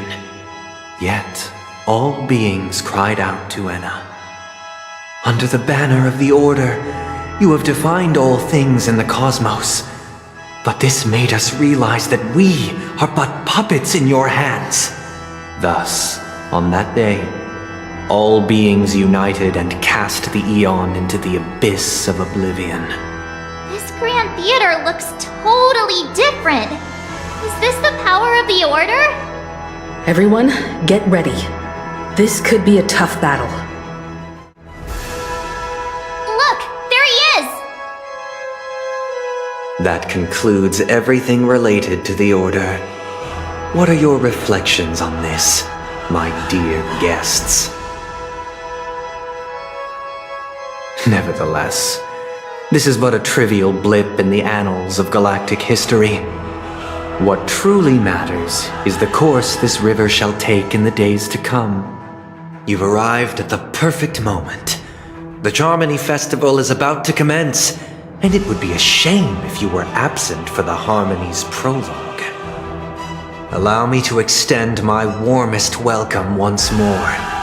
Welcome to Penacony Grand Theater, the very core of the sweet dream, the abode of the Stellaron, the grand stage of the Charmony Festival, and the very place where the future of Penacony shall be determined through conflict.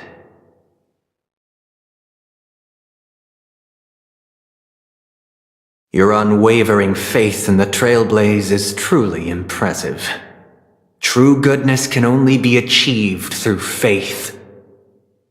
Allow me to point out that falling into a permanent slumber is not happiness, especially when those people are driven by someone else's will in their sleep. Do you still believe that the Order only seeks to control the universe as their puppet, Himiko? No matter how perfect your vision of paradise may be, a cage remains a cage. People will never achieve true happiness in a world like that. They would just be toys for the Eon. It seems you have misunderstood my intentions. Allow me to clarify. My desire is not to resurrect a fallen Eon or become one myself.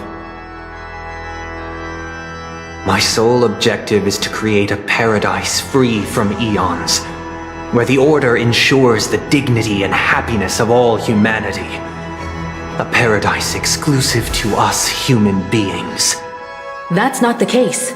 If people are to live with dignity, there must be nothing and no one above them. In your so-called paradise, you would be the one reigning supreme. Looks like we won't be able to convince each other. Now that our conflict has been destined, let's unveil our paths and reveal to the universe the true path. However, before the prelude to the future begins, please take a moment to ponder the questions I've posed. Is darkness equal to daylight? Are sinners equal to the righteous? If you are born weak, which god should you turn to for solace? I already know your decision. I now permit you to gaze into the sun.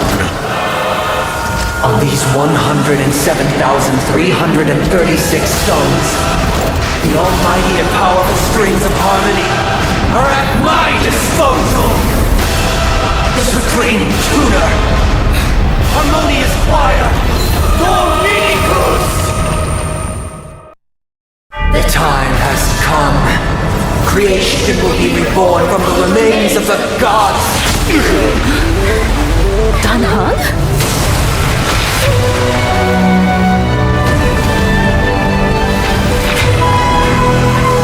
Radiant spirits, heed my word.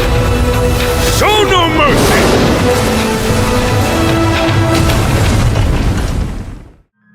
Wake up! Wake up! Hey, wake up! The sun's frying your butt! Are you alright? Can you hear me? Do you remember your name? It does? Well, doesn't ring any bells to me. Looks like your mind's still in one piece. If you're able to remember such details. Well, that's reassuring. It's a long story. Simply put, Don Hum used the Jade Abacus of Allying Oath when we were in the middle of a fierce battle and summoned the general to help us just in time. And then we returned to reality. Look, this is your room.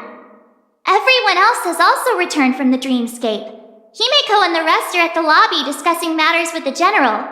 And now that you're awake, we should tell the crew that you're all right. Come with me. Hey, we meet again, sleepyhead. What's Miss Black Swan doing here? Nothing, Miss March. I noticed she was awake and wanted to check to see how she was doing. Though the strike from the general was timely, its destruction was also immense.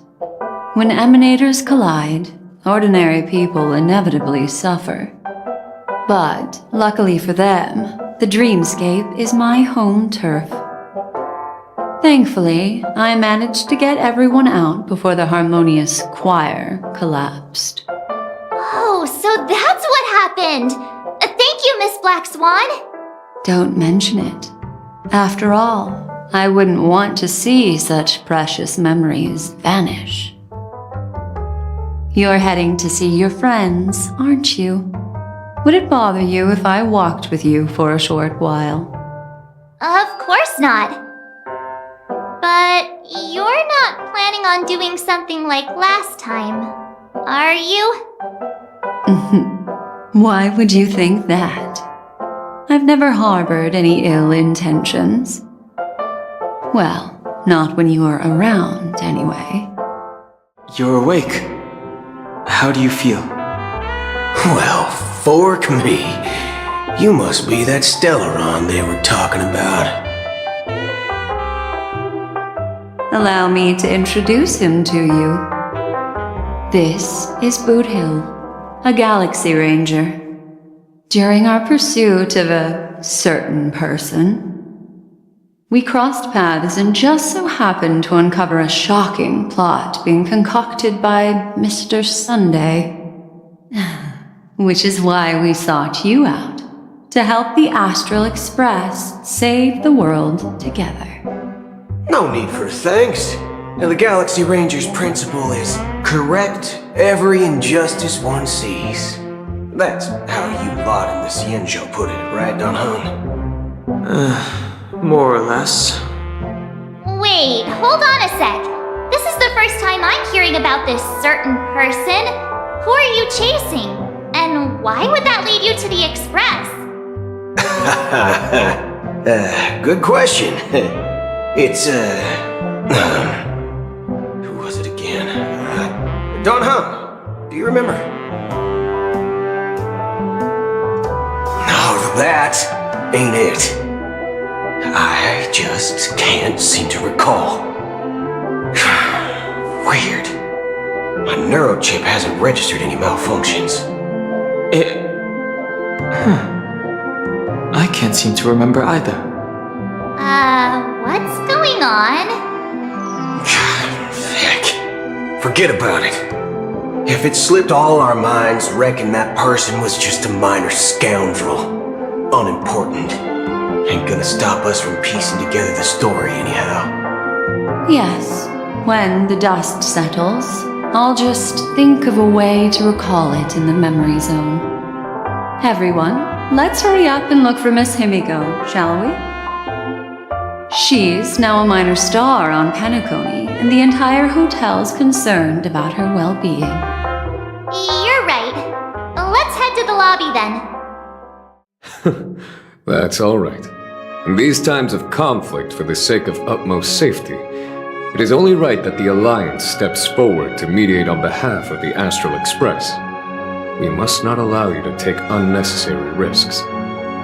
Furthermore, despite the IPC's eagerness for success, it prioritizes peace above all, and the family, trapped though it may be, professes a desire for harmony. The Alliance has always won people over with reason. I firmly believe both parties can indeed put aside their differences and come to a peaceful agreement. The General possesses a deep understanding of the greater good. With the Cienjo Alliance mediating, peace for Penacony is within reach. You flatter me, but ultimately it's been all down to the Express. Without your efforts, this sweet dream paradise would have been claimed by the last remnants of order before there was even a shot at peace. Well, would you look at that? Here comes the big hero.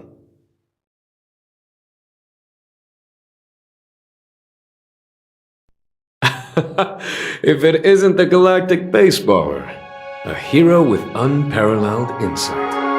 Are you okay? I heard you couldn't wake up. Are you feeling unwell?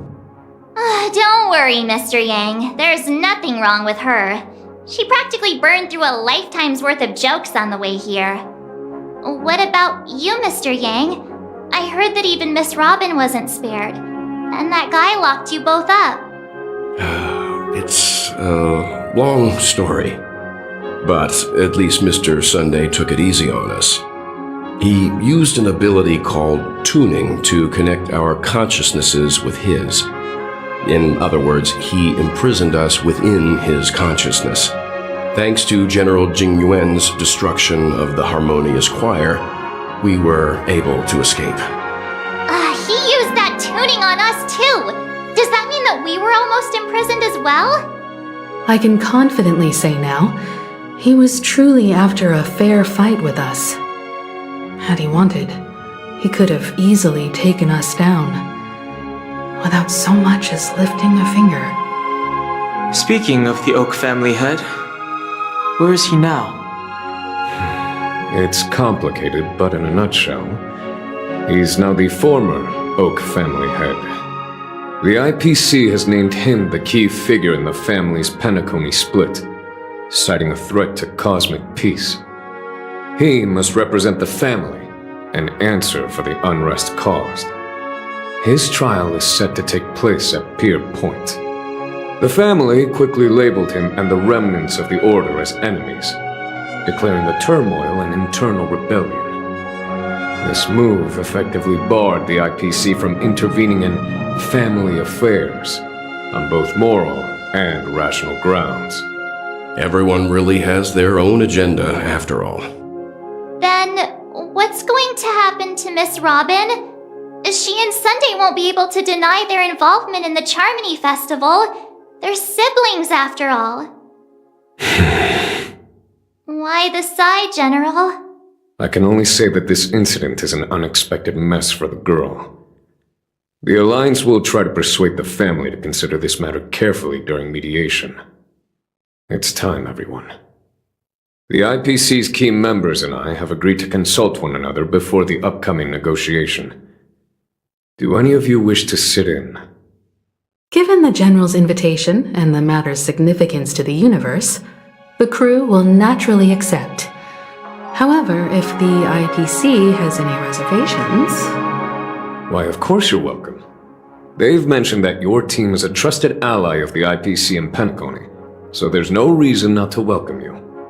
Besides, if there can be reliable observers from the Astral Express present, discussions will go more smoothly. So, what do you all think? Well then, we shall oblige. I'm kind of allergic to those types of situations. I think I'll just head back to my room and start packing. Not to worry. Himiko and I will take care of things. I'm afraid I'll also have to return to the Express first. The conductor is worried about us. It's best I go and explain the situation. Thank you. What about you, Will you join Welt and me? Or have you got other plans?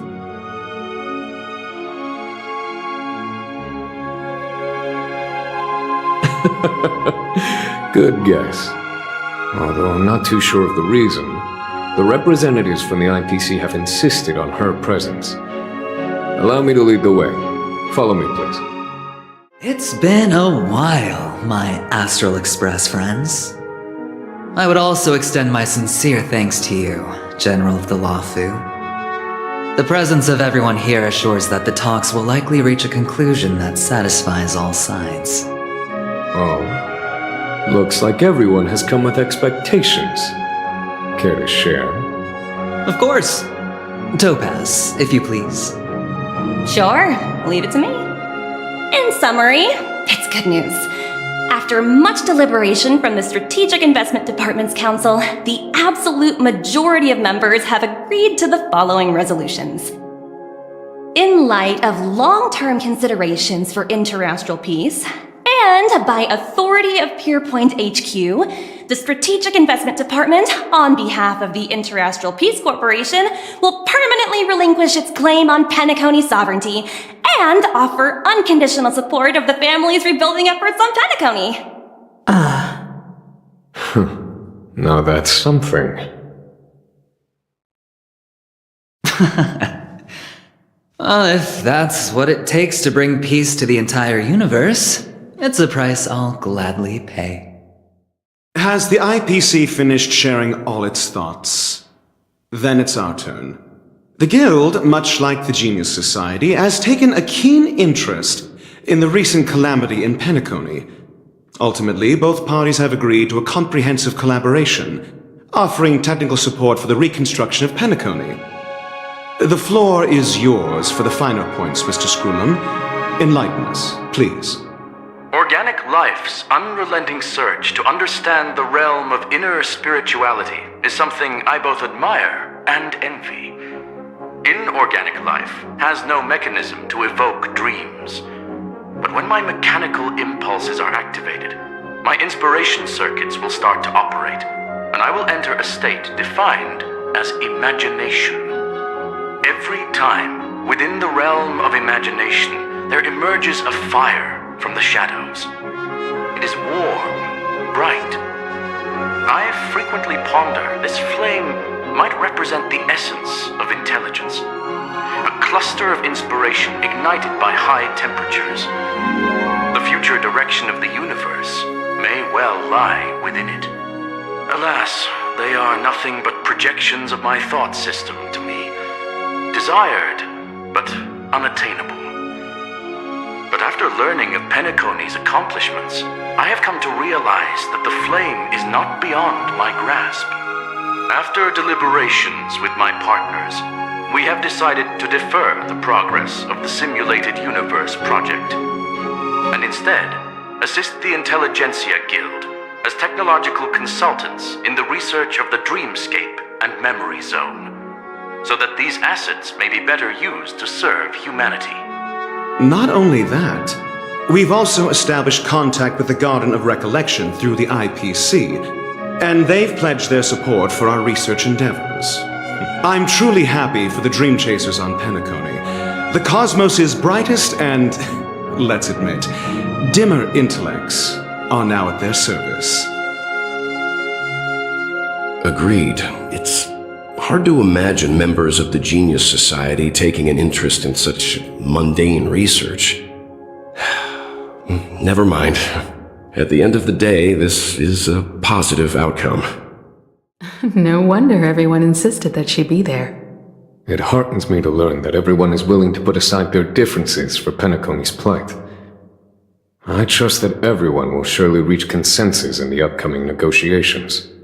Looks like Penacony's future is decided.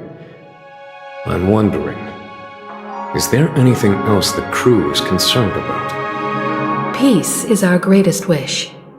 Beyond that, we desire nothing else. Well, that's good. Now that everyone's minds are at ease, I shall take my leave. You may now depart with peace of mind. The Alliance will deal with all subsequent procedures. If that's the case, it appears that we have nothing else to worry about on Penacony. Looks like it's time for us to embark on a new voyage. Sounds good to me. You two head back to the Express first. I'll pick up March and deal with the checkout procedure.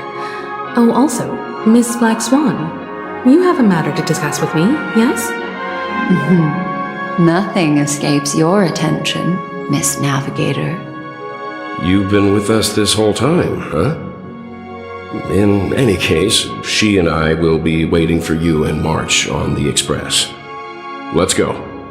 Our time on Penacony has come to a fruitful end. Looks like everyone's present. Let the navigation meeting commence then. This a meeting to decide our next stop? How we doing this? A show of hands. Hold your horses, cowboy. It's for those to decide. Allow me to explain. Mr. Boothill and Miss Black Swan submitted a request to temporarily travel with the Express for their own personal reasons. As you all may know, the Astral Express never declines any passenger whose heart yearns for the distant stars. Therefore, they will be traveling with us for a while until they reach their destinations. Whoa, the Express is going to be much livelier now. But, Miss Black Swan, you better not use your memo keeper abilities to pull any pranks. Understood, Miss Marge. I promise you, you'll never see me in your room while you're taking a break. Don't! You're freaking me out. All right. Now that everyone's met everyone, we can continue our navigation meeting. Firstly, Pom-Pom wishes to thank everyone. If it weren't for you all unearthing the truth about Penacony, Pom-Pom would have never known where Mikhail and the rest had gone. What they had to go through was regrettable, but I reckon they all fulfilled their wishes. And it was thanks to all of you. Thank you, everyone. Now then, we come to the crux of this navigation meeting. We must decide on the Express's next stop. Let me introduce our current options. The first choice is from Himiko, the oceanic planet of Lushaka, a planet composed entirely of water. Many aquatic races reside there. Of course, it's also the home planet of the venerable, nameless Mikhail. The second choice is the agate world Melustanen, suggested by Welt. It's famed as one of the initial sites of the Stellaron disaster and the place where the beauty Idrilla ascended. Today, it's celebrated as a planet of undying allure. The third choice is Edostar, a planet nestled within a vast ion storm region, currently under assault by the Antimatter Legion. However, the distress signals from there have recently ceased, prompting the IPC's wish for us to check in on the situation. The last choice, courtesy of Black Swan, is the glass belt Petravia, a massive belt of asteroids that was turned to glass by the Lord Ravager Zephyro. These days, it's apparently known to house one of the branches of the Morning Actors Troupe. Ooh, so many options. I'm seeing stars already. Next up, everyone will select the destination that they wish to visit, and then we'll put it to a vote. Black Swan has arranged to meet a morning actor there. I've heard they're preparing a special performance. I wouldn't mind going to enjoy the show. That type of performance isn't really my cup of tea, but I'll let you all decide. I'm really interested to check out this troupe's performance, but it really sounds like the Edo Star is in a lot of trouble. As Nameless, should we not extend a helping hand? March is right. Though the fact that the distress signals have ceased means we're probably too late. But I still think we should investigate the situation there. 3 votes for the glass belt, 2 for Edo Star. Looks like we have a winner. Next up, the glass belt, Petravia. Then this navigation meeting is adjourned. I'll go check the warp jump coordinates. Everyone can catch up on some rest in the meantime. When it's time to make the jump, Pom-Pom will make an announcement. Oh, you're here. Seeing your reflection among the stars in the porthole really does seem somewhat surreal. How about it, this journey of beautiful dreams? Was it to your liking? Oh, such elusive emotions. I've never encountered memories quite like this before. It stirred my curiosity. So, how about you hand that small parting gift back to me? I'm quite eager to have it back. Oh? Never mind. I just stumbled upon a particularly fascinating spot in your memory. Before I explain, I would like to apologize to you. This farewell gift I gave you isn't really a compass from the memory zone, but merely an empty light cone. Remember when we entered the hotel in the dreamscape for the first time, and I procured a few trinkets from your companions? Their functions are similar. This way, I can always be attuned to your location, ready to assist immediately if you encounter any threats. But this is not its most intrinsic function. Light cones are slices of light used to encapsulate solidified phenomena. This empty light cone is the same. It can etch your memories in their most vivid form, and then allow me to admire and manipulate them, turning them into unique mementos. All the world is born from the power of mind and soul, and that power is memory. To prevent ourselves from being forgotten by the world, we must make the world remember us, or use our memories to recreate it. Life, seemingly vast, offers but a scant collection of impactful memories. Some joyful, some sorrowful, some light, some heavy. But you are different. Memory is a reflection of the future. Within that reflection, I see your unparalleled worth. You have the power to craft memories that can captivate the world. Your memory can illuminate the universe's future path. And that memory will be as scintillating as the star clusters you see in this porthole.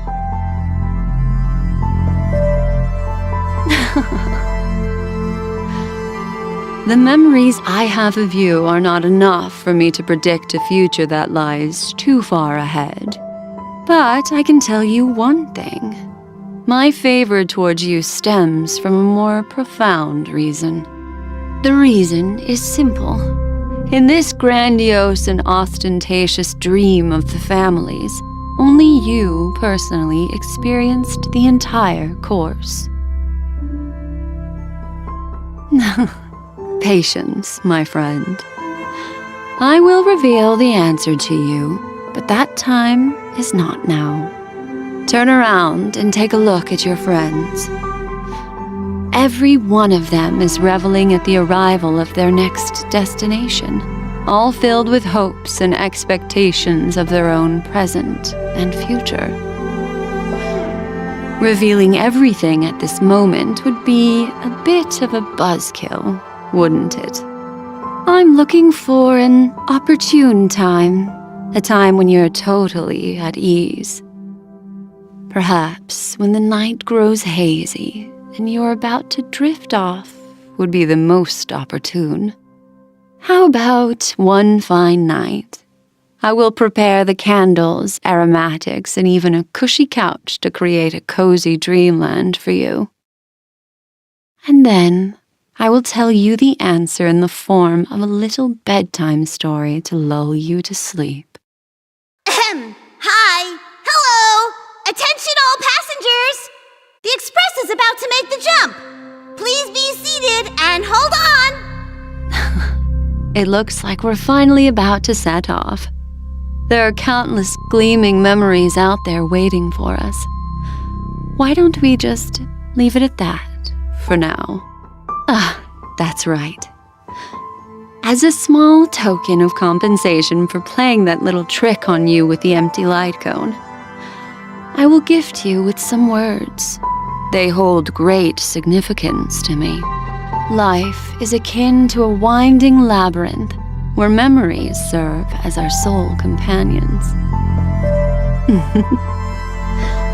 You'll remember these words dearly, won't you? In the year 2158 of the Amber Era, the first year of the new epoch, the universe resumed its intended trajectory. The kindling of conspiracy smoldered in Penacony, the land of the dreams. Failing to erupt into a blaze, it instead flickered briefly on Klapoth's anvil, before vanishing in the blink of an eye. The dead and those fated to die remain in their eternal slumber, while the living find solace in deep sleep. All clamored in a cacophony of silence and then went about their own ways. The cosmos emanated a vitality characteristic of a new era, all for the modest price of a brother and sister's mild grief. Babies are born as stars extinguish. The silver rail unfolds. The story of the Astral Express comes to a close, yet it also embarks anew. Time marches forward, heralding the arrival of a new chapter in the history of trailblazing expeditions.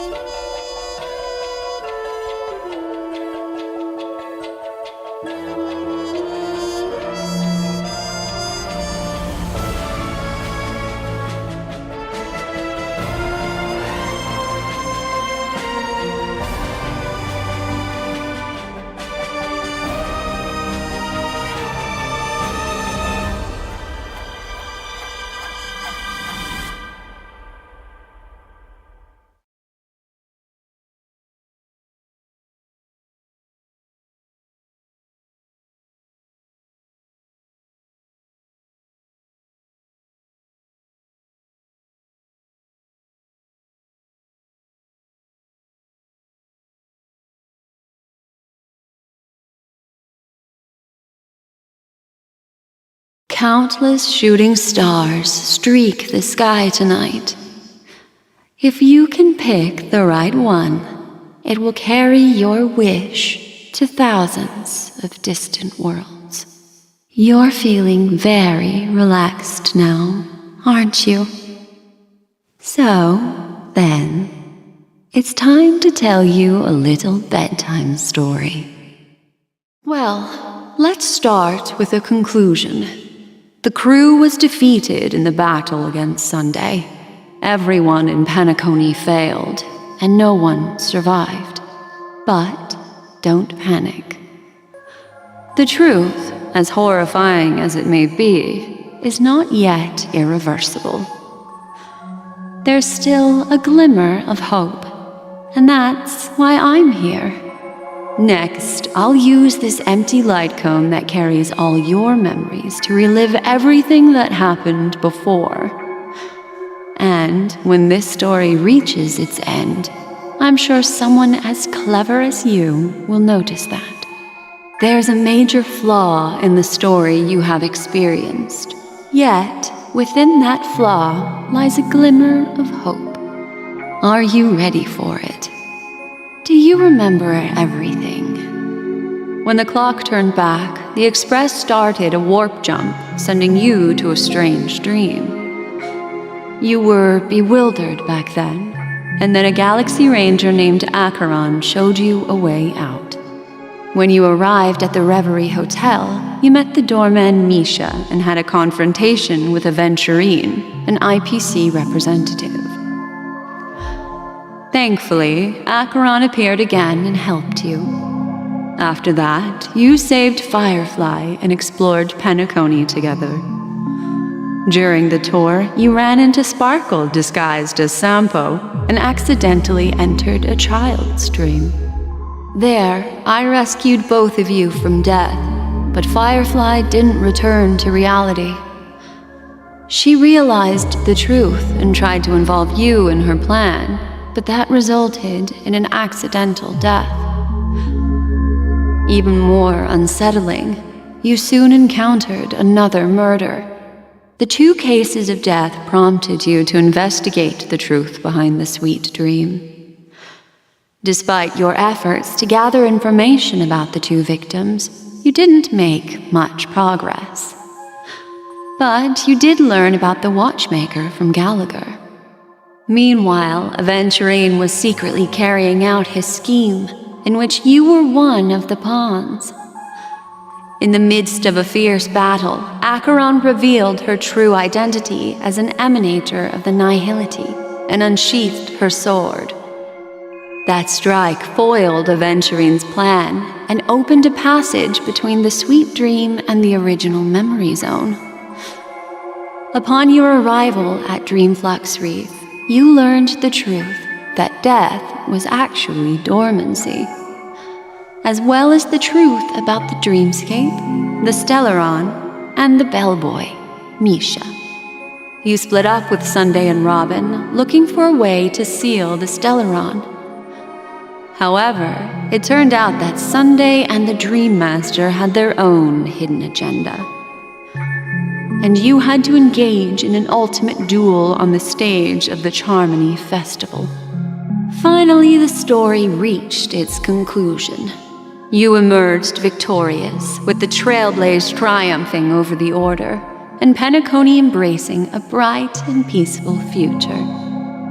This marks the end of the thrilling journey in Penacony. I'm sure you've already noticed something unusual, haven't you? The major flaw, which contradicts all the known information, hides in this story.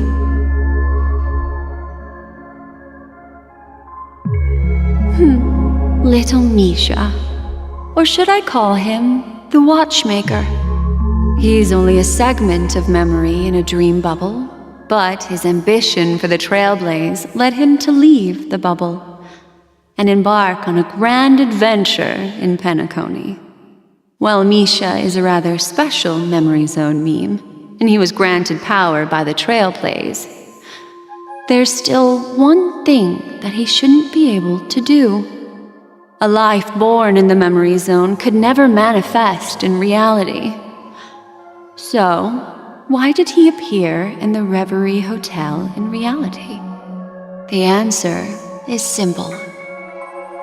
He is the one fatal flaw that contradicts all our known information. This means that you, who wholeheartedly believe in this memory, are still trapped in the dreamscape at this very moment. Wake up, sleepyhead. Break free from this eternal dream and return to the real world. We'll find our answers there. The train is about to make the jump. 5, 4, 3, 2.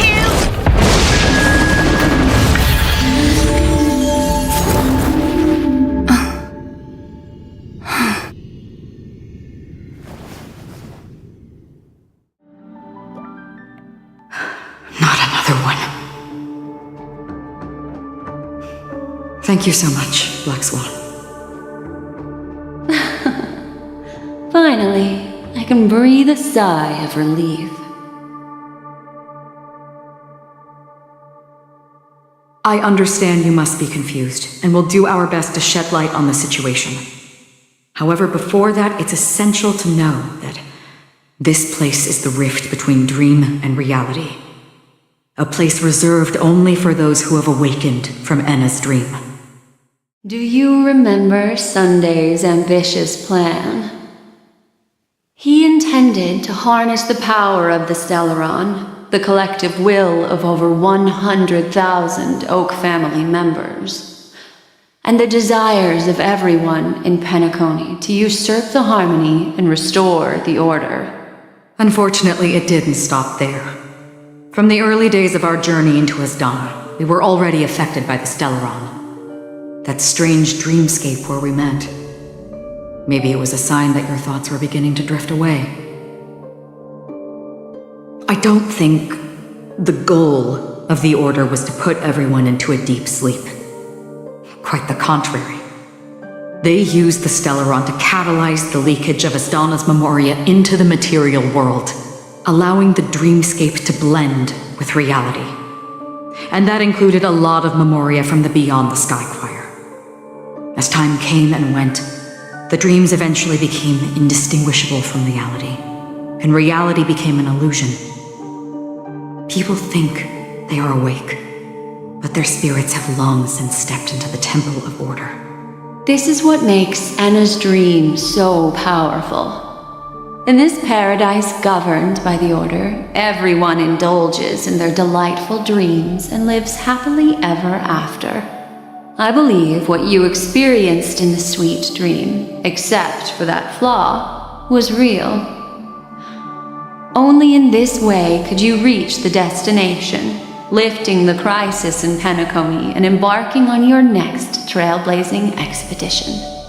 If it wasn't for Acheron's plan, we might have been trapped in this dream forever. Fortunately, while the path of the Order governs all things, it can't affect the Nihility. I came to realize this when the Dream Master tried to expel me at any cost. This is also why you felt a sense of peculiarity when traveling with her. Well, I'm not as fortunate as she is. Even if I'm a memo keeper, I was still influenced by the power of the Order and fell into hallucinations. However, thanks to your memories, now we still have a chance to turn the tide. For mortals, even if they possess the great power of a path, they can't create a flawless world like gods do. That's why there was a flaw in your dream. In other words, once you have realized the world is not real, you'll have a chance to break free from the dream. The flaw in your dream lies within Misha, who could have never appeared in reality. When I turned the pages of your memories, I realized that I was in an illusion too. Now Sunday has usurped the power of the harmonious choir through the Charmony Festival. Asdana has thus fallen into Enna's dream, transforming everyone equally into the notes of the Aeon. Failure doesn't mean weakness. Only the strong can gather the will to resist the Order and try to break free. We still have a chance, though. To make it happen, Please, Black Swan, guide us to those with a strong will. Finally, you've arrived. Let me introduce you to Robin. She woke up from Anna's dream by her own will, and it's this tough lady who led us here with her song. I woke up for the same reason as all of you. In the dream, I experienced something that could never occur in reality.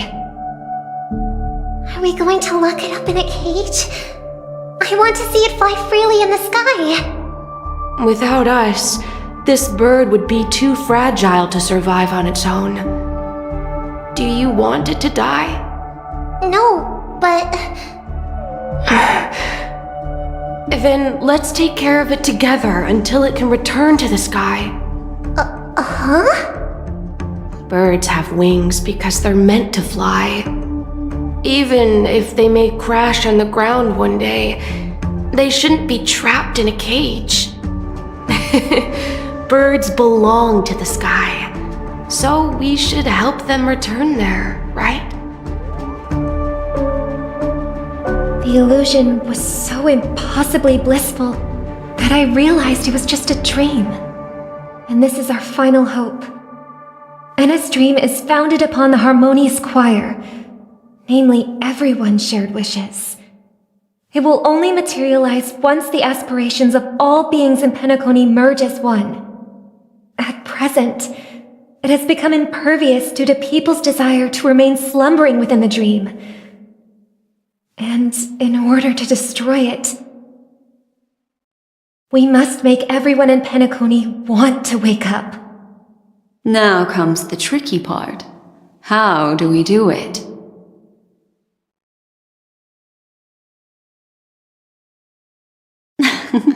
You want to go back? Unfortunately, human consciousness always gravitates toward reality. Now that you've seen the flaw in the dream, there is no turning back. Humans yearning for sweet illusions borders on obsession, leading them to subconsciously resist the harsh reality. Therefore, I carefully selected a moment where she was completely unguarded, guiding her to uncover the truth herself to make her regain her consciousness. However, to wake up everyone in Penacony and get them to share the same determination, that would be nearly impossible. Indeed. I'm afraid it's almost as difficult as resurrecting an Eon. But we can't just stay here and do nothing. This is a critical moment for the whole universe. Who cares about some dumb number? Thanks to Black Swan. You're welcome. And thanks to the memo keepers in Penacony, too. I believe your partners have also awakened from their dreams. This is the first step of our plan. With the assistance from the Garden of Recollection, those who possess a strong will, like you, will gradually awaken from the dream. However, awakening a mere handful of individuals is insignificant compared to the vast number of people immersed in the dream. We must find other ways to awaken the free will of millions of people within a short period of time. If breaking through from the inside proves challenging, we can seek assistance from the outside. We've long been aware of a potential solution. Asdana is a galaxy known for its abundant memoria and the remarkable phenomenon known as synesthesia dreamscape. When people first enter this place, they often find themselves and others sharing a collective dream. At this very moment, there is only one dream encompassing the entire Asdana system. So, you mean, if we can attract a large number of outsiders to this system, their free will would intertwine with this dream and shake it to its core? However, those outsiders might also succumb to the dream and become the foundation of the Order instead. The real challenge is, how can we gather a huge number of people as determined as you within a short period of time? Looks like the Jade Kiss of Allying Oath will be the only solution.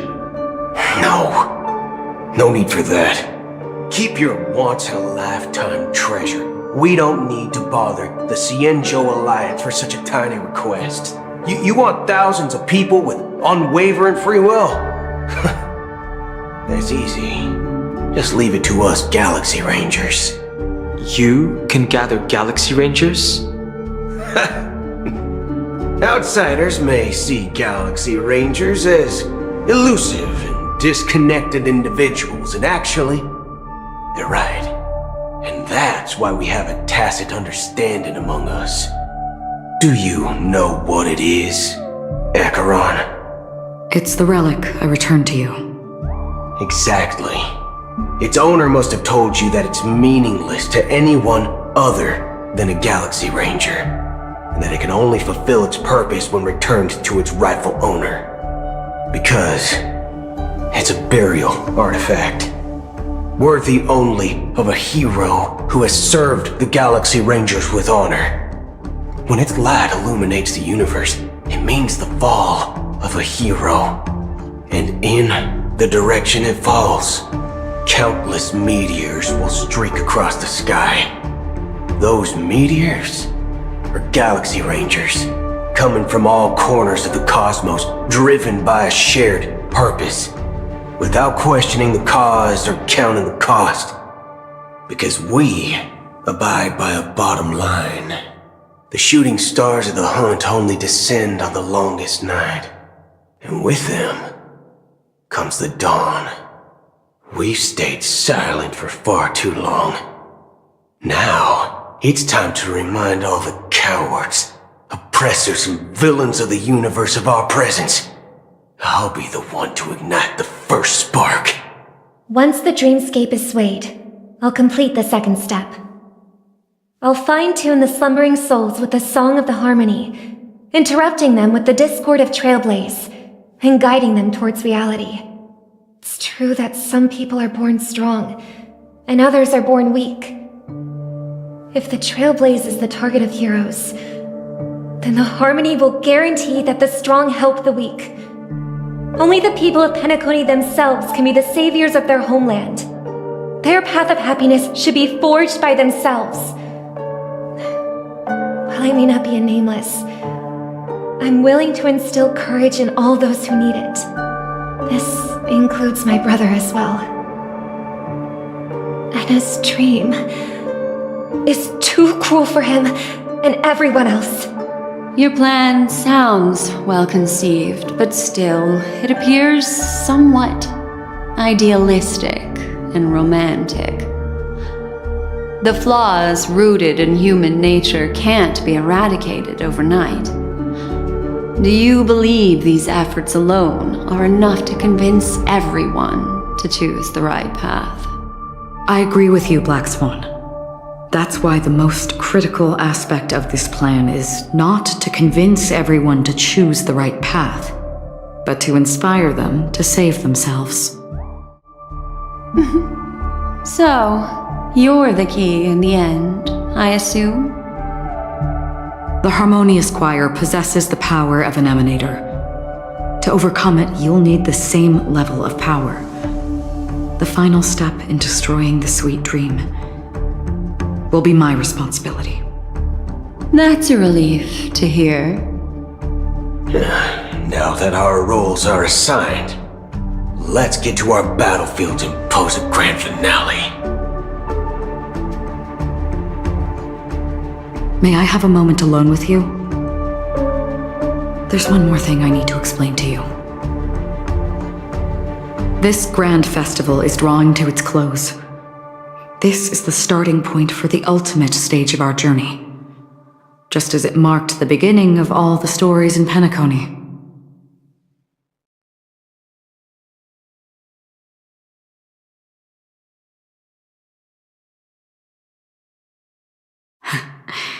Only by reflecting on our steps can we remember the path we should be walking on, and the companions who have walked alongside us. There's something you should know. We were able to locate you within this boundless dream and find the key to breaking free from the dream.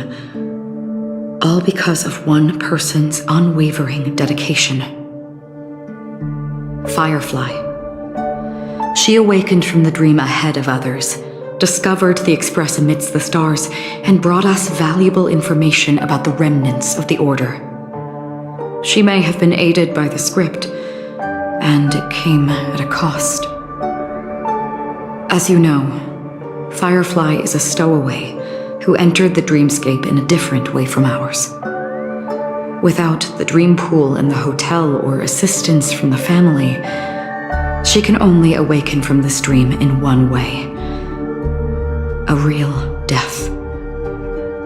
We mustn't fail her determination. I'm not implying that we must win this fight no matter what, but our resolve should match that of that courageous lady. Are you ready?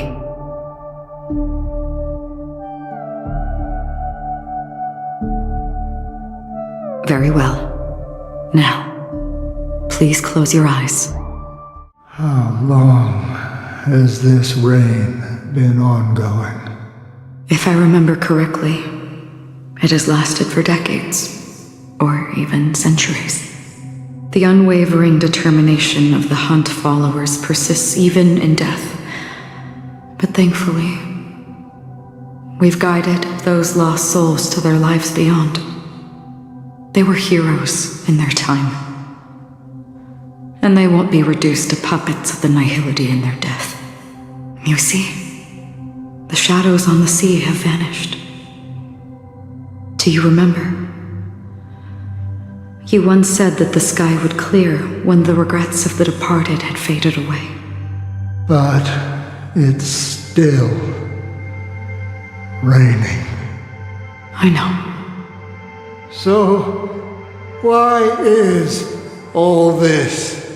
Why did this rain choose me? Because someone's regrets haven't been fulfilled, perhaps. Mortals who walk the paths are like sailors on a vast ocean, leaving behind a trail that creates countless ripples of possibilities. These ripples last longer than the fleeting lifetimes of humans. And for some, their presence leaves such a strong mark that it's reflected in the waves. Sin-thirsters, the obsessions of the Pathstriders.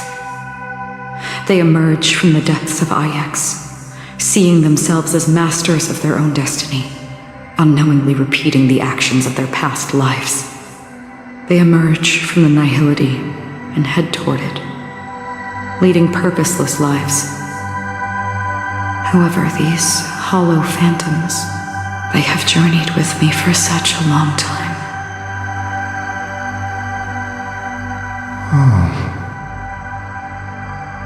So this is how it is.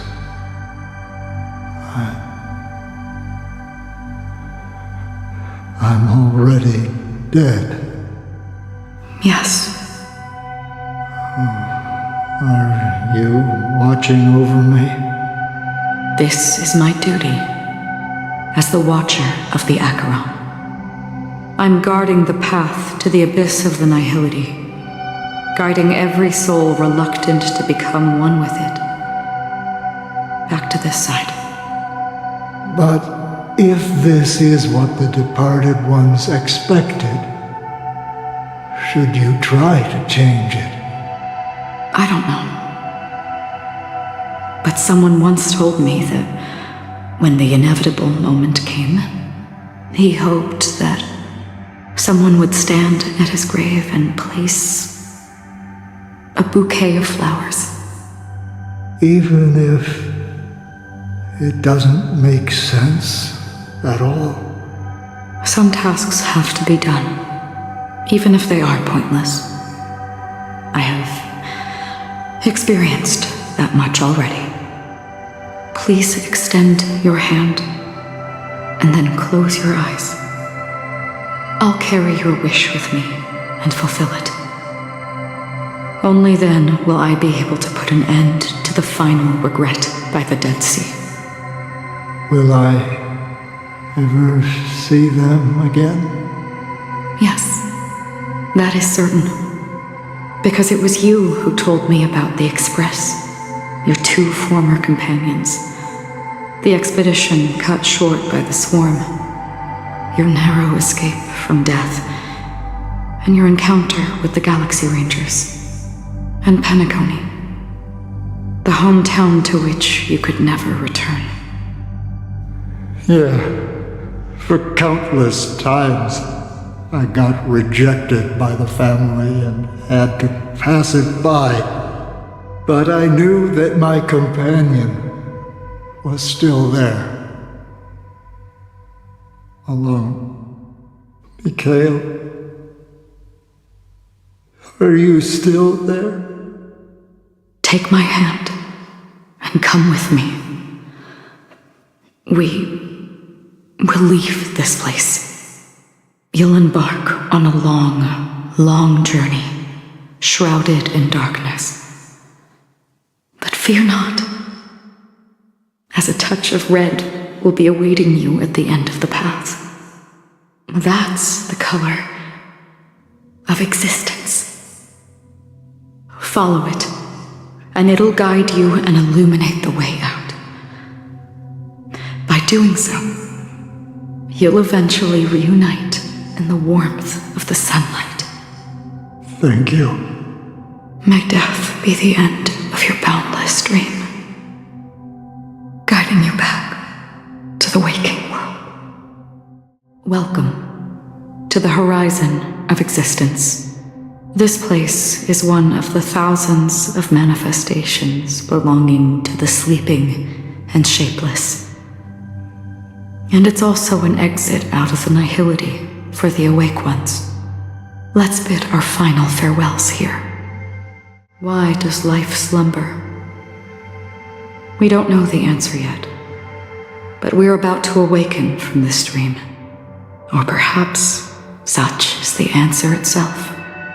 Leave this place, return to where you belong, and awaken Penacony from this dream. As I said, our plan is not about convincing everyone to choose the right path, but about inspiring them to save themselves.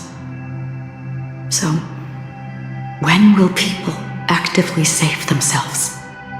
The answer is when they are in desperate situations, like a drowning individual in the deep sea, when one's body and mind bear immense pressure, agony, confusion, and despair will follow.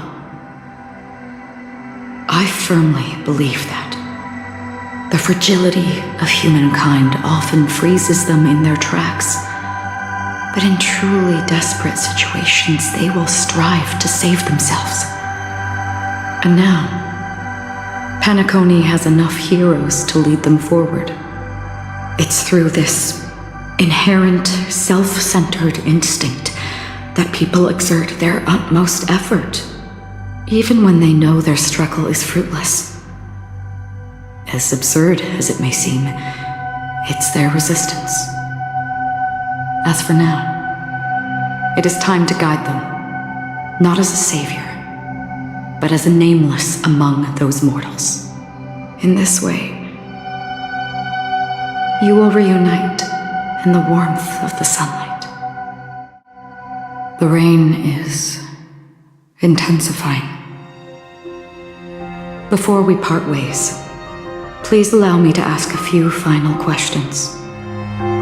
So far, you have forged unbreakable bonds with numerous individuals and entities in the sweet dream. Might I ask if you fear severing these bonds with your own hands?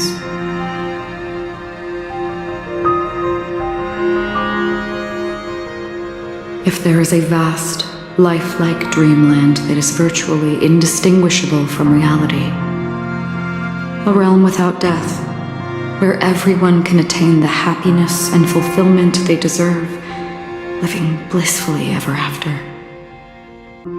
I would ask, would you wish to stay?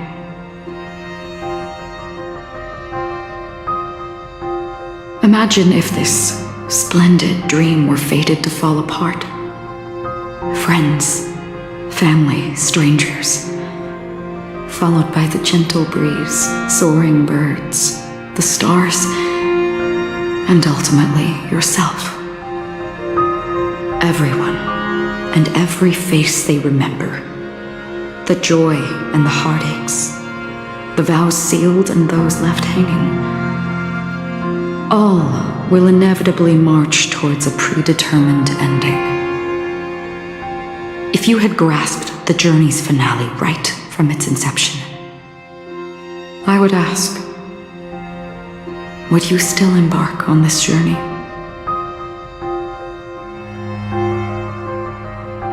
I'm glad. The answer itself doesn't matter.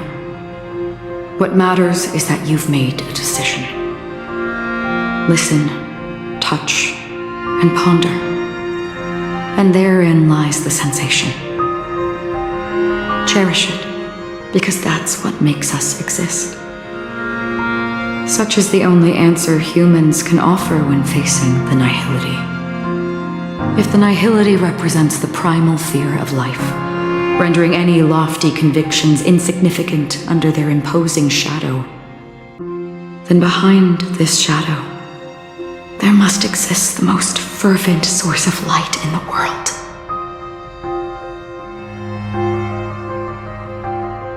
Just as every life that edges closer to death fervently approaches the end of the nihility, we must pursue that primordial light.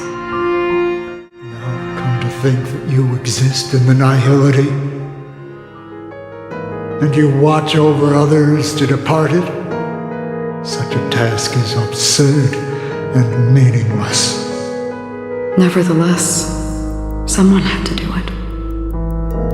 As for the meaning you mentioned, even if it's a meaningless task, I've come this far, haven't I? Even if the future you forge may not even belong to you. It may not belong to me, but it definitely belongs to someone. What hardships you must have experienced. In that case, allow me to do something meaningless too. Please, tell me your name.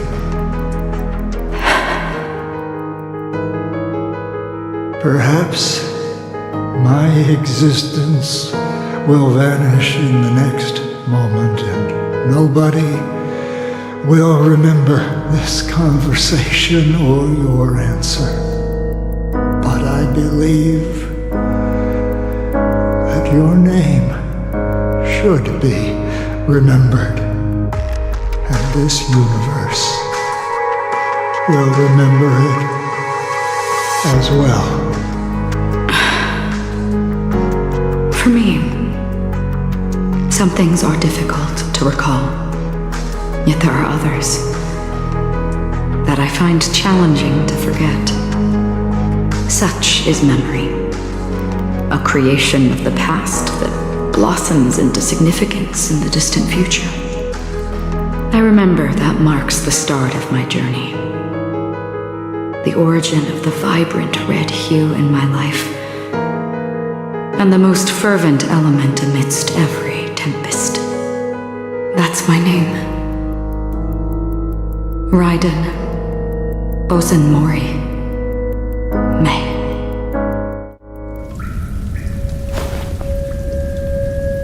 The Golden Dream is getting restless. In the coming long nights, I'm afraid you will face many setbacks and witness many tragedies. And in the end, you will only see in black and white. But please believe me, that in that monochrome world, there will be a glimpse of fleeting red. And when you make a choice, it will appear once more.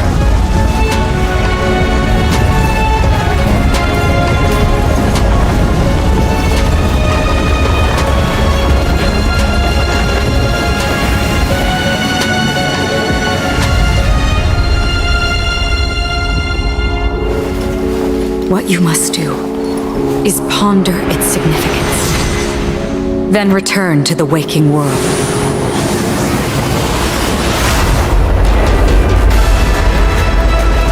That's where we all find our answers.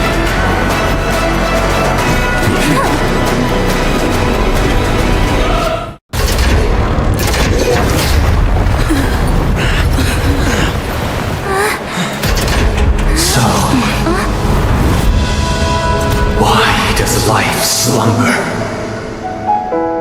Because someday,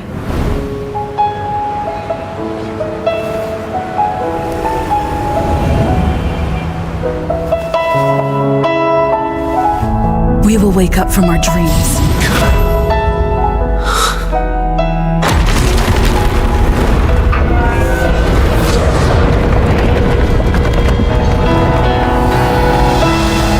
The night is still too short.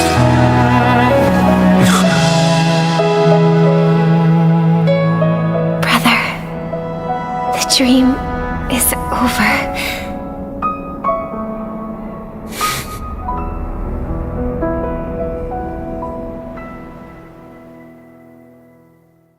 In the first year of the AE 2158, a fiery conspiracy erupted in the land of the dreams, but soon faded in chaos and destruction.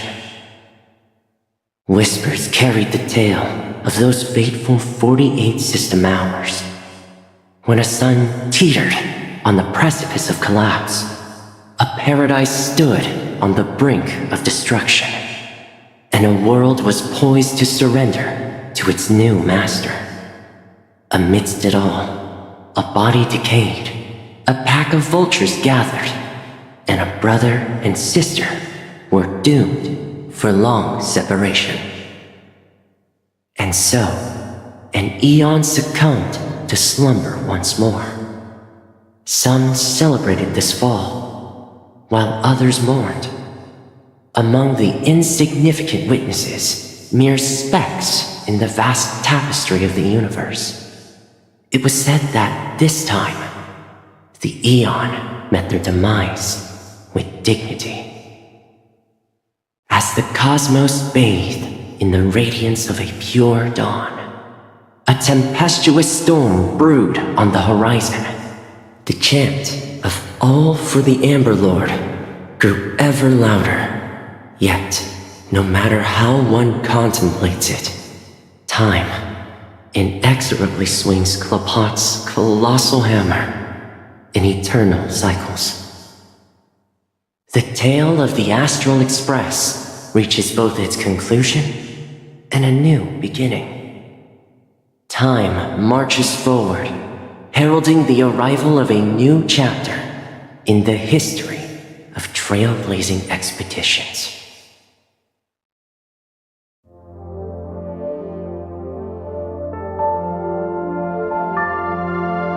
Brother, do you think the stars will fade away? Where did that come all of a sudden?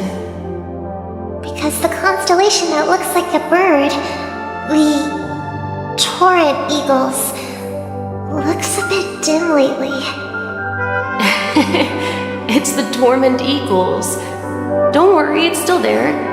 It's just it's located in the inner ring of Penacony and can only be seen when spring and summer overlap.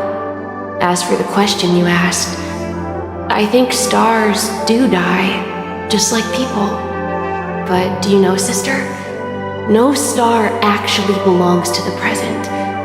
The light we see from them is from a long time ago. Even after the stars perish, their light will travel millions of light years, spanning countless years, to illuminate the night sky of another world.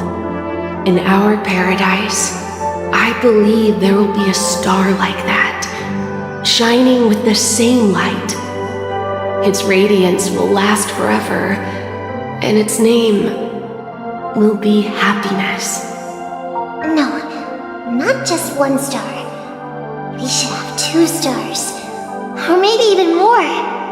Yeah, you're right. It's a deal. It's a deal then. This is our promise, and nothing will sway our ideals. Yeah, you bet!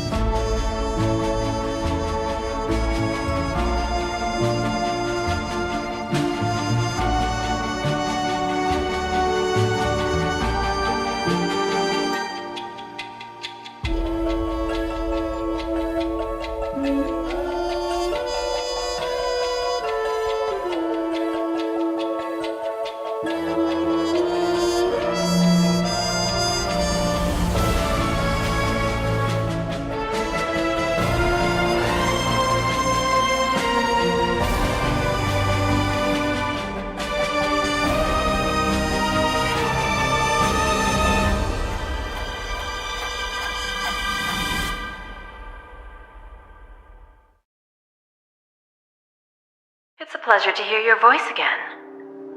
Congratulations. You've become the biggest winner of this festival. Are you calling just to poke fun at me? No. I'm just impressed. Not only did you venture alone into Penacony and discover the truth of Dreamflux Reef, but you also managed to escape with the help of that Knight of Beauty. Remember the recording you received from your Trailblaze friend? It's now the most valuable chip in this game. However, this came at a high cost. Losing a cornerstone is a hefty price to pay. Diamond just called a meeting to discuss what to do with you. Just as I expected. So is Diamond planning to demote me or kick me out of the 10 Stonehearts? Why don't you take a wild guess? Well, alright. Then I'll guess. He's going to promote me to P46? Alright. What will you wager? Are we talking about an actual bet here? I don't want to wager anything just so that you can swindle it all in the end. But if it's just a friendly bet, I'll put on the line what I did when we first met. I'll bet my life, ma'am. Interesting. But since it's Diamond's call, no one can predict the outcome. I'm on my way to Penacony. Once everyone is settled, we'll return to Pier Point for the final showdown. Sounds like I'll be out of the action for a while. Finally, a chance to kick back and relax. Yeah. Leave everything to me and Topaz, child. Thanks to you, as soon as the Jade Stone was delivered to the family's compound, we finished up our preparations. The seeds we planted have taken root. Soon, it'll be time to reap the rewards. Huh?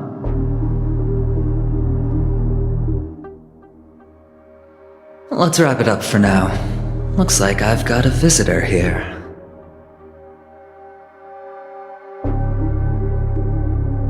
Oh, so many surprises today.